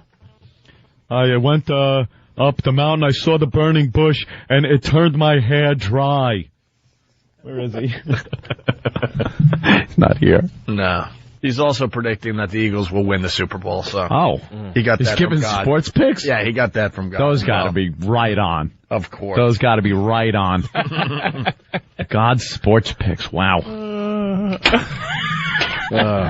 What an ass. If God hangs out with Pat Robertson, he's a douche, too. Yeah. That's what I think. Why would he be friends with him? No. It discredits God completely. I don't care if he did create the universe, he's a douche. Is Pat that moron? Is Pat crazy where he thinks he's actually with God, or does he go into a room, sit there, and go, I just got to sit here by myself so everyone thinks I'm with here God for a few hours. Yeah, like how long should I sit here if I'm with God? Starts humming and looking around. Does God kick me out, or do I leave before? Right. You know, what's the protocol with God? What a pompous. You don't want God to be turned into go, geez, this guy gonna hang out all night? Yeah. He came with a 6-pack of Meisterbrow. He's drinking the bud. You gotta know when to leave. Every time I talk to that Robertson guy, I'm in the paper the next day. He must call him and say, stop. I don't want to read about our retreat. Just between you and I. Yeah. Jesus. Talking with you. I thought I was on a mancation. A mancation with God. Let's say hi to Eric in Michigan. Eric. Hey, what's up, boys? Yeah. Hey, Pat Robertson is just arrogant. He's like, God only speaks to me, and he's only concerned about American affairs. And, we're not for, fucking punching out. Oh. Oh, he was trying so hard. He panicked a little bit, but he punched out, though. He pulled it. Goose hit his head on the canopy, though. What's weird is that he wasn't doing some big high wire bit. He was just expressing himself. Yeah. He panicked. He definitely panicked. Wow. Well, that's what people do on this show when they lose it. Some people excited. just go down. They go down in flames, and it's a big crater of jet fuel and aluminum. But if you heard him, he said, "I'm punching out." Yeah. That's when you reach down the handle. Right. Boom! You pull, eject canopy. You're out of it. So he has saved himself. He was close to the ground, though. He was close. He was real close. He pulled at the last minute. Let's say hi to John in Jersey. It's time, I guess, for What Did We Learn on the Opie and Anthony show today. Wow. John, what's up? And fast. Today I learned that God is the best bookie in the world. Yeah. And he's only concerned with America. That's what Eric was getting at, that he only cares about America. Okay, punching out. All right, let's say hi to Craig on Long Island. Craig, what's up? Hey, what's going on, guys? Hey. Hey, I was just wondering if anybody tested Robinson's blood for peyote. Yeah, sometimes you do see God when you do mushrooms. Sure. And like, is anyone else meeting with God, but they could just keep their mouth shut? Pat's the only one like blabbing. Pat's the only one. Everybody name dropping, and it's God. God's like, dude, I'm not going on those things anymore. You tell everybody what we talked about. And I didn't say that. I know God, but I got bills to pay. Nobody pays attention to me no more. I took it the wrong way. Unbelievable. Yeah, he's probably meeting with people all over the place all the time, but he tells them, look, this is between me and you. It's a face-to-face. You and I here. If I wanted other people involved, I'd invite them. Right. You don't go to the news with what I have to say. I'm God. All right. We can't really start anything new here, so that's a good place to end it. Patrice O'Neill, thank you so much. Jim Norton Patrice, returns always tomorrow. a pleasure. Patrice O'Neill, who I've seen at least a dozen times in comedy clubs all over the tri-state area. Yeah. At least. 12 times. At least. Hey, why so bitter?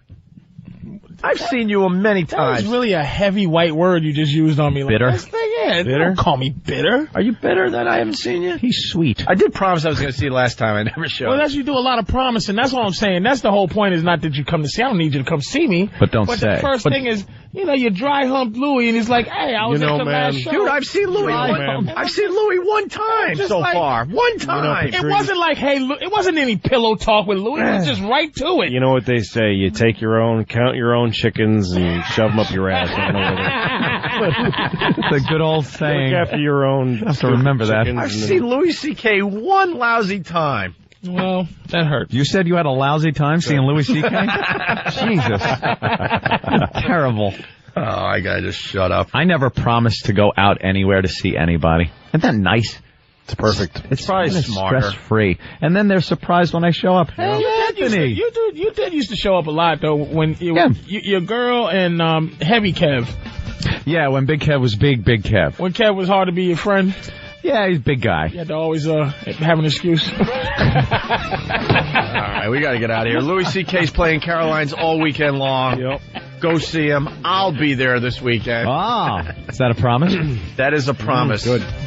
I think instead Friday of Patrice. night. That's going to be it's going to be Louis C.K. instead of Patrice. That's my next album. What? Please do that. So people just know there's an instead of. I'll take instead of.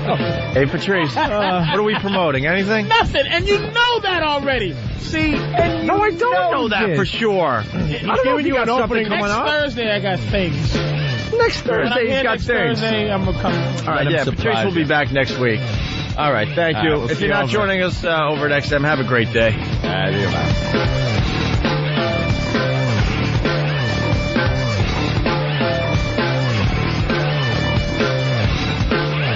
I love showing my to introverted fat guys. We whip them out Wednesday. It's the Opie and Anthony Show. The Opie and Anthony XM walkover begins now. Yes. How about my balls? Yes, it does. What? Yeah. I said it does. What? Begin now. The XM walkover. It begins now. He's just affirming the voiceover. Shit, yeah. Hell yeah. It begins now, bitches. Yeah, now we can curse. But there's children on the sidewalk. They shouldn't be. They should be in school, those little motherfuckers. Hey, little fella. What's this little nigga doing with this little look at white him. baby? He's adorable. Police. Ask her what's going on with that. I ain't That's a asking nanny. her nothing. It's a nanny. It's just a black nanny I'm with a not white trying to baby. protect white children. She could be kidnapping them. In Possibly. LA, it's Mexicans with white babies. That's right. All the nannies are Mexican. Here it's Jamaican. Well, they're And in New York, actually it's Jamaicans. El Salvadorian. Yeah. Yeah. Mexicans are like white people now in California. Really? Yep. It's El Salvadorians? El Salvadorians and South Americans? Nicaragua? Nicaraguans. Nicaragua. I heard somebody say Nicaragua. I said Nicaragua. You snuck one in there. I did. I didn't sneak it. I said it. Would that be a double entendre? No, that's a single entendre. Nicaragua. That wasn't even an attempted sneak. No. He tried to throw that knuckleball right by you. That's right. But you caught it, man. A little chin music for you there. A little chin music. A little racist chin music. I went sailing. Keep you honest. I went sailing down the Congo River.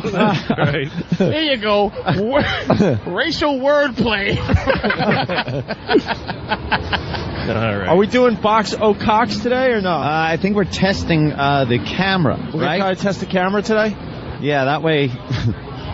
That way we could see the expression on the people's faces. Yeah. I never noticed there's a hotel here. Where? Right here? The Buckingham. I always stay at the Buckingham. Wow, I didn't either. That's a Might be hotel. new. Is it upper end? Might be new. There are some real shitholes on this block. Opie stayed at one. What? You stayed at, like, one of the real shitholes on this block once? No, I stayed in the same hotel that was used in the Borat movie. Is that the one you're talking about? Maybe. Where I just remember you had cockroaches and the sheets didn't seem clean. Oh, no, I had to rinse out my own underwear. Yeah, well, what?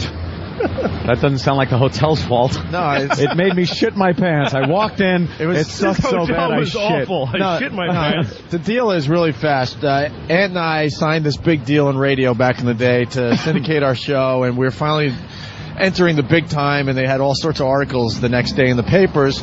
So we went out that night to celebrate. I wasn't planning on staying in the city. I ended up getting a room at the Wellington because all the other hotels were sold out, and I had the clothes on my body, and they were smelling pretty bad, so I had to, like, wash out my underwear and throw it on a radiator to dry it out, so I had something to wear the next day. And I'm in bed, and the sheets are smelly, and it looked like cockroaches and stuff. Yeah. And yeah, I'm reading about how we just signed this. Yeah, how great we're doing. Thank you. Yeah. Just signed a huge horrible situation, cleaning out my own underwear in this horrible hotel. Sink. Anyway, whatever. You'll hear it on a replay someday. The long version of that story. That wasn't it? That's the headlines, basically. Where are you, Patrice? I don't know. I'm just out here. I'm just staying out here looking at people. People walking. Just people. We'll bring them upstairs. Good morning, sir. How are you today? My pal. Well, he's an asshole. I forgot my wallet today. Remember after all that hubbub yesterday? After all that hubbub yesterday about you got to bring your wallet and your IDs so you could give the proper credentials, I left this morning without my wallet. I was driving like 95 down the expressway. I had not a PBA card on me. Very dangerous. Oh, could you? No, I'm not going to the elevator now. But enough of this palaver. Let's get the show on the road. I turn the music off immediately. Good. That's how I want the show to start. Fuck that music already. I've had it with the rage music. It's called identifiability, motherfucker. Yeah, but you know something? Let the people have what they want, nigga. Stop trying to be a vanguard or a crusader. Just let that fucking palaver shit start so these motherfuckers can get... It's like foreplay. It's like, you know what? Motherfuckers like to come the way they like to come. All right, give me a little bit then. Little bit. Oh, look, he's in a panic. Can't do it. He is in a panic. He doesn't know how to get it back now. Yet nothing. Well, now the time has passed. Now if you play it, it's silly. Identifiability, though, because it sounds like all radio stations have that crap now. Yeah. Enough of this palaver. We're crazy. But you know something? We'll say anything. We had enough palaver. Exactly. And then you got to talk over the music. Yeah. Well, that's what people fucking want. Do they? I don't know what people want. If I know what people want, they wouldn't have been superimposing your ass in on Web Junk 20. If I knew what people wanted, it wouldn't have been 6 people at the place I was doing my New Year's show. No, nobody had to know that. Oh, yeah, right? Except for the 6 people. You could have kept that to yourself. At least it was a small secret. I like until to now. share. We just realized that we have a dramatic opening for this crap, and it's so stupid. Yeah, you came in a little late. yeah. He wants to stop. I think it should stay. Don't fucking ever get No, I was just like, enough of the music. I don't like when the music plays too long. But then, yeah, we always talk about this big dramatic ecstasy of gold that plays. That's this huge build-up, and then you get this shit. And it's like, whoa, it's so important. Such an important show. You get ecstasy of gold, and you get sirens, and then it's just us with this Important. So I went Very shopping important. today. Yeah, and then you get like, hey, I stayed at a shitty hotel, and I had to fucking wash the skid marks out of my underwear and put it on a radiator. Thank you. That was worth the dramatic Clint Eastwood laser light show. Yeah, the Clint Eastwood music beginning. There's a laser light show outside the building. Wait till you hear this shit. Wow. You're expecting a cure for AIDS or something. No, it's just another shit joke. Yep. Give me something. Another dick joke. And all right. So where are we at today? God, didn't we just leave the other place? That was the shortest walk ever. I like it. It's not bad when the weather's cold. I told Louis right when we walked out, I go, this fucking walk is getting so old that we're starting to walk now before we're on the air. Yeah. So you'll hear like the Opie and Anthony XM walkover begins now. And we're already like in front of the building. We walked. We didn't care. How many things that somebody pitches? Who came up with a walkover? It was forced. It was pretty much. We're going to tape every time we go over. Every time because something exciting has to happen during one block. Yeah. Wouldn't if something exciting was going to happen on the same block every fucking day? Wouldn't news crews be camped out there? Let's be honest here, please. Out of all places to walk to, 57th My and 6th God. Avenue. 57th. Let me tell you, between like 5th and 7th, there is fucking pandemonium on a daily basis. That Steinway piano store is a Holy madhouse. shit! What happens out there That every bitch day? takes her shirt off every day. Get the news van down there, raise that boom, and I want cameras. Something's about to happen. Smells like cologne. Hey, MSNBC is reporting that we have put out an official statement, America, that we had nothing to do with Saddam Hussein's hanging. Nothing to do? Wait a minute. Didn't we kind of have something to do with it? Pushed it along at least. I think we gave it a nice push. Put it this way. If it wasn't for us, he'd still be with the little mustache shooting his gun off the balcony. Yeah. They just put out a statement. We had nothing to do with the hanging. Are you kidding me? Maybe not the actual hanging. Yeah. Jesus. Not the actual hanging. We didn't pull the noose tight, but no. We fucked the dude up. The reason the guy was standing there with a noose around his neck, we could have had something to do with. Yeah, a little. Let's get right back into this. This is the Opie and Anthony Show. Louis CK in studio. We're checking out the fine video on TV. Boise State, right? Boise. I didn't see this live. You saw this? Greatest. I mean, it might be better. I seen the top what some people was writing as the top 10 college bowl game ever. Mm-hmm. This was like number 4 or so. It was the best I've ever seen. I've never seen anything like that. They beat Boise State, who's like from Idaho, it's up and coming. We don't squad. give a crap about that. We're talking about what happened after the game. Well, I'm just gonna have to run it down. We gotta talk about how good that college game was. Yeah, really. Oklahoma. It was. You don't understand how great that game was. So they beat Oklahoma. No, the guy who saved the dude on the tracks, and then this game, how good this game was. It's fantastic. And by the way, someone sent in a video of Moonraker as far as the parachute thing goes. It's Moonraker where James Bond jumps out of a plane without a chute and steals it. All right, we're going to get into a bunch of things here, but after the game, after they won in this amazing fashion on the Statue of Liberty play, right? Yeah. Then the star running back proposed to one of the cheerleaders. The black star running back proposed to it. He's barely black, though. No, he's black. He's black. black. He's not a barely black guy. Justin Guarini's barely black. He's not Mickey Rivers black. There's 2 different blacks, though. And he knits. There's 2 different types of black that isn't really black. He's black. There's black guy with white features that's really dark. Yeah. And then there's this guy who has black features, but he's really white. That's true. No, this dude is black. Let me tell you. No, he won't be accepted. Her parents say it. Right.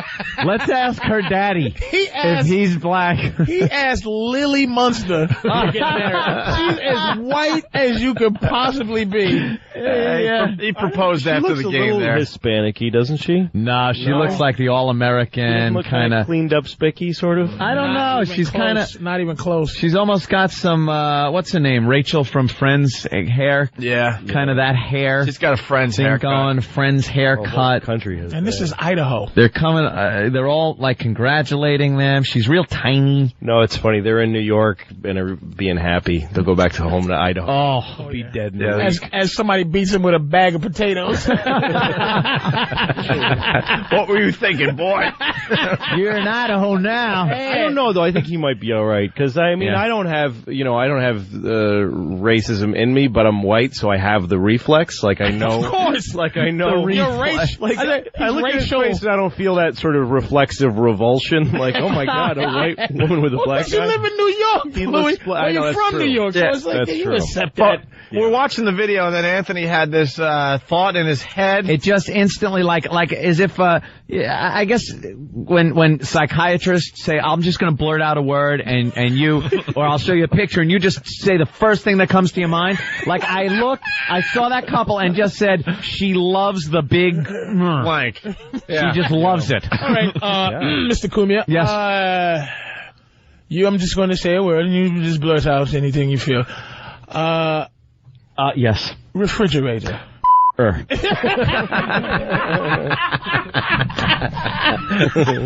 then okay, Mr. How disappointing would that be, though? What if she did all this and went on ABC and filed her family name, and then they go to bed and he's got a tiny little one? Oh, how depressing! Would disappointing. Probably does to date it. Honeymoon night. You think she already didn't test it out? Like you think she's? She took it for a test drive already. Of course. You know, when she became a cheerleader too, the father is probably like, "Now, sweetie, stay away from the players because I know." And he meant like the white players. Yeah. Like, stay away from the players because they like didn't even consider the black players. Because I don't need to tell you. That should be obvious at this point. I raised you, right? Stop it. Because he must have watched to see if he might catch a glimpse of her on TV. Yeah. Like if he might see her in one shot, picking her leg up. Oh, and then all of a sudden he's watching a black guy make her. And his last wife. name is Johnson. Really? Let me show you the difference with this peeled potato and one that isn't peeled. You want to stay with the peeled potato, not the unpeeled. Dirty potato. The dirty. A filthy potato. The potato skin. You just want the inside. The unmixed. You want the nice lily white inside potato, dear. Processed potato. And then you guys. When I say sweet, I don't mean the yams. I mean the white sweetness. Stay away from yams. But then that's why. Then we segged into why Obama will never be president. Oh yeah, if we can't even accept this. Accept that. They're making out on TV. They kissed like 5 times right there in that one shot. This country is not ready for President Obama yet. Well, CNN can't even get it right. Oh, how's the rest of the country going to get it right? CNN had a glaring little error the other day. Yeah. That's great. Obama bin Laden. It said, where's Obama? Instead of where's Osama, it was supposed to say, where's Osama? They didn't give us a little update. It wasn't like it was a graphic. It was a graphic. Somebody typed and then someone put it up and approved it. It was during Wolf Blitzer's show. But if CNN can't get that right, a whole corporation makes it. Yeah, oops. Yeah. We made a glaring typographical error in our graphics department that we want to apologize for. We spent about 40 minutes manicuring the title and, putting a shadow on it. Yeah, of course. You went, wait a minute. Yeah. Wait a minute. Making it look evil, making the graphic look What's evil. That? Putting music behind it. Remember Wolf Blitzer made that mistake during Hurricane Katrina? Oh, they're so poor and so black. And so into this cheerleader. So black.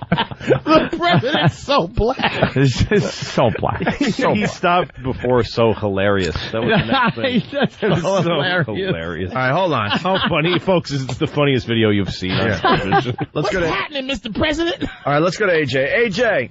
Hey, what's going on, O&A? Hey, AJ. How you guys doing, right? Yeah, we're doing all right. What do you got? Good. The video you guys are looking for is the world's most shocking video. It was the guy who jumped out of the plane in Chile. In Chile? Yeah. And that's what it was in Chile. And he jumped down. When the guy got to the ground, he tried to revive him. And he said, thank you very much for saving me, because otherwise I wouldn't be able to listen to the doghouse. What is See, wait, what? If he would have, I knew by the way he was going for a gag because he was talking too fast and nervous. But when you blurt out the show that you're trying to promote, make it a little more. What show was he promoting? I don't JV and know. Elvis. Oh, JV and Elvis. Yeah. I believe he said Doghouse. I wouldn't have known that. So no, like if you, at least blurt out. You know, when they do assaults on the media and stuff, like No Filter Paul did it, he's holding up a sign with Opie and Anthony, and he's saying Opie and Anthony. Yeah. So if you're going to try to promote another show, don't at least inside. Don't go, yeah. What the hell? What? The guy panicked. I work with the guys, and I barely knew what that was. They're on the same station. I know. They're on the same station. Probably a promo for them running. Right. There's promos running when we go to break for the show that he's trying to promote and trying to get past us.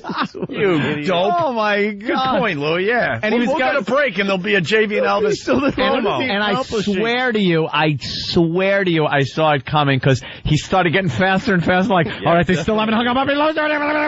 It's like he's calling into some show and then saying, McDonald's!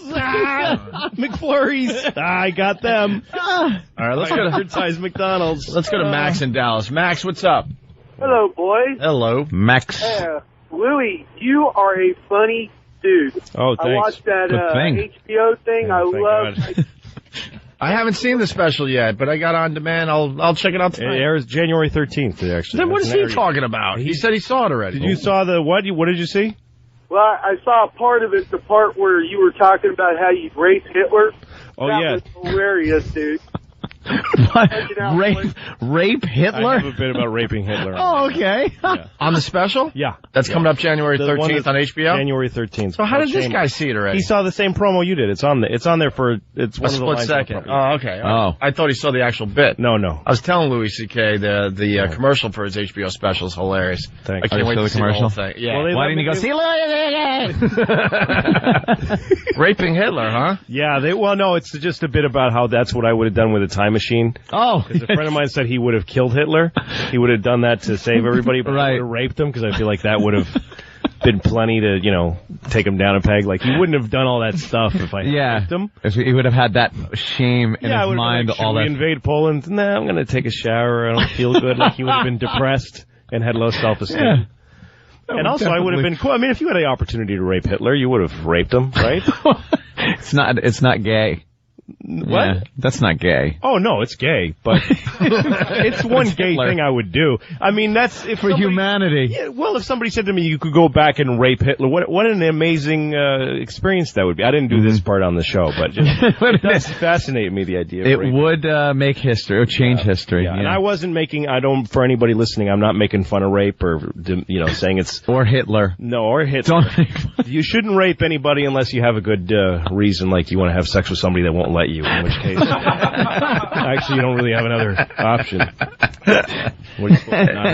Hey, by the way, let's get into the No Filter Paul before we take a rest from the Harlem Hero. So, all the news crews were doing their story on the Harlem Hero, and No Filter Paul decided to assault on the media. We're not sanctioning these days, but no, I believe. But if the listeners are going to do them, they're going to do them. There was never a formal thing that went down that made us stop doing this. But it was kind of presented like, hey, look, this is getting out of control because you guys made it a contest. Right. And the listeners have to always top each other. And there were prizes being given away for the best one. How do you judge the best one? Well, is it the one where you crack the reporter in the mouth with a monkey wrench? I don't know. But it started getting a little weird. That's what happened. They told us to stop the contest. We stopped the contest. But there were air horns involved. Yeah, alleged loss of hearing. People aren't actually getting their news anymore. Yeah, it was just not, it was getting ugly. The assault on the media campaign that we started about a year and a half ago got so bad that reporters were giving up on their live shots and just letting our fans just have the 5 to 10 seconds. Oh, there was a woman that was standing on her little box that makes her a couple of feet taller, and she's standing there doing a live shot, and our stupid fans come running in behind her, yelling and screaming. She got scared, turned around and looked at him, and just walked off her box and left the shot. And there's our fans jumping up and down in front of the camera. She abandoned her post. She just left. And they cut back to the studio, to the anchor guy shuffling papers, going, having some technical issues. Jesus. And they hate us more than they hate Osama. Sure. But they now look, it's fair game. There are reporters out there, and there's real estate behind them when they do a live shot. Right. What happens back there? I see people throwing up gang signs. You see people waving, saying hi, whatever they want to do. Yeah, if someone's going to throw a gang sign in the background, I guess we're allowed to have an Opie and Anthony sign back there. There's no problem with the sign, and obviously you're not touching anybody, you're not harassing anybody. You're just holding up a sign. My favorite one of all time, by the way, was Letterman comes back from his heart. Oh yeah, this was a great one. So they decide to do a little live shot outside the Letterman theater there. It was a very icy winter day. Yeah, too. Letterman's back after he took a month off or whatever it was. And so Maury Alter, he's an old-time reporter here in New York. I think he finally retired. Or they gave him like weekends at the middle of the night or something. Yeah, something one of those dumb. bad slots. So he's on the sidewalk doing the big Letterman is coming back piece live. And here come our guys, Mark, Psycho Mark. Comes running down the sidewalk with his Opie and Anthony sign. Because you got to do these fast, because if the guy sees you coming with the sign, they're going to cut away, or a producer is going to run after you. Yep. So you got to run up behind the reporter real fast. Yeah. Now, remember I said that the sidewalks were very icy. So live on TV, he slides into Maury Alter and pretty much knocks him down. Pulls him over. Not on purpose, it just was an accident. It was icy. Right. And next thing you know, you see on live TV 2 big burly guys come running out of the live truck. And their feet are slipping on the ice as they're chasing Psycho Mark down on icy sidewalk. And they had a huge sign, so now there's a tug of war going on live TV. He's trying to get the sign out of Psycho Mark's hands. And then there's pretty much a fight going on. The cameraman. So the camera's like, screw Maury Alter in the Letterman story. This is much better. And he goes to try to cover the fight that's about to happen. And Maury Alter has to go, no, over here, over here. Maury goes, back over to me. To me. It was just a complete cluster F. Loved I think it's great that every time a reporter's out there, he has to worry he's going to get tackled. It's that whole thing that they have this worry now. They can't just do the story with that pompous kind of reporter thing where they look right at the camera. I like the slow walk start. Yeah. Where they're standing there. Right. And they start their story, and then they take a few steps toward the camera, and then stop. Very dramatic, a hand gesture. It's right here at this spot. That is it. I like when they have to shifty-eyed look behind him on the side. One of these lunatics going to attack me. When we first started this back in when we were at WNEW, it got so bad that all the local reporters here in New York started doing their live shots from on top of the van. Right. Yeah. They didn't even trust the sidewalk anymore. No. So they would do it from on top of the van. Man. And that didn't work either. It should be that way. Well, and then Psycho Mark, with one of the most famous ones ever, this girl is on top of the van, and she thought she was safe.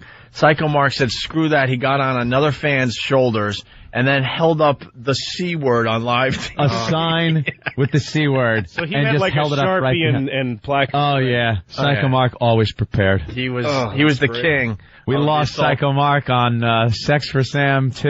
Or 1? It was Son of Sam 2, yeah. Son of Sam, Son of Sam 2. Dopes. Player magazine. Anyway. That's great. But here's the latest assault on the media from No Filter Paul from yesterday. He's a Vietnam vet. He was in the U.S. Navy. And tonight he is crediting his military training for giving him the knowledge to know what to do in a situation like this. And by the way, the guy who had the seizure, he is in stable condition and he's supposed to be okay. All right, Linda, thank you. We need to hear stuff like that. Wow, she was a trooper. Stuff like that. She plowed right through it. Yeah. Right through it. At the end, you hear No Filter Paul say something like, "Don't touch me, I didn't touch you." I didn't touch them. Right. Well, the video resorts to third grade defense. Yeah, the video's up on opieandanthony.com. Lots of good video on the website. Your Honor, I didn't touch her. I said no backs, no penny tax. So I believe I am entitled to the restitution. Hey, let's say hi to Mark in Jersey. Mark, what's up? Don't forget the NBC Today show when the girl flashed Matt Lauer. Yeah, that was a great one, too. Yeah. Was that one of yours? Or they're on live boobage. Well, they're on delay because of us on the Today Show. You know, when they pan the line. Right. One of our fine women back in the day, she lifted up her shirt, big boobies, and wow sticker right under her breast. Yeah. And Katie Couric actually had to cover her mouth and go, "Oh my God." She had to cover her mouth. Yeah, they came back and she was in shock. It was wonderful. Just love it. And the greatest part about these things is almost this mission control atmosphere that goes on here, because we hear that it's going to happen sometimes. Right. And there's people on cell phones watching TV, coordinating, going, all right, ready? All right, they're live. Go. And you're watching. It's interactive television. That's great. It's like a Wii. You got your hand controller and you're moving the people on the television. That's great. How do the new listeners find all the Assault on the Media videos? Is it easy to find on opieandanthony.com? Probably not. Are they on YouTube? I don't know. They're Where all are over the they? place. I don't know. We'll try to make it very easy for you to see all the past ones. Steve, are they easy to find? Yeah, we just put them back up. Huh? Yeah, we just put them back up about a week ago. So we had to hide them for about a year. They had to go away. We're always the only interesting things that really happen. It's like I got to see the Yankees win the World Series in '95, whatever, the first year of that dynasty. Yeah. I was at the game. But the thing I remember is the guys that ran out on the field, like 3 different guys ran out on the field. I just love people that run on the field. I just think that's the greatest kind of person in the world, because the dude had a good enough seat to be right on the wall. Yeah. And you know he was without a shirt, saying, like, I'm going out there. And his friends are like, you're stupid. Dude, I'm doing it. I'm doing it. And the look on their face, dude. once they make the commitment and they're on the infield, like looking at Derek Jeter, and he's looking at him like, you idiot. But you are so going to jail. Like, yeah. And the media tries to be, we don't show it. Yeah. Right. Oh, the wow, camera goes away. We're not going to show this as a man on the field. We don't want to condone this type of behavior, so we're not everyone showing wants the video. To see it. And then the cops have to make an example of him, so they hit him really hard. Drag him off. I just love that guy. I love that moment in anyone's life. The takedown is fantastic. I'm missing the rest of the game. I'm spending the night in jail. I'm going to get hurt. I don't care. I hate that they've taken that. I'm on the one guy slid into home plate. Yeah. With no shirt on in October. I hate they've taken that out of the sporting events, man. When your team wins it all, whatever championship it is, and you get to run on the field. That doesn't happen anymore. No, that was that the used best to be part. the greatest thing ever. Like Chris Chambliss when he hit the game-winning home run. And he couldn't even get to home plate. No, and they have this one picture of him where one fan is trying to take his helmet off of his head while he's running. He's just going, forget the game. I want that help. Give me your. What about steal his helmet. The one Wade Boggs? He's on the horse backwards, and everyone is out of the stands, and he's got champagne and on a cop's horse. A cop's horse backwards, and the fans are all over the field. I mean, you miss those moments. It used to be part. When you just would see the sea of people just coming over the wall. Yeah, and they would destroy the place. Movies about it. Yeah, they'll shoot it that way. Yeah, like they're allowed to. But now your team wins and everyone has their bang sticks or whatever in the stands. Who cares? Well, like a half hour before the game is over, they put a line of police on horseback. They surround the whole field. Right. You're not jumping out in front of that. And you have your noisemakers. You'd have to be how drunk do you have to be to jump into a horse? You used to come to the game with a jar because you know you're taking some of the field home with you. Yep. All right, let's say hi to No Filter Paul. Paul. Yeah, hey, good morning, guys. Good morning. What's going on? I just want to let you know, the funniest part about this one was right before the reporter went live, there was a bunch of guys doing gang signs, which, of course, you never see in Harlem. You know, behind There he goes, No Filter Paul, the biggest racist I've ever met, by the way. I was nice. Anyway, so she told everybody off, because they were all doing it behind the camera. So when we did that, there was a huge cheer from the crowd. It was the funniest thing. And the guy from the truck grabbed the sign. Did you guys notice that? We heard you yelling like "Don't touch me" or something like that. Yeah, well, actually, it was the guy with me, Chester's Ashes. He's like, "Don't touch my sign. Why you're not taking my sign?" Right. Yeah, it was pretty funny, and it was a spoiled for choice as to who to go after up there, but, we didn't want to do CBS because I'm sure you guys like your job at Free. Yeah, that would be very smart to just stay away from CBS and please. Yeah, no intention. And, of course, then ABC7 was my other choice, and I've had a little bit of history with those guys. Right. But, yeah, that was it. Hope you guys enjoyed it. All right, thank you, No Filter Paul. The video's up on opieandanthony.com, and I think you could do a little search to find all the past assault on the media. Oh, clips. All right, more with Louis CK and Patrice O'Neill in just a bit. It's the Opie and Anthony Show. We're back with Patrice O'Neill and Louis CK. Louis CK's playing Caroline's all weekend long, by the way, starting tomorrow night, I believe, right? Oh, wrong mic. Try that one. 4th? It's tomorrow the 4th? Tomorrow's Thursday. Yeah, that sounds right. Thursday through Sunday? Yeah, Thursday through Sunday. I saw Louis CK, I think, last year. That's hilarious, right? Yeah, thanks. First time I met you, yeah, and he just kills. Obviously. You went to a Louis CK show? Absolutely, yeah. I was really, really into it. Thanks. I see. I've seen you. I see. I've seen you, Patrice, many times. You seen me when you wasn't working. Oh. When y'all wasn't working, y'all came to come around. Not when you're working. Oh. We don't even go out anymore. Yeah. You came to see you. Was you working when you came to see Louis? Yeah. But it was like a Friday or Saturday. Oh, I see. Oh. I see. Wow, made that about you, did you? That's interesting. Boy, big surprise there. I was getting a little promotion. All of a sudden, we're all trying to make Patrice feel better. Just trying to sell a few tickets here, Patrice. Oh, Louis sold out already, man. Louis CK at Caroline's all weekend long. How greedy can you be, CK? Tickets available, believe me. 212-757-4100. Oh, that's good. Wow. Is that good? Yeah, a lot of comedians on this show. It's been over. How many years have we been saying that number? I think that's what the number is. You probably still remember the number at Stitches in Boston. No. It was Comedy Connection. Yeah, the connection. Oh, there you go. Yeah, we took care of